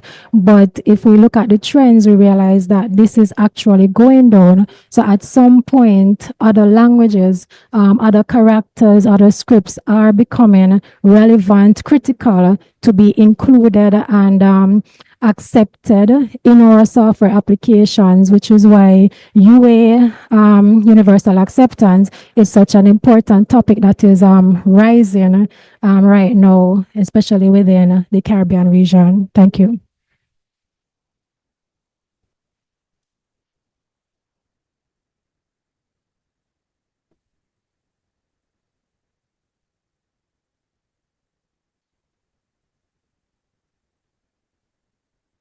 Can you all hear me? Okay, great. Hello? Hello? Hello? It is? Okay, sorry, I can't hear myself, and so that's kind of where the problem is arising. My apologies. It's always tough to go last in these introductory remarks because everything that you plan to say has always been said. I really like the way, Edmund, that you had said language justice, because I'm from Canada, and we have it that reconciliation with our Indigenous communities is a very strong topic in my country as a form of development and decolonization efforts overall. And one element of universal acceptance in my country too is trying to resurrect previous Indigenous languages overall. So that Indigenous populations can then grow with their linguistic capacity and reconnect with their past, their heritage, and understanding and the rest of Canadians and those who live in the colonial borders of Canada to be able to understand that there are multiple different words that we might have lost as describing our geography. We, however, as a country, can't fully achieve that unless we have UA, for example, in Universal Canadian Aboriginal Syllabics, or UCAS, as the acronym for this. And it currently does not exist. It's working through right now to try and have UA for Indigenous populations in Canada, but not only in trying to get more people online and more languages represented online, it's also imperative to be able to have UA so that we have it that previous populations that have been disenfranchised and have nearly been wiped away for their cultural heritage can resurrect that in a digital space, because we are stronger when we're all connected and all together, but we cannot achieve that unless we all have our capacity to speak online.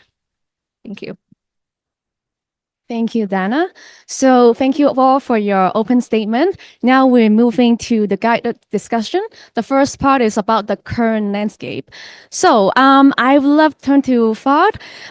From your experience at ICANN engaging with the Middle East region, what are the unique challenges and successes that you have observed in implementing multilingual solution in the digital space? To you. Yeah, thanks, Jasmine. So let me say this as a story, and I usually like to share information really using stories. So ICANN was incorporated and established in 1998. Of course, right after ICANN's establishment and the organization of the first public ICANN meetings, there was a lot of discussions within the community to expand the top-level domain namespace. So back then we had, the world started with all the CCTLDs and a handful or two of maybe GTLDs. Now, the discussion within the ICANN community was to expand top-level domains. And this also included domain names or top-level domains in local languages. Of course, it took the community a while to work on the policy part of things. And then, of course, the technical side of things were mostly worked within the Internet Engineering Task Force. Now, in 2011, the first number of applications, the first group of applications for IDN top-level domains or internationalized domain names were submitted to ICANN from countries as part of a program called the IDN CCTLD Fast Track Program. 2012, we see the first 4 IDN TLDs delegated into the route. In fact, Saudi Arabia was one of the 4 countries that actually launched their IDN CCTLD in Arabic. Now, there was a huge hype around IDNs. But then, of course, when people started embracing it, we did bump into the situation where, while there was a lot of excitement before they were introduced, however, the excitement became much less.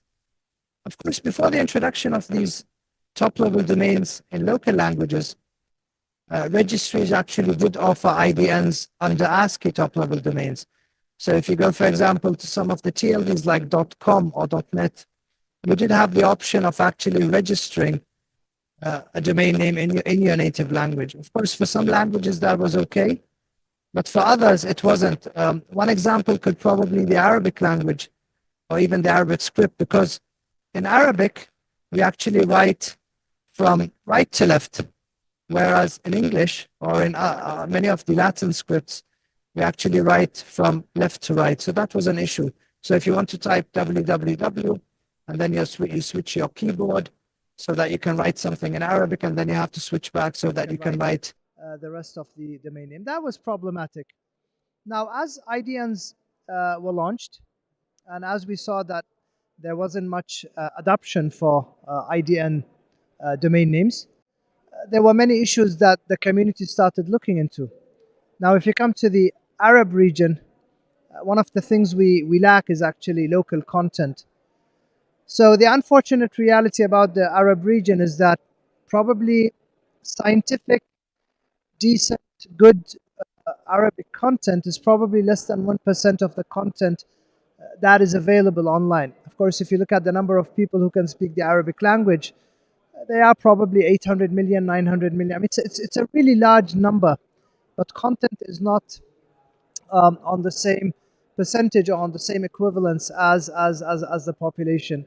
Now, if there's no Arabic content, people would be discouraged, because if I can consume content in English, then I can as well maybe type in a domain name in English. And then, of course, with the many universal acceptability issues,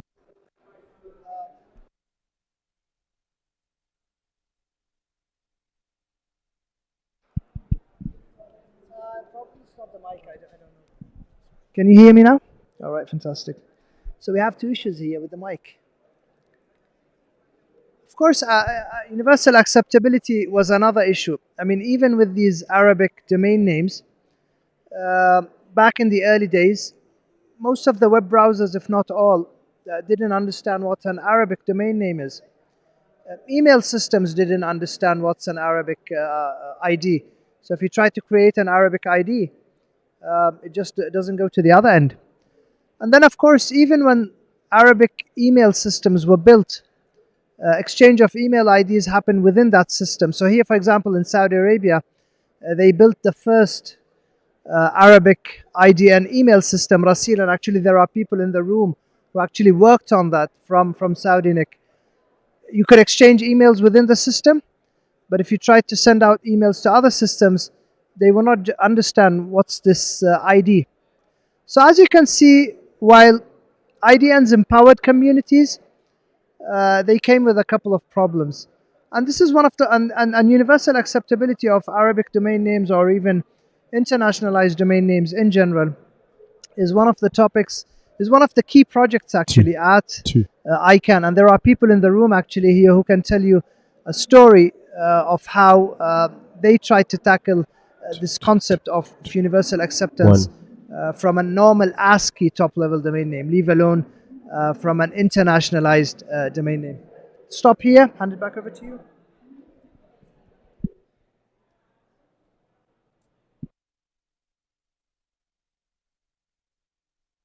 Thank you very much, Sukran.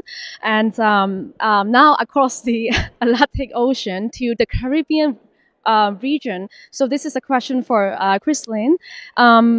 How is the Caribbean region adjusting digital language inclusion through the Caribbean Digital Transformation Project? And what lessons can be shared with the other regions? To you, please. Okay, thank you.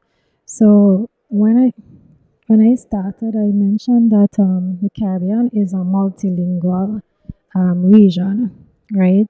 And we are currently going through a digital transformation period, and that involves a lot of stakeholder collaboration. We're working with academia, and there's a lot of public-private partnership, as well as regional and international partnerships as well. We do work alongside with ICANN and the UASG group, as well as with ISOC, right? Now, in terms of where we are, we have to understand that UA, universal acceptance, has never really been a major priority in the Caribbean because there are at some point because we are most of what we consume is already in the languages that we use, so it never really became a priority concern. So we have to understand that where we are in the Caribbean is mainly sensitization, where we're trying to bring the issue alive in the Caribbean and to start that debate. What we have been doing is having what we called UA Days, which is partnering with the UASG to have the annual UA Days within the different Caribbean islands. That has been going well, and so which means that a lot of sensitization has been happening, and in addition to that, some countries are looking into starting adoption of universal acceptance because while we sorry. Right. So our languages, we have the regular languages, for example, English, French, Dutch, etc. But we also have native local languages, for example, Creole and Patois, and those type of content are not available on the web in our where persons in the Caribbean can consume them and appreciate them culturally. So that is also something that we have to work on as it when it comes to multilingualism and also acceptance in the Caribbean. We haven't reached the point where we have started a full implementation project, but what we have been doing is looking at other regions. We're doing a lot of sharing and collaboration to see where other persons are, what we can learn from them, and to see what type of strategies we can implement within our own systems to get our content you are ready in terms of linguistics and etc. There are certain strategies that we can look into. For example, the implementation of multi-language interfaces that will be able to help us to naturally switch between languages, including our local languages, right? And that, and also we are looking into the adoption of international standards to ensure that our applications can compete on that level globally, and not just on where we are right now. We are also encouraging our developers to use domain names in native languages, for example, Patois or Creole. Um, Right, and then there's a lot of education and awareness going on. But one thing that we're also trying to champion is policy. So we need to ensure that some of the policies mandate that UA is important, and so that we can start to push it and drive it in the direction that so that we can communicate and participate globally with the rest of the world. Thank you, Christine. Now to Dana. So, based on your research and work with the IGF Canada, what are some notable products in the North America for ensuring the multilingual digital inclusion? Thank you very much. So, as I mentioned earlier, UA isn't just about trying to get certain populations online, it's also reconciliation with populations who are also losing their own linguistic identities, for instance, and trying to make sure that we have languages kept and captured so that they can grow. One area with that, however, is the importance of meaningful inclusion of those population groups. And so when we're looking at UA, though, and the bottom-up processes,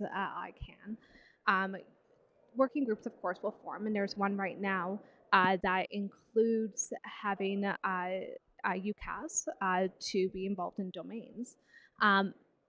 But one element for it is that Indigenous peoples might not actually fully realize that this is happening. And so that kind of becomes a bit of a top-down approach for them. And so where you have this, for example, initiative that can be reconciling without including those groups specifically, you're not meaningfully bringing them to the table and ensuring that they will then have the knowledge, the capabilities to be able to start including these. And so one area that we have to look at, for example, in Canada is engagement, of making sure that there's recognition amongst Indigenous communities about what ICANN is, for instance. And I also coordinate a youth NRI, and we've been doing this quite a bit to try to bring a bit more promotional elements about UCAS, hopefully going to be online soon, with Indigenous groups, so that when this happens, we can hit the ground running in that. Another kind of mention I want to have is that in Canada, we speak English and French. And in French, sometimes for population groups, you will include accents on certain letters, whereas others you don't. In all honesty, when I'm quickly typing something in French, I don't always wait for the accent to come up. You just want to quickly get through your email and send it off. And that's really normal in Canada. And so we don't always include accents on letters. And so when you have an accent on a letter like an E, for instance, to spell Quebec, one of our provinces, we need that interchangeability for accents to be recognized, as well as single letters, because they're used interchangeably by the population on the ground. And finally, I kind of want to expand this about multilingual inclusion with emerging technologies, specifically artificial intelligence, and talk about a community that I don't think always gets the recognition in these conversations, which is accessibility seeking communities, or the disability community, specifically those who are deaf. for instance. And so when deaf communities speak, sign language is prominently used, and there's actually a lot of shortening of a sentence in order to get the language expressed. This isn't always the case. Like, for example, if I were to sign in American Sign Language, which we use in Canada, I'll say my name is Dana for it. So I spell out each letter. However, for different types of words, like one that's topical for this conference, for instance, of saying, I really need to use a toilet, you just do this. Just a quick T that goes around, and that expresses an entire sentence. And so when we have emerging technologies like artificial intelligence, though, in artificial intelligence program for generative AI, there's not always a recognition that certain communities, when those standards and protocols and technologies are built, will actually need words and letters skipped out. So I wanted to include that multilingual is not always about the spoken word or the written word. It's also about the signed word and what is included in the sentence to ensure it's accessible for everyone using it. Thank you very much, Dana. So from the current landscape, we've been sharing in the Middle East, Caribbean, and the North America. And moving on to more technical discussion on the role of technical standards and protocols. The question I have for Edmund is from your perspective in Asia Pacific, and what do you see as the critical technical standards needed to ensure the true multilingual inclusions in the domain names and digital service? Thank you. So that's an interesting question, but I think I guess wanted to build off what Fad said earlier. In terms of the basic technology for both, say, internationalized domain names, and email addresses in different languages, that is ready. But one of the things that then that relates to what Dana was saying is that there are policies that need to be in place for what we call variants. Um, so very early on, when we start looking at different languages, we realize that, for example, in English, your domain name, whether you capitalize or use a small letter, it actually is the same thing. But if you play with words, you would figure out that you can capitalize different ones and actually come up with different words with the same set of letters. Well, think about it that way, and you realize that sometimes these same strings that users might get confused with needs to be registered together. So whereas in the technology itself, there are two different strings or two different domains, we need policies that map them back together. And that's what we call IDN variants or variant domains, and that addresses some of the issues that Dana was talking about. So I think this is one of the things, and to make it native and to make it fully acceptable, including into universal acceptance, that is good. That is one of the challenges, I think. And coming back to what I said earlier, this is going to be a long tail situation, and that's why one of the main push from both the ICANN community and of course what Dot Asia we are trying to push for is for different companies to come up with a roadmap. Again, none of us can solve it on our own, and also none of us can solve this issue immediately tomorrow. So drawing out a roadmap is going to be actually one of the most important things. And I think when you think about a roadmap, it comes back to what I touched on the language justice issue. But when you think about real adoption, um, uh, one of the really important things I think we need to also remember is as I think it was Dana that mentioned this as well. We need to bring those who are affected into the solution. The problem is, those who are already online are probably a little bit more familiar with English and can deal with this. But it is those that are not already online or those that are very new online. And one of the things about multilingual internet is that if you don't realize it, multilingual internet actually makes for a safer internet for most people. One one of the things that I like to, use as an example is like my dad, who, is getting online now and, asking me about phishing and all these issues. The first thing, whether I or any cybersecurity expert will tell you, is that you need to look at the email address that sends you the email and look at the domain name or the URL that you're trying to click into. This is the number one thing that any cybersecurity would talk about in terms of cybersecurity for those who are just coming online.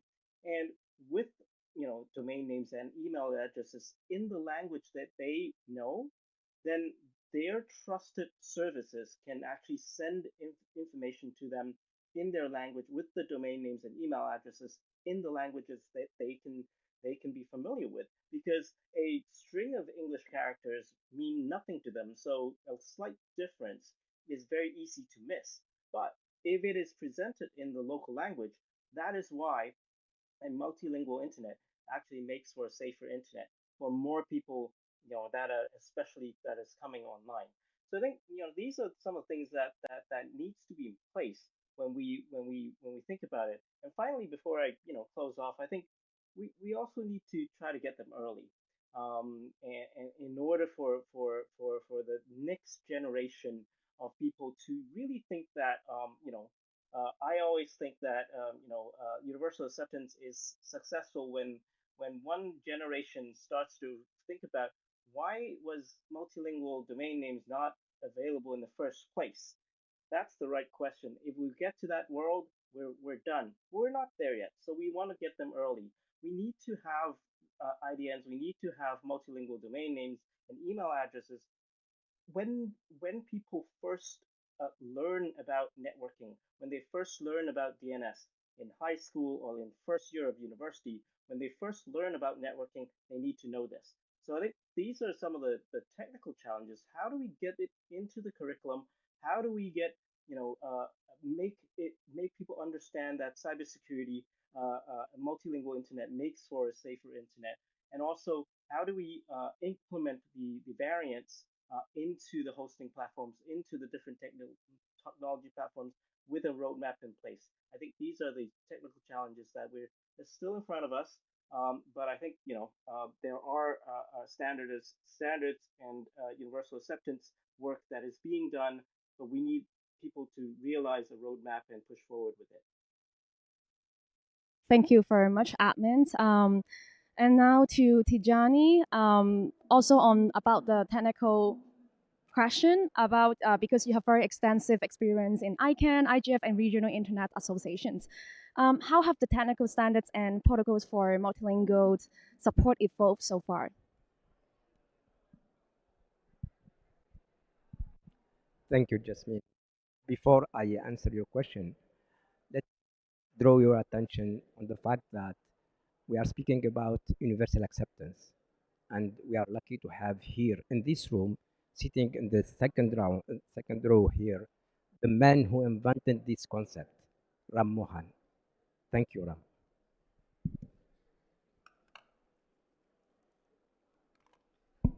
Coming back to the question, as everyone knows, informatics started with the American Standard Code for Information Interchange, the ASCII. The ASCII is a standard that is encoding 128 characters only, and it is only for one script, one language. The ASCII was extended to 256 to cover the letters with accent that are used in the Europe languages. In 1988, a draft bilingual text character encoding system called the Unicode is a text encoding standard created and maintained by the Unicode Consortium, designed to support the words systems that can be digitized. The version of the Unicode was or the version 16.0 defines 154,000 998 characters, 168 scripts. So please notice from where we came and where we are today. Came from 100 to 128 characters for one single language, one single script, to today almost 155,000 characters for 168 scripts. And each script may cover more than one language, as you know. It doesn't work.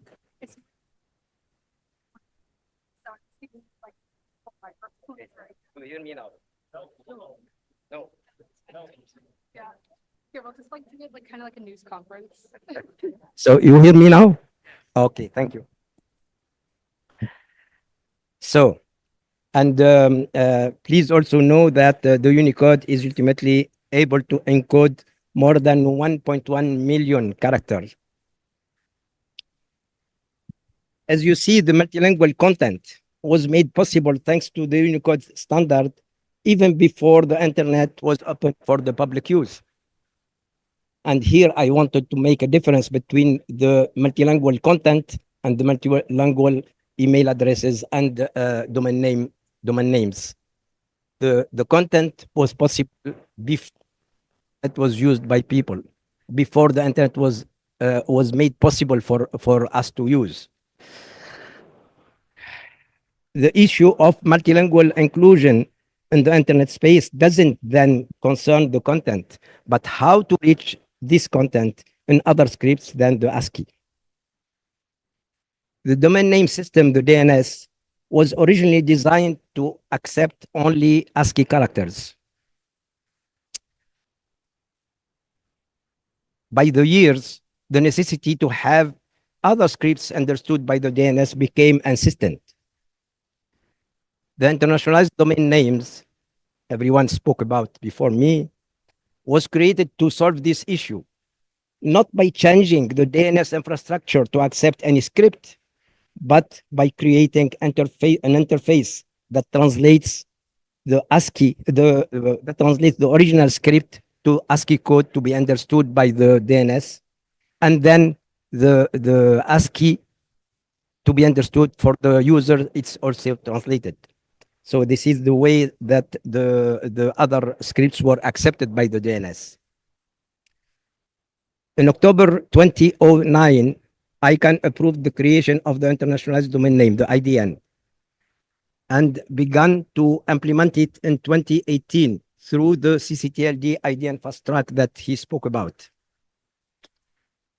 The universal acceptance now is a technical necessity to ensure that all valid domain names and email addresses, regardless of their script, their language, or their character length, can be equally accepted, validated, stored, processed, and displayed correctly and consistently by all internet-enabled applications, devices, and systems.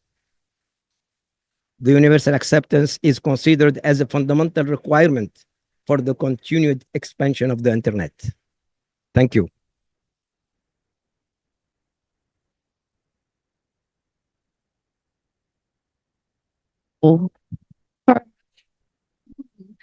First time, thank you very much to Johnny for sharing your experience.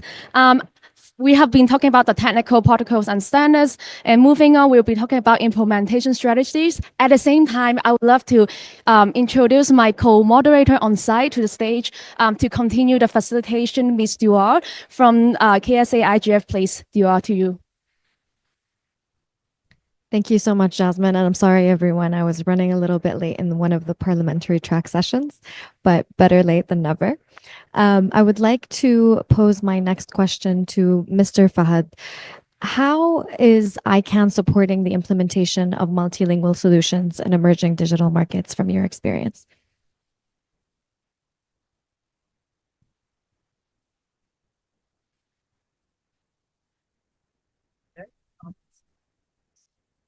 The other one. Any better?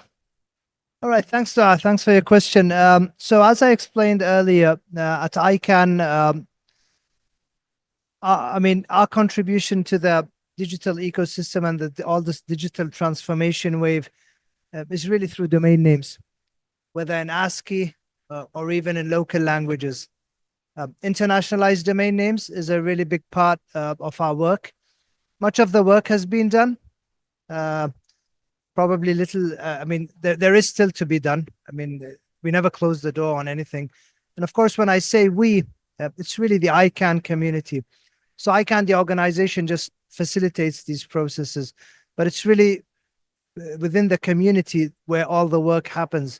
The registries, the registrars, even the registrants through the different constituencies at ICANN, and even the Internet Engineering Task Force, where the technical side of things, the protocols, the standards are developed. Now, again, as I mentioned in my previous intervention, and some of my colleagues on this panel mentioned, universal acceptance of these. I mean, universal acceptance remains a key challenge in order for us to be able to use all domain names and all email systems in all systems.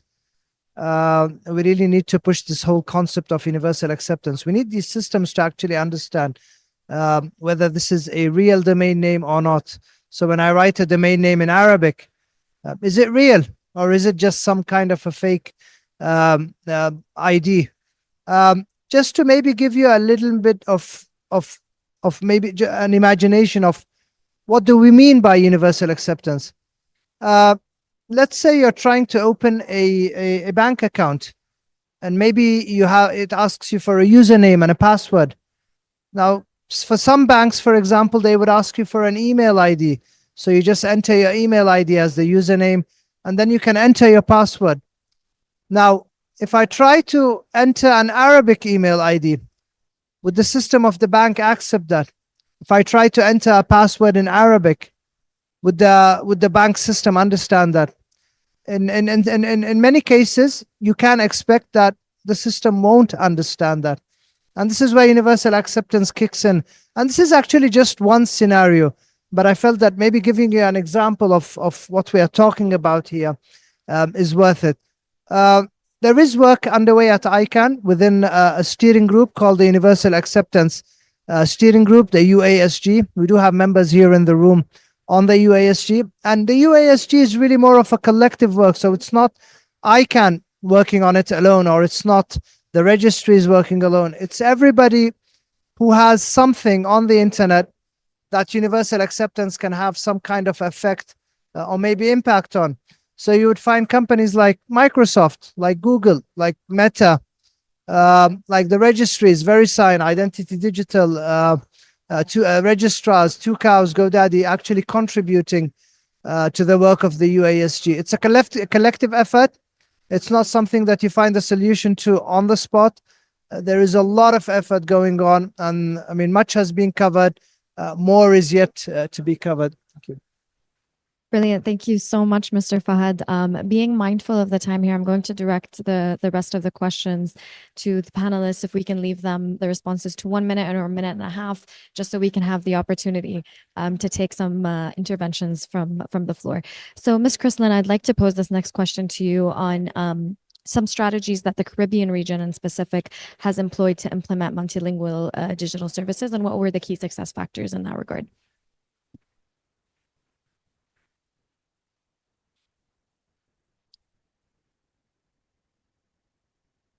Okay, thank you for that question.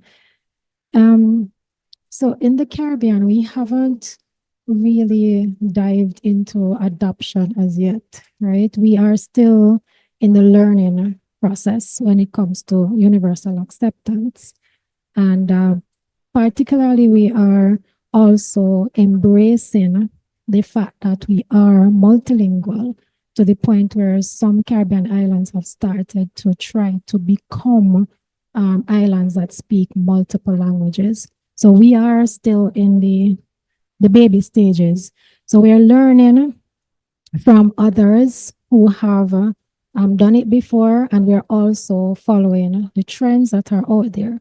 So for example, when we do our UA days, what we would ask persons to do is to check if their websites are UA ready. So there are tools available, for example, on the USG website that you can use to test whether or not your website is UA ready.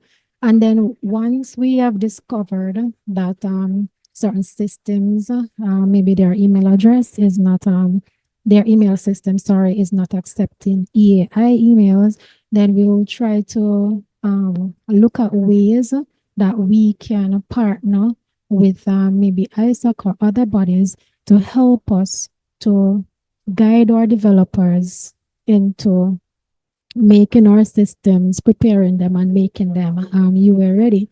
But one of the challenges that we're having is while the technology is out there and it's available, we have issues with marginalized regions, for example, and infrastructure so that they can actually utilize the systems that are available. So in the Caribbean right now, while we are in the phase of stakeholder engagement, but we are driving public awareness as well, and we're trying to basically move into adoption, but we have not reached the point where it is critical on our agenda, and which is why we are increasing the conversations, right? And maybe at some point we will be taking it to the policy level where maybe public websites will be mandated to be UA ready in order to facilitate certain types of trade. For example, as we open up to the, sorry, I'm taking a little long, let me finish up. As we open up to the global market, we do attract a lot of tourism, and oftentimes persons will be required to register on a hotel's website using their email addresses. And very often persons who are coming to the Caribbean are not necessarily ASCII character users, which means that they may have to create an email address that is written in ASCII characters in order to register or book a hotel room in the Caribbean. So that is one challenge. And so it does create a barrier, and we are realizing that now. So which is why the talk has been increasing, and we're getting there. Thank you. Brilliant. Thank you so much, Chrislyn. And I think you touched on quite a lot of important points and a lot of challenges that emerging communities and countries are currently facing, which really takes me to my next question, Ms. Dana. From your research perspective, what innovative policy approaches have you observed that effectively promote linguistic diversity in digital spaces? And again, I'm just going to ask you to keep it to a minute and a half. That would be great. So just for the sake of time, I think that a lot of policies have already been spoken about through the panel. But one that I will kind of note on is policies that can, when we want to have policy innovation, we need to, in addition to talking about domains and websites and email, we need to talk platforms. For example, how many of you online and in person sent a slew of emails today versus how many WhatsApp messages did you send? And trying to make sure we have multiple languages in WhatsApp, in different communications platforms and applications. And as new emerging technologies come through, how that can be utilized. That's especially important as well for next generation, for youth who might not be as prominent email users, because of course technologies are developed with new users in mind. And so this tends to gear to more younger people. And so when we start to think about policy approaches and also engagement, for example, in having these discussions about UA, IDNs, et cetera, how we can also extend this to emerging technologies in different capacities. Thank you. Thank you so much, Dana. I'm just going to move on very quickly to Mr. Edmund, who's online today. If you could share some insights on .Asia's experience in implementing IDNs and making them a natural part of our internet's ecosystem.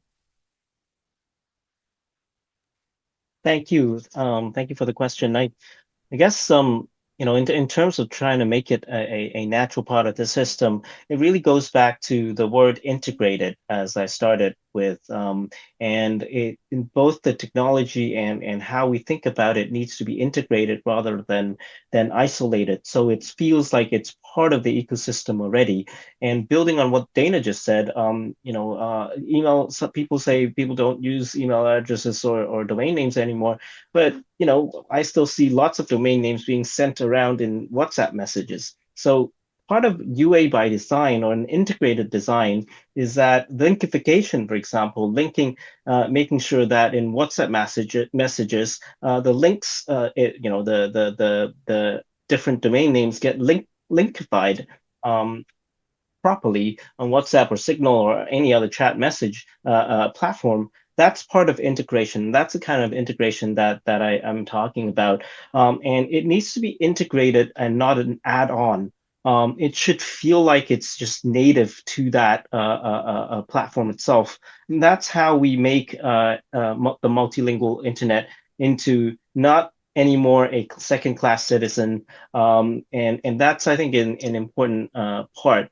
So, and integration goes into a few other things as well, integrating into what I mentioned earlier, networking 101 curriculum, high school, university education, integrating it into government procurement processes. That's part of the policy, for example. If government procurement processes requires IT systems to be universal acceptance ready, to be multilingual, embracing, then we will see that happen. So again, integrating it into digital inclusion, integrating it into development initiatives, even Asian Development Bank work, the Belt and Road Initiative from China, all these infrastructure development work, it should integrate the multilingual internet into it natively. I think that's going to make a difference.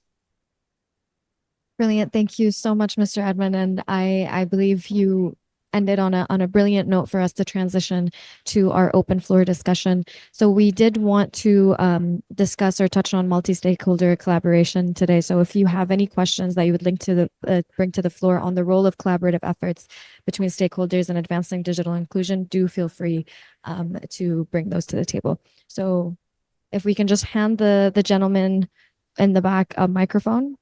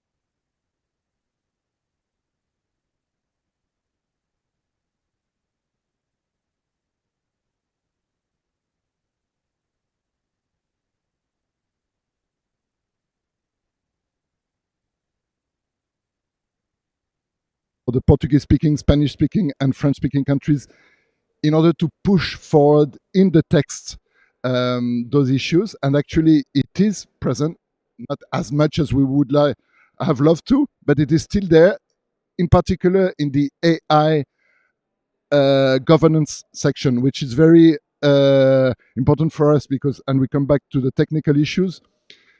The problem is that AI is based on existing data, current internet data. So of course, if you don't have cultural and linguistic diversity in AI, you mean that all the training data that you give to the AI tools are mostly English data, or English speaking data, which is a big problem because then it contributes to creating cultural bias, linguistic bias.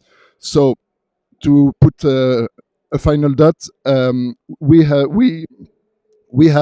can partner on the promotion on these issues. The Francophonie is through its countries present in all settings. We will have at 5:45 the only non-English speaking event of the entire IGF, the Francophone meeting of all stakeholders. So you're welcome to join. It will take place in French. And we are along with you to fight in this battle for cultural and linguistic diversity. Thank you. Round of applause, everyone. All right, brilliant. So we'll be taking one more intervention from the floor before we move on to our online stakeholders. Hello. Yes, you can hear me. Hi, I'm Ram Mohan. And I wanted to say, you've been talking about universal acceptance. And as you mentioned, I coined the phrase in 2002. And when I did that, one of the things that I also crafted were what I call three laws, right? The three laws are fairly simple. The first is old TLDs will be accepted more than new TLDs. ASCII TLDs will be accepted more than IDN TLDs, and 2 or 3 character TLDs will be accepted more than longer TLD strings. These are the three laws. Success of universal acceptance will mean that each of those three laws are invalidated. So that's what you should be solving for, right? When those three laws die, then you've got universal acceptance in applications, in websites, in registration systems, everywhere, right? So that's a fairly clean way to have a clear metric on what success means. Brilliant, thank you. Can you guys hear me? You can? All right, for some reason I can't hear myself. Thank you so much for that intervention. I think we can move on to our online participants and see if we have any questions or interventions that they'd like to bring to the table.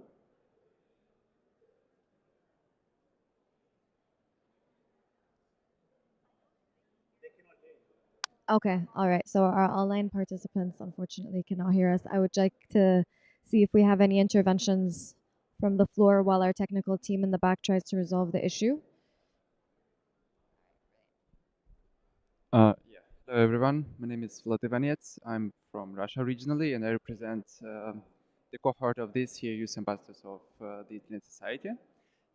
So we have discussed a lot of benefits that universal acceptance is bringing with it, but from the multi-stakeholder approach, I would ask like what could be the challenges, because this will require more human resources to be put on. For example, for private sector, they will need to deal with it, they will need to hire more people, and probably users will also need to, if they got used to collaborate with the application on their own language, probably they will also require the service support on their own language. So it will need some extra services provided by their platform. So this would be my question. Like, what are the challenges that universal acceptance brings with its acceptance? Brilliant. Thank you so much for that, Mr. Fahad. I saw you nodding there, so I believe that you can maybe take this question. Yeah, thanks for your question.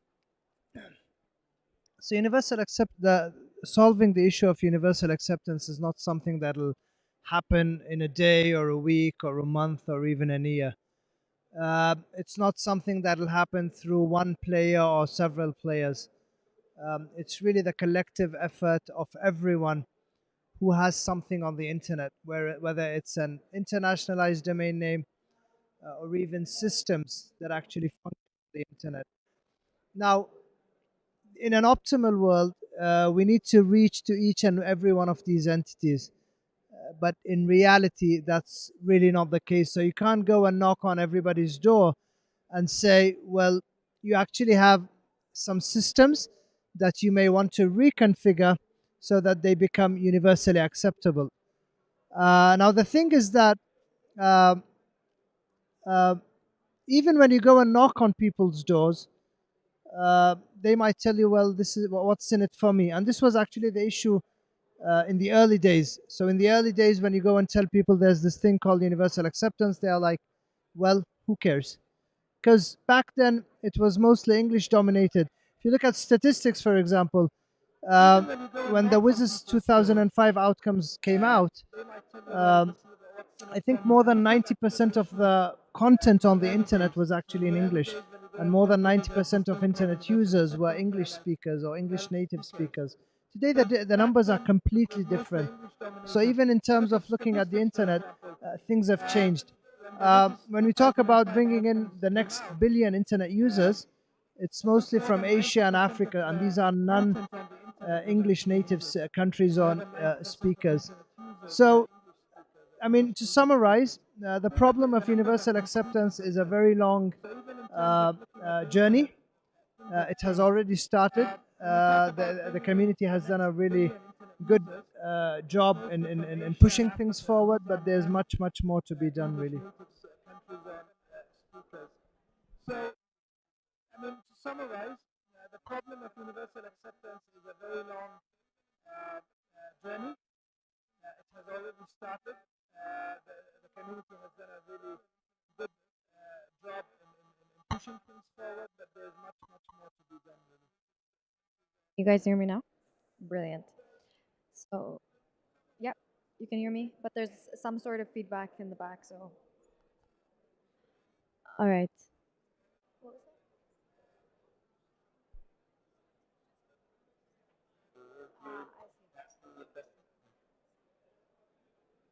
Brilliant. So, admin, maybe if you have some interventions to the questions or the comments that have been brought to the table, if you could comment on that, that would be awesome. Yeah, we'll go.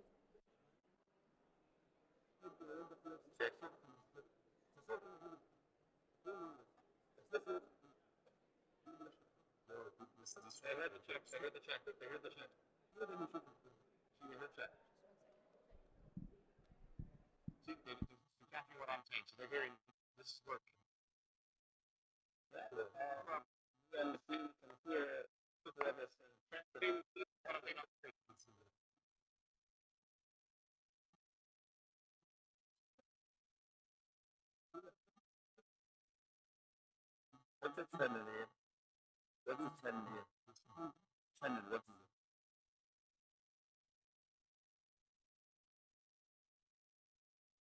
Here.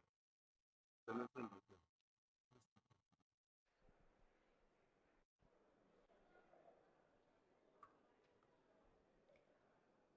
Okay, can we just confirm that there's no positive feedback? You still can't hear? All right. But online, unfortunately, still can't hear us for some reason. So I'd just like to bring the discussion back to our on-site participants if we have any additional interventions that you would like to share.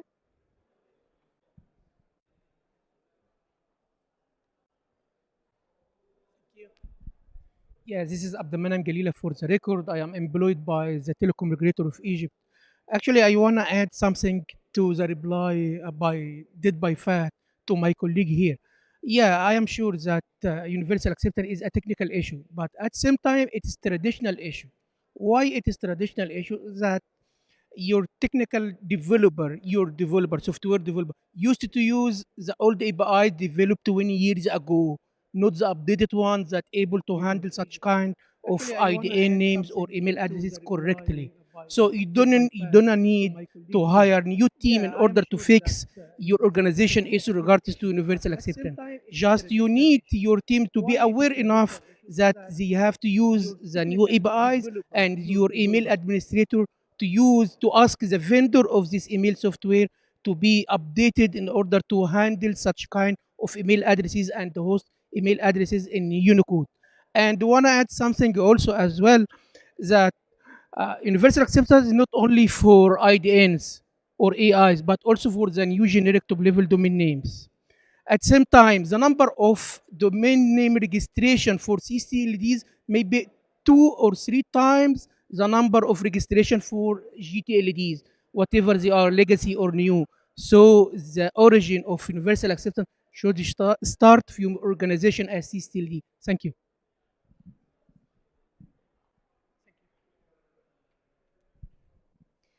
Thank you so much. Tech team, can you just give me a thumbs up if our online participants can hear us? All right, great. So, Mr. Edmund, I just want to give the floor back to you. I know the team on site here cannot see you, but I can assure you that they can hear you. So, over to you, Edmund. Yeah, sorry, I missed probably many of the questions and I caught part of it. Thank you, Abdulman. Uh, uh, so I agree very much, and that's why I think the new generation of developers need to know this natively. IDN email addresses in different languages should be part of the basic Network 101 and not an add-on. And same with platforms. And as you mentioned, it's not just about the different languages. It's also about new GTLDs and how the internet itself expands. So multilingual is one aspect of it, but our internet needs to learn that domain names and email protocols could upgrade, and that requires network engineers and software developers to be aware of this quite natively and be aware of it and kind of implement it by design. Again, UA and IDN by design. Brilliant. Thank you so much for your comments, Edmund. I would just like to call on our online moderator to see if we have any questions in the chat that you would like to pose.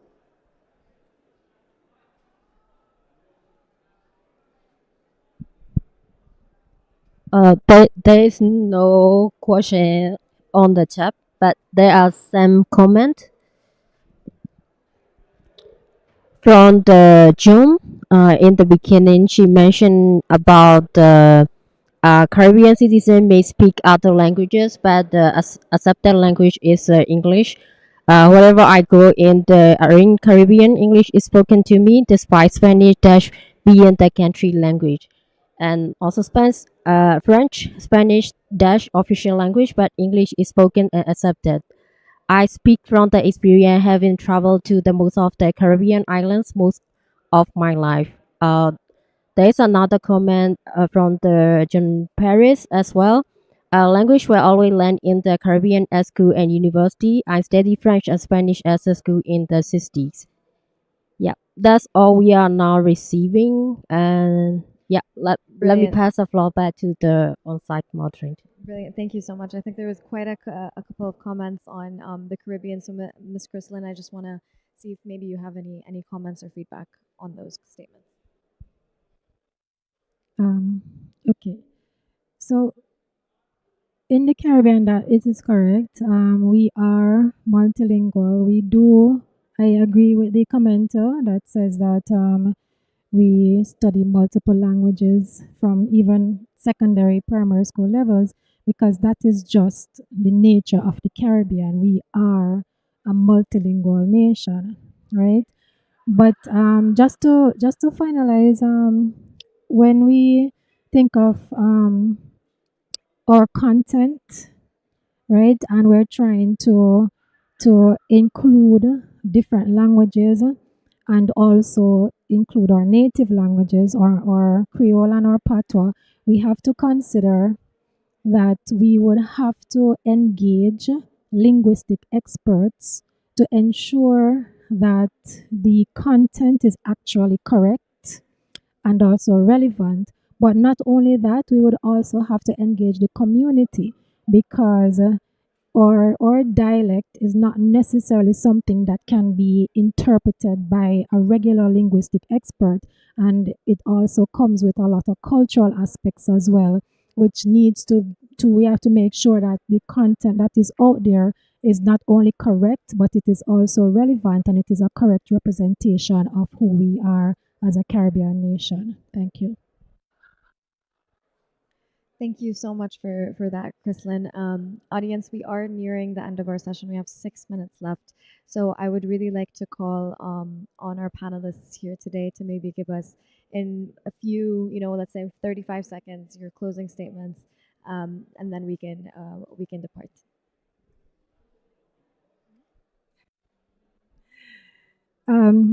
Thank you. Yes, it is critical that we embrace and accept the fact that universal acceptance is relevant to our community, whether or not we are aware of it. It is becoming a critical issue. And in the Caribbean, we are not going to sit and wait for it to come knocking on our doors. We are preparing ourselves. We are engaging. We are promoting, building awareness, and we are partnering with the different bodies, the different international bodies, including other Caribbean islands as well, to ensure that we are or we will be able to compete effectively and to grow our economy by in the digital realm by embracing multilingualism and also accepting and adopting, implementing universal acceptance. Thank you. My closing remark has to do with the importance of engaging communities and bringing communities along to universal acceptance initiatives to ensure that communities who are affected need to be part of the conversation and part of the implementation as well, so that we can truly have a bottom-up approach instead of top-down in any of the components along that timeline of implementation. Thank you. Thank you. Now that we have solved the technical problems, now that the machines can support all scripts, now that the DNS can accept all the scripts also through the solutions that we found for them, now that all these scripts can be accepted by all devices and applications on the internet, do we have multilingual internet? I know that the short answer is no, but even the longer answer is no. By by now, we have almost by 2024, we have almost 50% of the internet content in English. So this is, I think this is a failure. We didn't manage to make the internet multilingual despite the whole and the considerable effort, technical effort that was made to make all these technical issues solved. So I think that the problem is in the use of the internet. You may have an internet that accepts all scripts, but if you don't produce content in those scripts, you will not make the internet multilingual. So I think that the main thing that we have to do, we have to make our communities to do is to produce local content in local languages. Thank you. Thank you. So I'd really like to echo what Dana said about engagement, and I'd also like to add to the fact that uh, universal acceptance is really a collective effort. Everybody has a say in it. Everybody has to be involved in it. Governments can play a really key role in actually developing policies and promoting policies that ensure that systems actually are multilingual, so they understand what characters are beyond the traditional ASCII. I also think end users have a very big role here. So rather than continuing to communicate and consume content maybe in English, try to start promoting your own language, your own content, because that's really the way to make the internet. Well, I mean, that's one of the ways, at least, to make the internet really multilingual. Thank you. Yeah. Should I go ahead?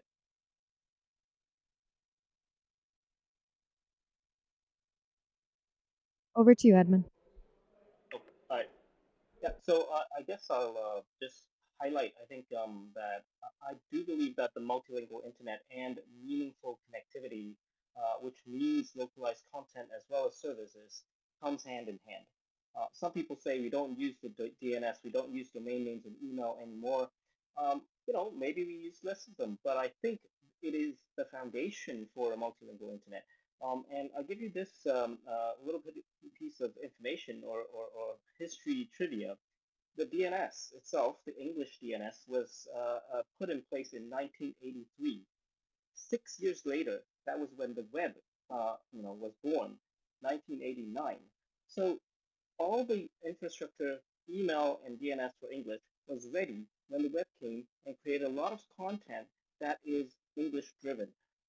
As Tijani mentioned, even today, we're still almost 60% of the web's language is in English. I think the foundation technologies like domain names and email addresses needs to be internationalized for meaningful access, for meaningful local services, local brands, and local language content to be expressed and developed. So, and to close, I guess, as I repeat just two things, if you make you remember, to address the issue, I think we need collaboration and integration. Collaboration among different stakeholders, technical, cybersecurity, content and services, including, as Dana mentioned, those who are most affected by the issue in the development of the solution. And then integration, not only technology, UA and IDN by design, but also policy integration, education, development initiatives. And that's the collaboration and integration is going to be critical for us to really build a multilingual internet. And finally, we have to make it a movement. In order for it to be a movement, we need to get the grassroots involved, as Dana mentioned, and as I mentioned, to get the users involved, to get those who are most affected involved and understanding that this is going to make a difference for them as well. Thank you so much, Edmund, and thank you so much to our dear panelists. If I can just urge everyone up for a round of applause to our panelists here today. Thank you so much for your very insightful contributions, and thank you so much to our online attendees. And of course, one final thank you to my co-moderators who helped put this together. Thank you guys so much, and I hope you enjoy the rest of your evening.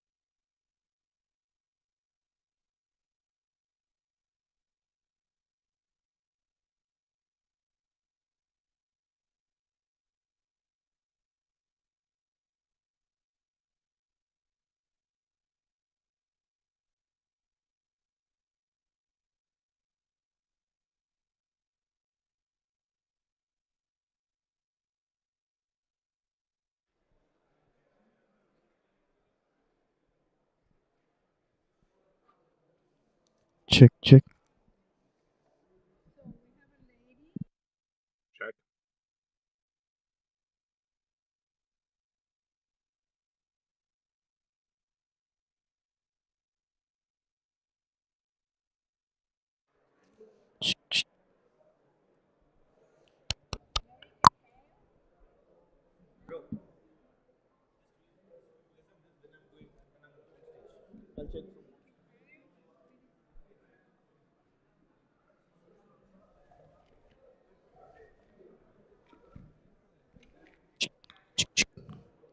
Check, check.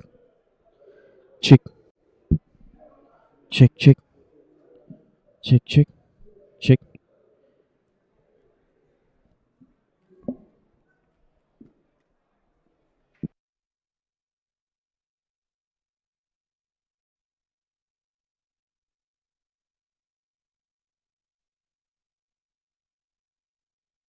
Okay. All right, now it works.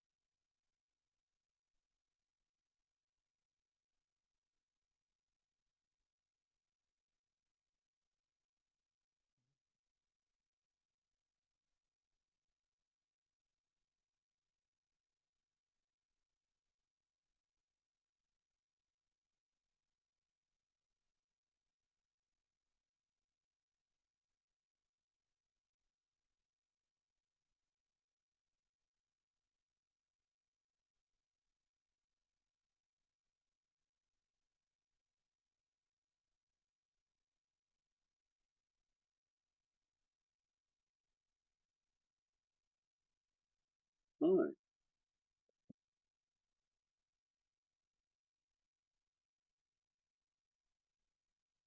Hey, Philip, how are you? Great. How are you doing? Good. Where are you? U.S.? DC, yeah. DC. Cool. So you didn't make it this time to Saudi Arabia? No, sadly, I was traveling too much. Yeah. Actually, I went. I was there, but I left yesterday. Ram and I had a few nice days in a nice retreat, and then, I came there yesterday, but then I had to do some things here back in Germany, so I flew in yesterday night, and now I'm here back home. Little longer trip for me. Yeah. Yeah, that's not too bad, actually. That's not too bad. I had a red eye tonight, and 11 o'clock we are Abu Dhabi, so 7 o'clock in Düsseldorf, so not so bad. I'll be there again, I'm sure, sometime. Maybe Oslo in the summer. Yeah, sure. Cool place, with the long nights, this is not a bad time to be in Oslo around that time. So, anyway. It's been a while since I've been to Oslo. I like Oslo. Can you hear me? Yeah, hi. This is Hey. Philip. Hi. I hear you well, and I also can see you well. Yeah, I'm based in Seattle. So. I can tell. I was just thinking, and yeah, it's obvious. Hi. Yeah, and Chris, I don't know if you remember, we met in Estonia a long time ago at the Friends and Family gathering. I remember, yes, of course. Yeah, yep. Those were cool things. Too bad they don't do them anymore. I know, but instead they have other cool things. Yeah. But I don't think we have met, right? Have we? I don't think so. I mean, I've been part of the SAC for 14 years. I'm actually ending my term, but I don't know. Do you travel to ICANN meetings? Yeah, I was a very long time. That's how I know Rom. I was chair for Filias many years, and so I went to all ICANN meetings almost. But more of course, in my business or policy, whatever capacity, right? So I started many years ago. I think first one was probably Ghana or something, and then But of course, Rom is my link to ISAC and so on. So I've probably seen you, but you have probably seen me. But yeah, well, I started with the IETF, and back in the 90s, and I'm more of a technical person that started doing more policy work. I'm Estonian also, and so I was okay. during the 2007 events, and yeah, kind of helped with some trusted communities. So sharing and collaboration, that's where it's at. Cool. And you with Cisco, right? I was from Oh, like you 93 was. yeah, I left in 2000. So for the So last I didn't read it right. What you were sorry about that. Maybe I was reading too fast again. That's a long time ago. Okay. Oh yeah. Well, what was really it's being recorded, so I won't go into it. But Okay, no. Get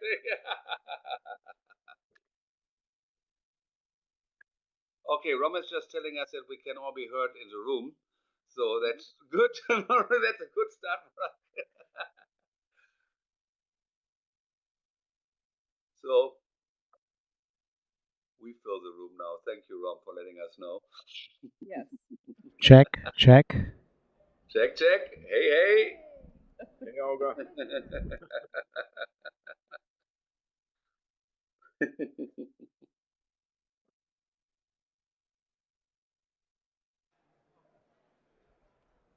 Wolfgang. Wolfgang.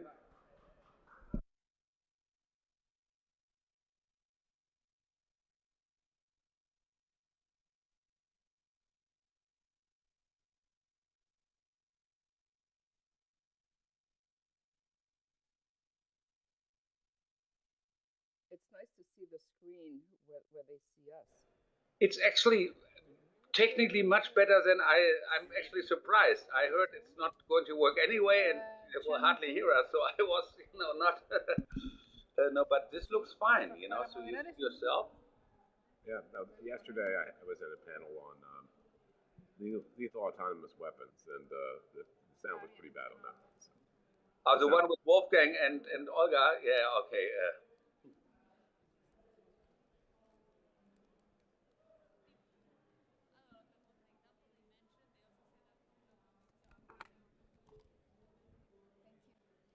Can you close the door?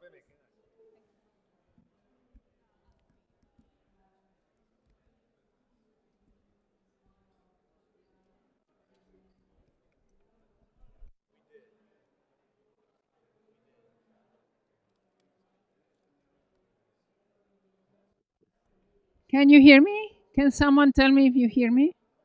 Yes. Okay, thank you, Philip. Okay. So the remote people tells me that you can hear me. The locals say nothing. Hey, can you hear me, guys? Yeah. It's Chris. Well, I can. Wolfgang and Rom, they have their own conversation. I could tell from here. So. Channel 2. Hello. Okay, perfect. Okay, thank you for being. Hola. Thank you. Let's start because we have only 1 hour. Thank you. Thank you very much for being with us. Thank you, Philip. Thank you, Chris. Thank you, Meike, for being with us remotely. We have not a big audience, but here are the good ones. More people are coming. But as we only have 1 hour and we have a lot to talk about, I would like to start. First, thank you to all of you. Thank you, Jose. Thank you, Wolfgang. Thank you, Ram, Philip, Meike, Chris, and those of you who are here with us. And this space to talk and exchange some ideas about cybersecurity and cyber defense in developing economies. We have some issues here. So I would like first to start presenting our distinguished panelists. We have Mr. Jose Cepeda. He's European parliamentarian. He's from Spain. We have Marique Keo. She's from remote. She's CISO and board member from a technical advisor. Hi, Marique. We have Ram Mohan here with us. He's Chief Strategy Officer and of Identity Digital, and he was former ICANN board member. We have Chris Painter, our dear friend Chris from remote from the United States. He is the director of Global Forum on Cyber Expertise, and Chris was the first cyber diplomat in the world, so he's very well known for that. We have Professor Wolfgang Kleinwächter, also a very good friend of us, Professor Emeritus of University of Aarhus and former Commissioner of the Global Commission of Stability and Cyberspace, GCSC. And we have our dear friend Philip Grabensen from Germany. He is the Defense Counsel and former chairman of Affilias, which is a company devoted to DNS services and internet services. So thank you all for being with us. And I would like to start from a statement from Jose Cepeda from the European Parliament. Jose will make some remarks in Spanish and I will translate into English. But if you want to practice your Spanish, it's a good moment to listen to Jose. Jose, the floor is yours. Thank you.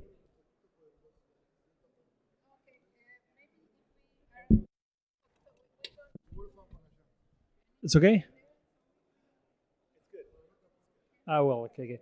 Well, thank you, Olga. Thank you for your invitation about this panel. It's very important for Europe, for the Parliament from Europe, to debates about cybersecurity and cyber defense. But we say it is very important to speak in Spanish to Latin America area. It's very important for us. Yes.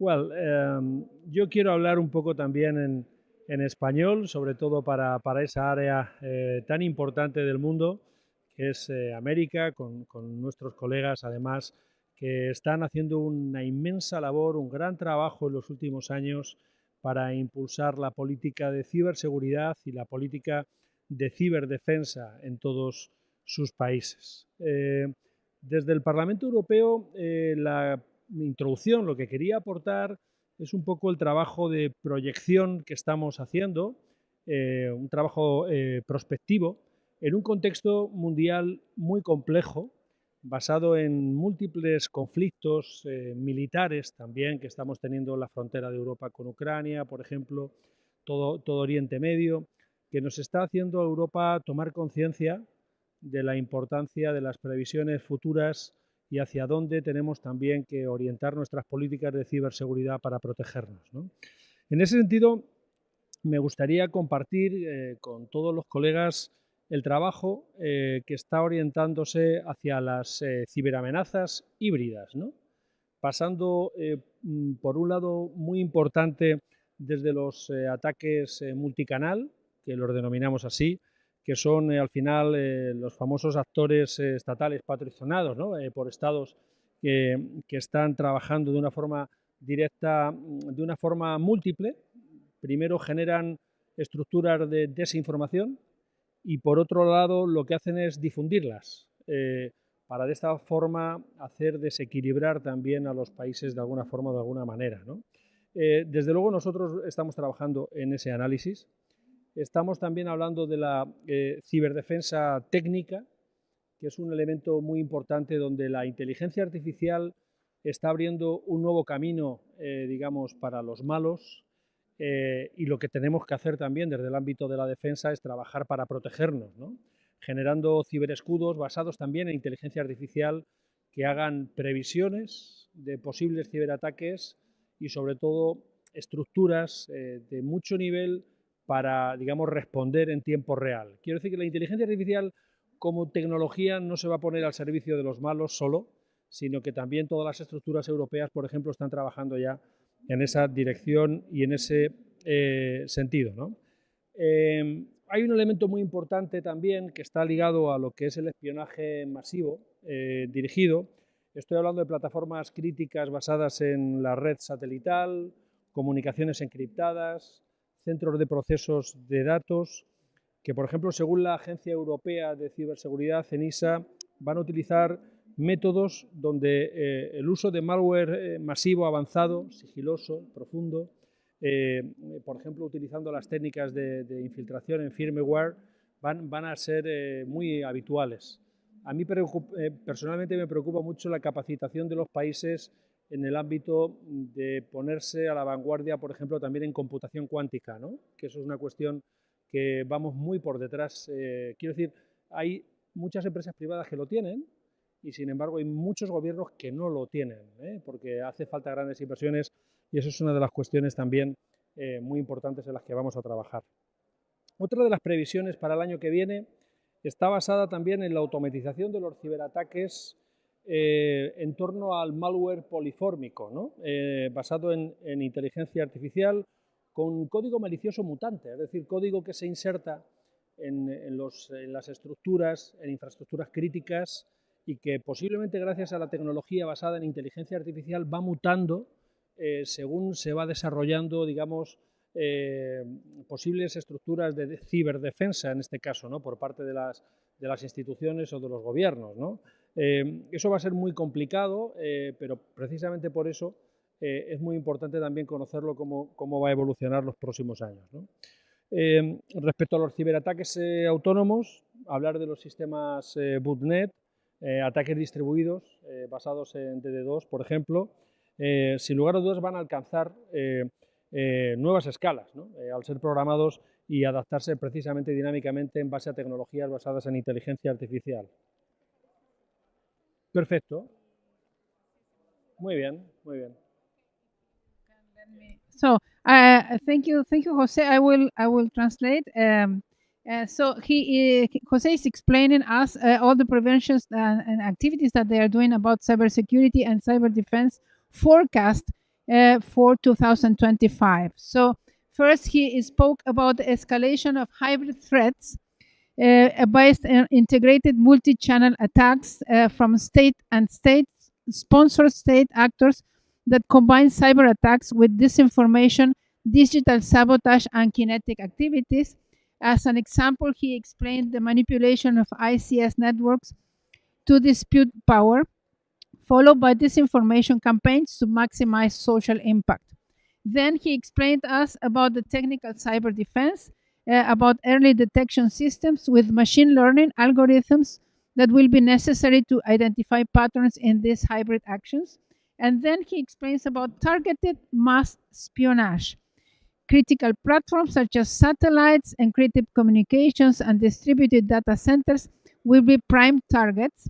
According to ENISA, what is ENISA? Que es la agencia de europea, it's the European Cybersecurity Agency. Methods will include the use of advanced deep stealth malware and firmware infiltration techniques. Then he explained to us the automation of cyber attacks and based threats and artificial intelligence based threats, not only artificial intelligence used by bad actors, also for good actors. Polyformic malware with artificial intelligence. Attackers will use artificial intelligence to generate malicious code in real time that evades traditional detection solutions. This type of malware will be especially problematic for environments that are not updated or do not implement artificial intelligence-based adaptive systems. Then he explained to us about autonomous cyber attacks, about botnets, systems and distributed attacks such as the denial of service will reach new scales by being programmed to dynamically adapt to defense responses. And then finally, he explained about technical cyber defense, CM, security information and event management, and SOAR, security orchestration, automation, and response. Platforms will be essential for managing automated responses. All these are issues about the cybersecurity and cyber defense forecast that they are preparing for the next year. ¿Te parece que hagamos una ronda de comentarios y después seguís? Okay. I would suggest after this very interesting comments that Jose made about the forecast for cyber defense in 2025, I would like to go to the questions to our dear panelists. Allow me to find my script. So, Marike, are you there? Can you hear us? Yes. Hi, Olga. Yes. Can you all hear me? Now I can hear you because I have to wear my earphones. Marike, you're an experienced CISO, so you're a woman devoted to cybersecurity. And based on your experience, which are the skills that a CISO must have, especially in a developing country, to deal with challenges that developing economies usually face in relation with cybersecurity and cyber defense, and also after what Jose shared with us, which is the threats that are forecast as they see that for the next year. And welcome. Thank you very much for joining us.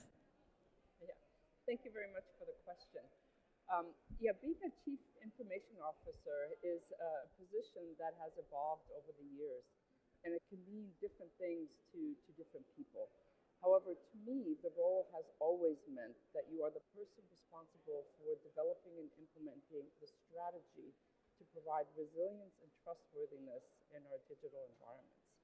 And in developing countries, where sometimes they are still evolving to create effective regulation and also national cybersecurity laws, you are most often also a stakeholder and should be in the room to be a voice, and especially so if you're a CISO in critical infrastructure.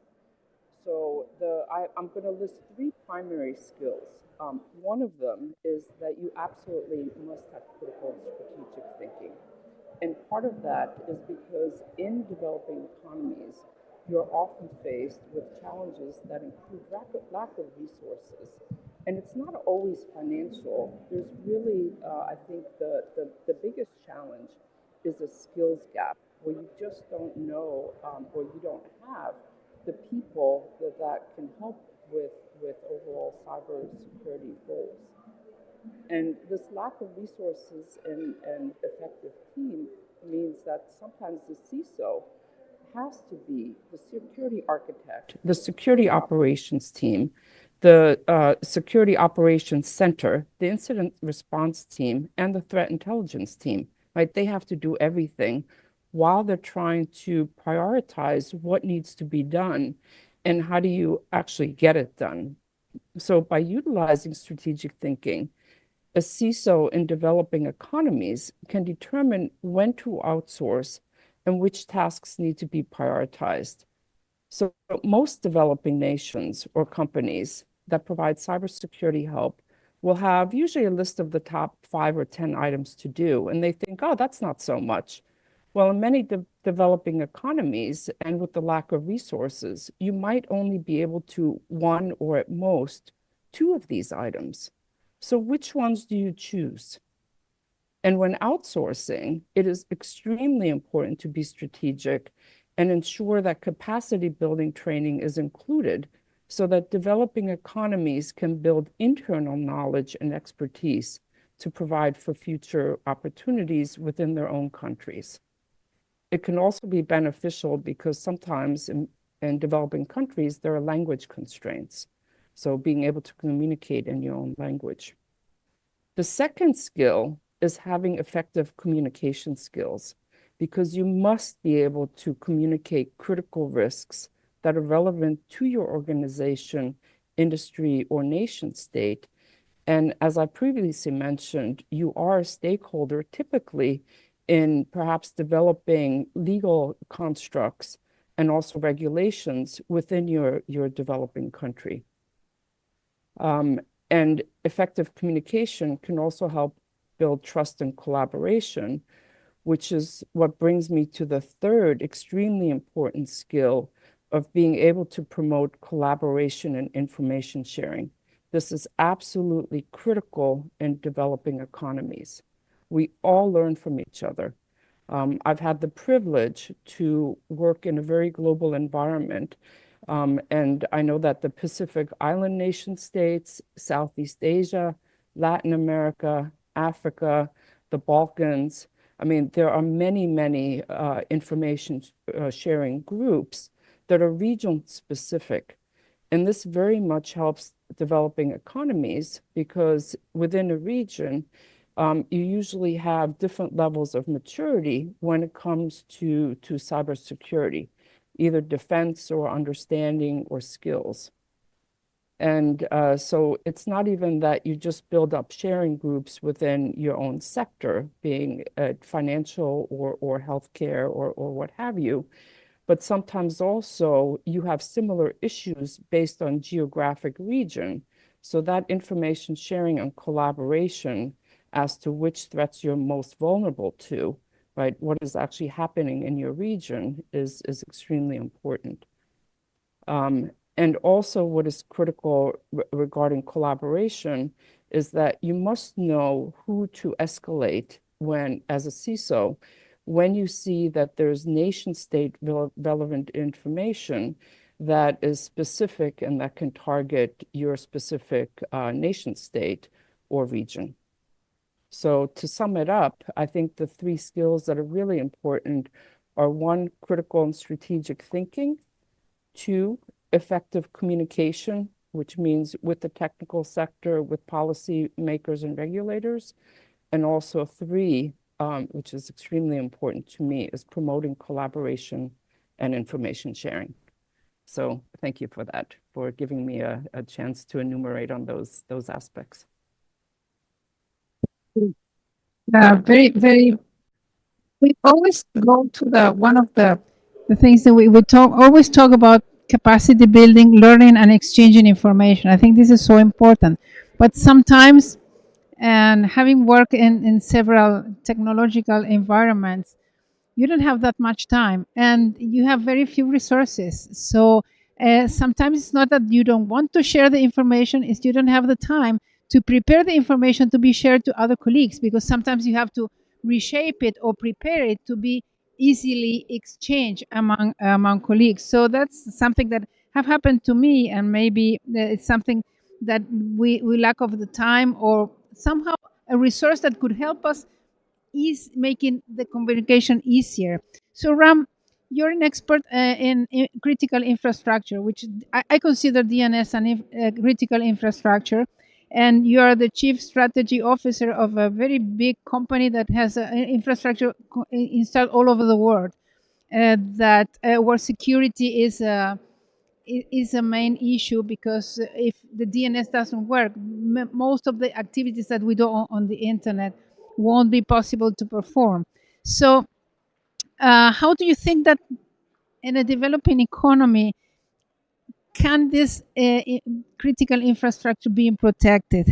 Which measures should the local people and actions can be taken to protect this national critical infrastructure from cyber attacks? Thank you, Olga. Can you hear me? Okay, great. Thank you. At my company, we have the privilege of serving both developed nations as well as nations that are developing, right? So we run the critical infrastructure of Australia.au. We're the designated service provider, and we're actually designated a critical infrastructure provider for Australia, a developed nation. But we also do this for many other smaller countries, countries in the Caribbean. We do this for Belize. We do this. We're going to be doing this shortly for Anguilla.ai in just a little while. Um, and and what you find is that the nature of the threat is not any different. The kinds of threats that developed nations encounter and the kinds of threats that developing nations encounter are no different. The scale and size of the threats are also often not much different. What is different is preparation, people, and policy. Those are the three things that distinguish uh, the responses of a developed nation from a developing one. America already spoke about resources, and you spoke, Olga, about accessibility of information. It's not enough to just have the data on what the threats are and how to respond. Uh, it is important to have it accessible, in the right language, at the right level. You have to calibrate it. But in reality, in my perspective, when the problem actually happens, when you have a nation under attack, a nation's assets, critical assets under attack, when you have the banking system that is crucial being targeted, when you have telecommunications networks that are in trouble, the very first thing that fails are the systems and the people who are unprepared. And it doesn't matter if you have great resources, great knowledge, great education, but you will find, and this is true even in developed nations, but it's especially true in developing countries, there is no preparation for it. They have read the paper, they have seen the website, they have even had a discussion at the cabinet level on the DDoS attack that had happened, or the fact that you need to secure your routers, right? So they have the theoretical knowledge, but when the attack happens, they've never drilled about it before. So what what you find is that preparation is the crucial difference between a developed nation's response to a cyber attack and a developing nation's response to cyber attack. Um, the second thing is people. Often you will find in developing countries the people who have the knowledge to distinguish whether a problem that is occurring, to distinguish whether that is an attack or merely an error. There are only a few people who know it. And if those people are not available or are on vacation, right? I mean, I can tell you a story in one of the countries that we serve. Um, there was one primary person responsible for cyber defense, and his wife was giving birth. He was in the hospital.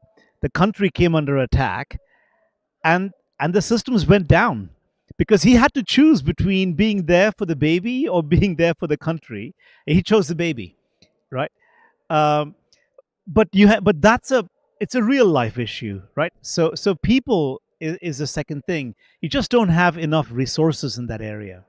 The third part is policy.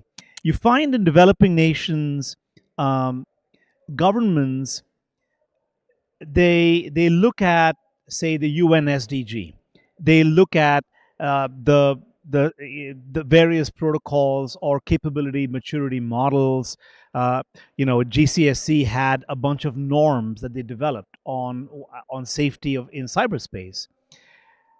They are excellent frameworks, but you need governments to actually take those frameworks and implement policy so that it gets into curriculums, it gets into training systems, it gets into other governmental departments. It becomes a priority for those departments. An example there, if you look at Australia, for instance, several years ago they got really concerned about cyber defense, and the government came up with what they called the Essential Eight.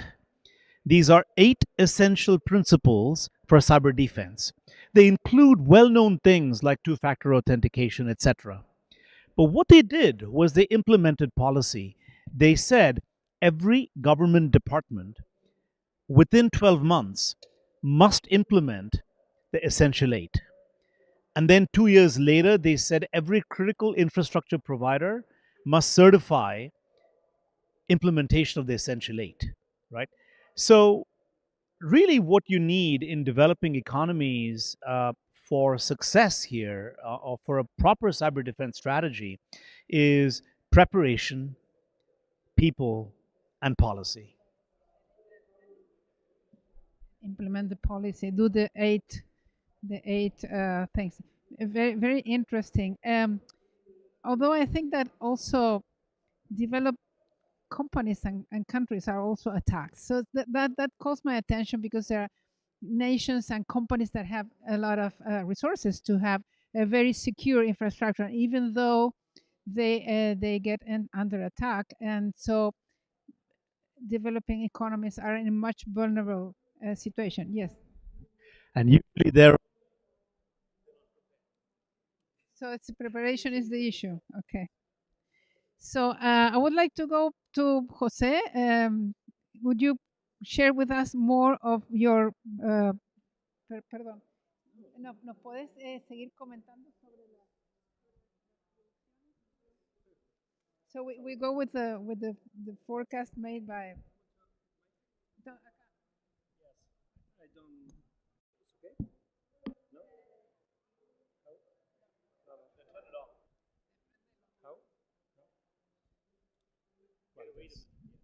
Yes. Well, and the next points I want to say about cyber defense, and it's just very important. It's collaboration and level international. In Spanish, say that's the all is possible with so pages. Sorry, I try in Spanish and English. Well, no, hablando de ciberseguridad, ciberdefensa y colaboración internacional, sobre todo para nuestros oyentes y colaboradores del espacio latinoamericano, es muy importante transmitir que hay una estructura única que puede unir todo, que es la confianza entre los países, la confianza entre los gobiernos, la confianza para desarrollar políticas de cooperación internacional, ¿no? En toda mi experiencia que he tenido a lo largo de estos años en el trabajo en Latinoamérica, y es algo que estamos empezando a desarrollar también de una forma muy importante en el contexto europeo. Hace tan solo unas semanas el ministro Niinistö ha presentado, el ex primer ministro finlandés Niinistö ha presentado un informe hablando de cooperación y de inteligencia europea única para unir a los 27 países de la Unión Europea. Bien, en ese contexto está muy latente un trabajo conjunto de la OTAN, de la Organización del Tratado del Atlántico Norte, con la Unión Europea, para impulsar una gran cibercoalición precisamente basado en la confianza para poder trabajar en un único sistema de inteligencia común europeo, ¿no? Aquí tengo algunos colegas del Parlamento Europeo, Lina Gálvez y algunos otros, que han estado trabajando de una forma muy importante la NIS2, que es un entorno cooperativo también, una serie de normas que están marcando el paso a los 27 países, una serie de estándares basados en ciberseguridad que van a ser, sin lugar a dudas, el entorno del futuro, ¿no? Como la Cyber Security Maturity Model Certification, que es muy importante porque implementa sistemas comunes de certificación en todo el contexto de la Unión Europea, precisamente hablando de infraestructuras críticas, ¿no? Para los 27 países. Bueno, en definitiva, no me quiero tampoco extender mucho más. Yo creo que sobre todo pensando en el año que viene, en el año 2025, las principales ciberamenazas van a estar basadas en una mayor sofisticación de los ciberataques, el uso de la inteligencia artificial como arma tanto ofensiva como defensiva, un incremento de los riesgos asociados a la tecnología basado en el Internet de las cosas y sobre todo las cadenas de suministro, y las estrategias de defensa, de ciberdefensa, deben incluir medidas activas de defensa, deben incluir inteligencia predictiva, basada sobre todo en la inteligencia artificial, y una serie de marcos regulatorios sólidos basados en esa cooperación internacional que citaba y sobre todo una protección de las infraestructuras físicas críticas basadas también en nuevas tecnologías. Yo creo que la apuesta de futuro va a ser una realidad en los próximos años y tiene mucho que ver con la computación cuántica. O todos los países toman el testigo de la computación cuántica de una forma seria, precisamente para desarrollar toda la estructura de la inteligencia artificial, o desde luego los malos, por darle alguna denominación, que lo están ya utilizando, pues van a tener mucho más recursos a su alcance, y en esto nos jugamos mucho, no solamente las estructuras de los gobiernos a nivel civil, sino, sin lugar a dudas, todas las Fuerzas Armadas y todas las estructuras también a nivel militar y a nivel de la defensa de todos nuestros países. Can you hear me? Okay. Yes. So what Jose explained is a very interesting issue, is that there is a pivotal thing, which is trust among different countries. And he explains that a presentation made by the Minister of el rol del ministro de Finlandia en Europa. Is his personal information by the Minister of Finland. That Ursula von der Leyen expressed that cooperation, they want to create an intelligence European cooperation agency, something like that. Okay. It's a project based on trust, and there is a joint work with the organization. ¿Cómo digo tan en inglés? NATO. With the NATO. Sorry. To foster a coalition based on trust to work and a unique way of harnessing all these threats. They think that for next year we expect more sophistication in all the attacks, that the use of artificial intelligence will be not only for defense but also for offensive attacks. There will be also attacks done through Internet of Things, things connected to the Internet in the supply chains using Internet of Things. So all the strategies of cyber defense must use predictive intelligence, artificial intelligence, and also the regulations frameworks must be based in trust, and also the quantum computing must be considered, because this big capacity that the computers will have in the future will have a very big impact in cybersecurity and cyber defense. Countries, dijiste que no solo para los países, but also for the military forces. Okay, thank you very much, Jose. Now I will go to my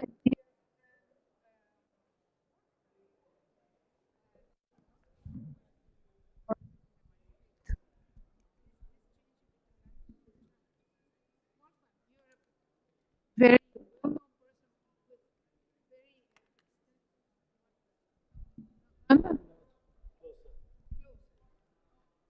Cor? No.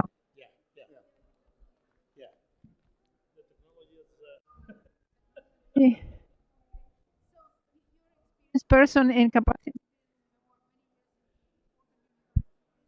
How the developing countries diminish this gap that exists in human resources, security, and cyber defense? Just for you to have an idea, in my university we have opened a new career, cyber defense, and we had 1,000 in 1 month. So there's a high demand. People did. We don't have some that much to cope with that demand. So Wolfgang, what do you think? That's indeed a difficult question, and it was already mentioned by previous speakers. We have this gap, the skill gap, which is clear. We have the resource gap. And then what Mohammed said, preparation, people, and policy are the differences. So that's a complex problem which you cannot settle, in with one hit. So that means you have a number of different initiatives which form together a stream which will enable the developing countries or the global south to step by step to close the gap. And thirdly, it needs also help from the global north. Help, I would say, quote unquote, in quotation marks, because the best help is if you just, provide resources which enable those countries to find their own way, because otherwise they are just a target from the export of models. And I see here a problem because the whole world agrees capacity building in AI and capacity building in AI military domain is extremely important. There is no disagreement. But what we have seen in the General Assembly of the United Nations this year, we had two resolutions, one sponsored by the United States and one sponsored by China. And the Chinese resolution in particular is about AI capacity building in third world countries. So, and it got the overwhelming support. The Americans even supported the Chinese resolution, and China supported the US resolution. So that's fine.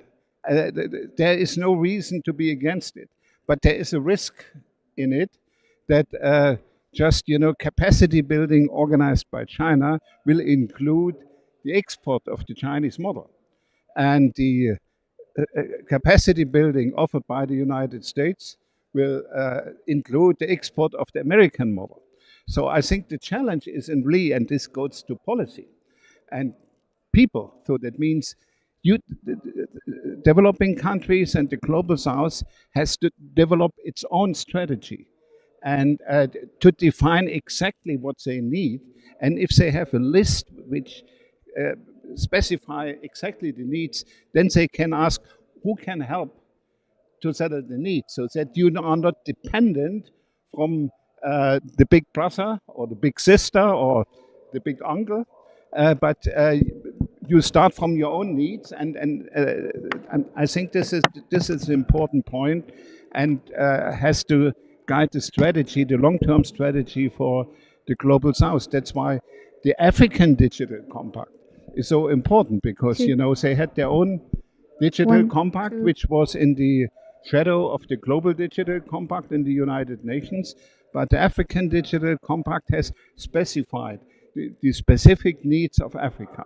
And what is relevant for the general digital strategy for those countries is also important for the defense sector, for AI, because what Ram has said, there are no, if it comes to attacks, there is no difference whether it's developing countries or developing countries. That's the same. The question is how you react, how you prepare the people, and how you have policy in place, and in particular this preparation aspects, so that you have, not only one person, but a backup for the person. That means is he on vacation, the other one should be in the office. So I think that's a problem.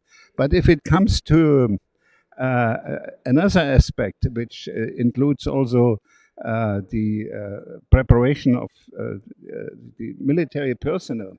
So I was in another workshop a couple of months ago, where they discussed, what is the type of the soldier of the future, how to train the soldiers of the future. In the 20th century, you needed strong young men who could, move very fast. But today, if you have a young man who has overweight and is very capable with computer and with the keyboard, he's probably the better soldier. So I think this will, the whole AI revolution in the military field will change also, or is a challenge to understand how to train the soldiers of the future. So the best thing is you do not need them. So that means peace is always better as war. But you have to be prepared. And if you have the wrong soldiers, then you will lose the war in the 21st century. Thank you. I like this soldier of the future concept. I think it's very interesting to think about. But about this independence that the countries should have about capacity building, there is a big challenge because the technology is developed in few countries. I mean, I would say mainly in two big countries, and all the rest of the world is using that technology. So capacity building comes also based on which technology are we using. I would like to ask Chris. Chris, are you there? Thank you for being with us. It's a pity not to have you here at the IGF. You're an expert in cyber diplomacy, the first cyber diplomat in the world, and international relations. Which are the international and regional debate spaces where developing economies should focus on about what is happening, especially considering that sometimes you don't have the resources to follow all the spaces and to go to all the meetings? Which one would you would say are the most important ones? Olga, thanks. Good to be with you all. Sorry I can't be there in person. I wish I was, but sadly I'm not. I'd say a couple things. First of all, just that is a real problem. That there's a myriad of different forms, things that people should, particularly developing world countries, global south, should be participating in, not just to gain the knowledge, but also to share their experience, because that's critically important. And just to the point that others have said, when we talk about capacity building, I view that as a foundational element for everything else in cyberspace. If you don't actually have the capability, both the policy capability and the technical capability, you can't really participate either in these forums well or or secure your own systems or respond to attacks. So that really is, I think, the connective point. And for me, when I've seen that, as someone, as it was also noted, Ram noted this, you need a number of different factors, including the political will in the country too, not just the technical people saying they want the training, but also the political commitment that this is a real priority for them. And that's becoming more real, but that's been hard. And that's why, for the Global Forum on Cyber Expertise, for instance, the one of the groups that I do a lot of work with and have for years, which is a capacity building platform that has 60 countries, a couple dozen companies, civil society, and academia. We move very much to a demand-driven approach, as was said, that ask the global south what do they want, rather than saying here's what you get, and that's a much more sustainable model. But in terms of the forums that you mentioned, there is obviously the UN, the open-ended working group in particular, which is dealing with cyber. I'd say that when that first met, the first one of those, and now about 8 years ago, I was struck by the number of developing world countries who came and said, look, we'd love to debate things like norms and these esoteric concepts, but what we really need is help. We need help with our own capacity. We need help in building our institutions and our technical capabilities. So that's a critical one. I'd say there's some good news story, Olga, on that and trying to get more Global South participation, particularly a Women in Cyber program that's been, administered by GFC, but many countries behind it. And there's been lots of women from the developing world have been going to and participating and making interventions in that session. So that's important. There's been training that UNODA has done for cyber diplomats, especially in developing world countries. And of course, there's a number of others, Diplo and others have done that. And that's important. Coming up this year is the WSIS Plus 20, which will be a big deal, I think. It was hard to believe that we're already at plus 20. I remember plus 10. But that's an important one, I think, for developing world countries to be at. The GFC, our platform, we have 220 members and partners. We have what's important is we've created regional hubs to allow these countries to more easily interact, including in the Pacific Islands, ASEAN, the Americas region with OAS, African Union, and the Baltics. So that gives that in that some way these institutions are trying to come to the community. The ITU, I think, is important, more on the technical side. First, for first responders and certs, the Council of Europe and the UNODC for cybercrime issues. And so, as you noted, the problem is there's so many different forums that these folks could attend. You need the right people to attend. You can't just have your representative in New York, for instance, in the UN, go to all these meetings unless they have expertise. And you need the ability to attend them. And even for big countries, trying to attend all these meetings, these plethora of these meetings, is hard. For small countries where it's one person, and I'll give you an example, a Pacific Island country, wonderful person from Fiji who is both doing their cybersecurity there, but she's also traveling to New York and these other forums to try to participate. It's very difficult on them to be able to split that time. And so we need to figure out how we can more constructively engage with the developing world and allow them to be part of these forums because it's critically important. And obviously the IGF is another forum as well. So that's a real challenge because we can't simply have the developing world at one level and the rest of the world at another level. We need to make sure for practical reasons too, even for the developing world's standpoint, they need a lot of countries to work with them to be able to go after cyber threats, which are often routed through these countries if they don't have strong laws or capabilities. Thank you, Chris. And the good thing is that now most of the events are hybrid and many things kept recorded. I know it's not the same. It's lovely to be here and interact with people, share a coffee, share a sandwich. But if you want to do a research or you want to know about something, you can find more information online, and luckily in several languages, and language is also a big barrier, at least for Latin America. Is a big barrier. Not everyone, ya sabemos, no? Not everyone speaks English in order to understand foreign speakers or read clearly the documents. And now I would like to go to my dear friend Philip Grabense. Philip is a defense counselor and an expert also in DNS structure, which is a critical infrastructure, because he was former chairman of Affiliates, who was a company. Now it's merged with another company, but it's a global company that manages DNS infrastructure. Philip, how do you think developing economies can find guidance or reference in order to legal update their refine their legal frameworks for fight against cybercrime? Raul mentioned as an important thing the regulations and policy. So how can that be really considered and being up to date? So the agility in the development of these regulations. And welcome. And it's a pity that we don't have you here, but we are seeing you online. Thanks for having me. And this is a tough question to answer in the remaining 2, 3, 4 minutes I have. But let me try to summarize that a little bit and make a few points regarding that.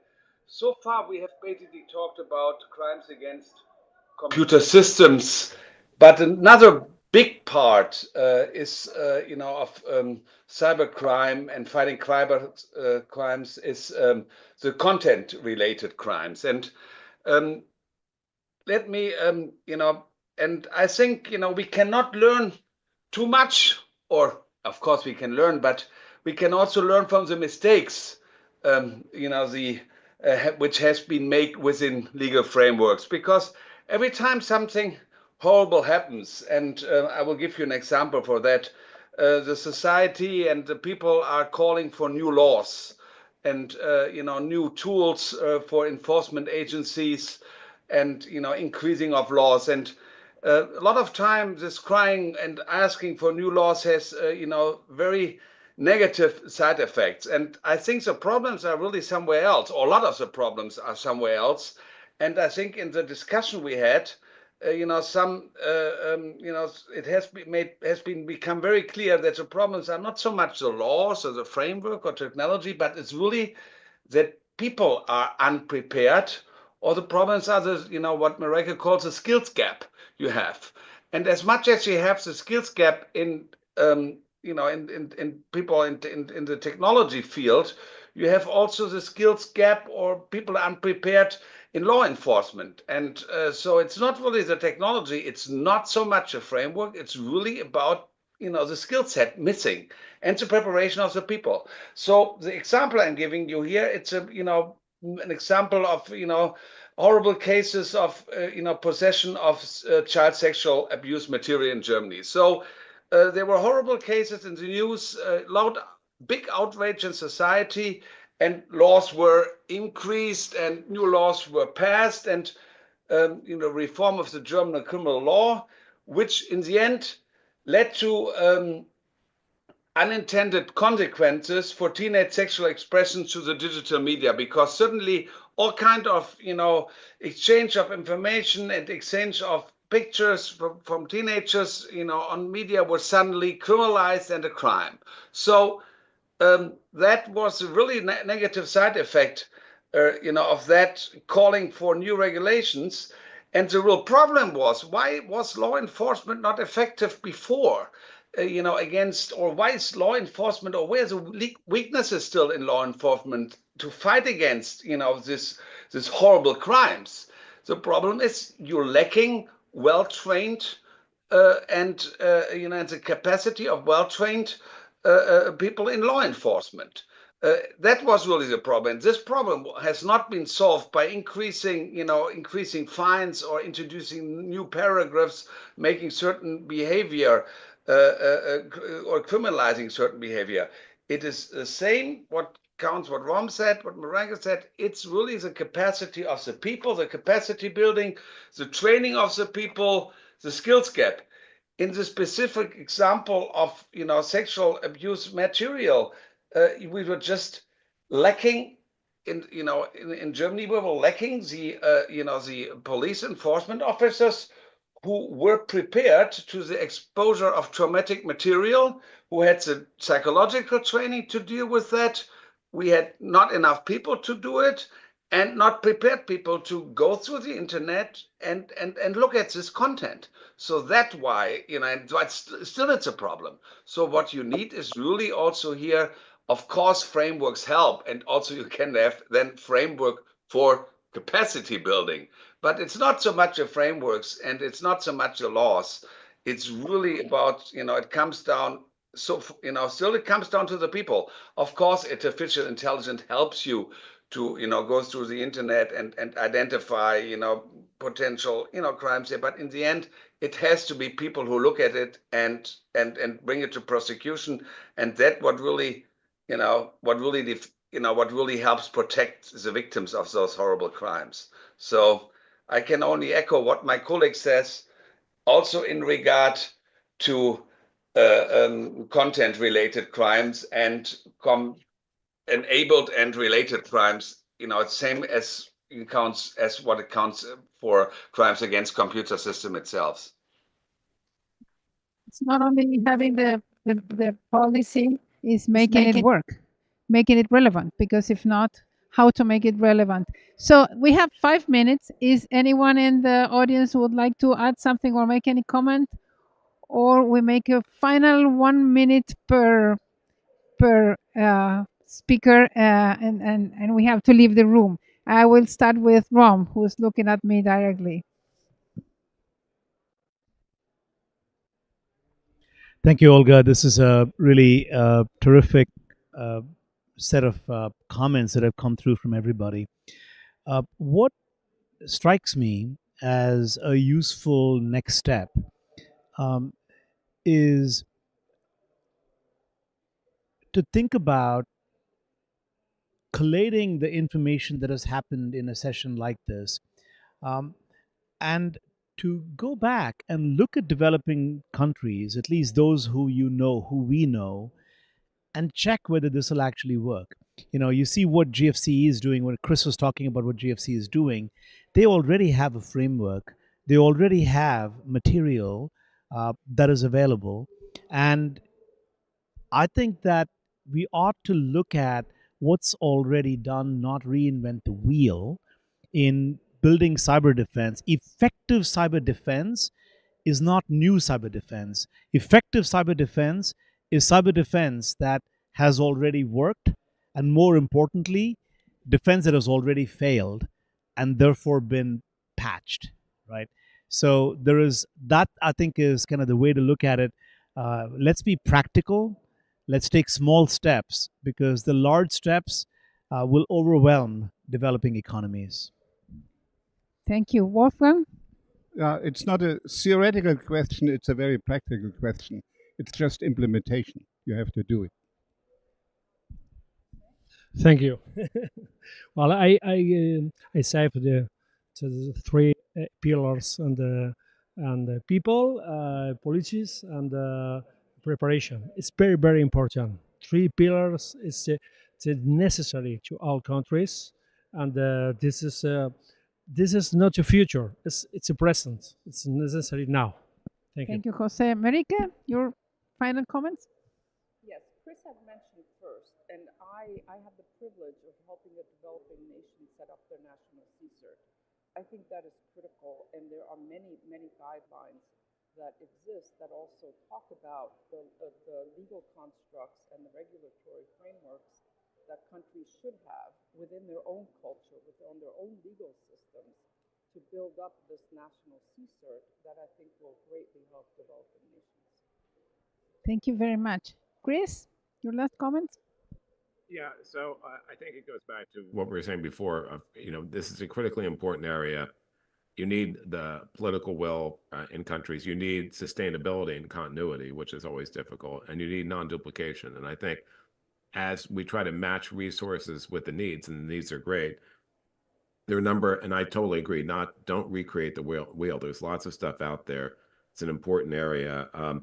The Sybil portal that the GFC runs has hundreds of projects, calendars, things that I think they're helpful, and it's publicly available. It's not limited just to the members of the GFC. It's been linked to the UNIDIR cyber policy portal at the UN portal, and so that's, I think, a really good cross-linking resource. And the last thing I just say is, on the topic of things that are out there, I also am on the board of a nonprofit called the Center for Internet Security, which, like the Essential Aid, has the 10 essential controls. So a lot on cyber hygiene is available. So I agree, collating what's there rather than recreating things is critical. Thank you. Philip, your last comment. I think I can just really echo the last four comments. Is I think we all came in the end to the same opinion. It's implementing, not just it's the same thing. Not recreating the wheel means also not always making new laws, enforce. Not recreating the wheels means in law enforcement, um, just enforcing existing laws and building capacity for people to enforce those laws. That's the way to go forward. And also because existing laws have always shown that they've gone to the critical test of how they relate to human rights and constitutional rights. So always creating new laws, always puts a lot of danger, talking as a defense counsel puts a lot of danger, because then those laws has to be looked at, from all kind of perspective, and a lot of things go wrong when new laws being passed, especially in a hurry. So not recreate the wheel, not just do new words, implementation and enforcement of existing tools and laws. I think that's the way to go ahead. Okay, please help me applauding our dear friends and colleagues for a very interesting session. And for the remotes, don't go away. We will take a picture. Don't go away. We take a picture with you and the screen. No, thanks to you. ¿Me sacaste una foto? Yes. Quiero que se vean ellos. Aquí en el medio, ¿no? Sí.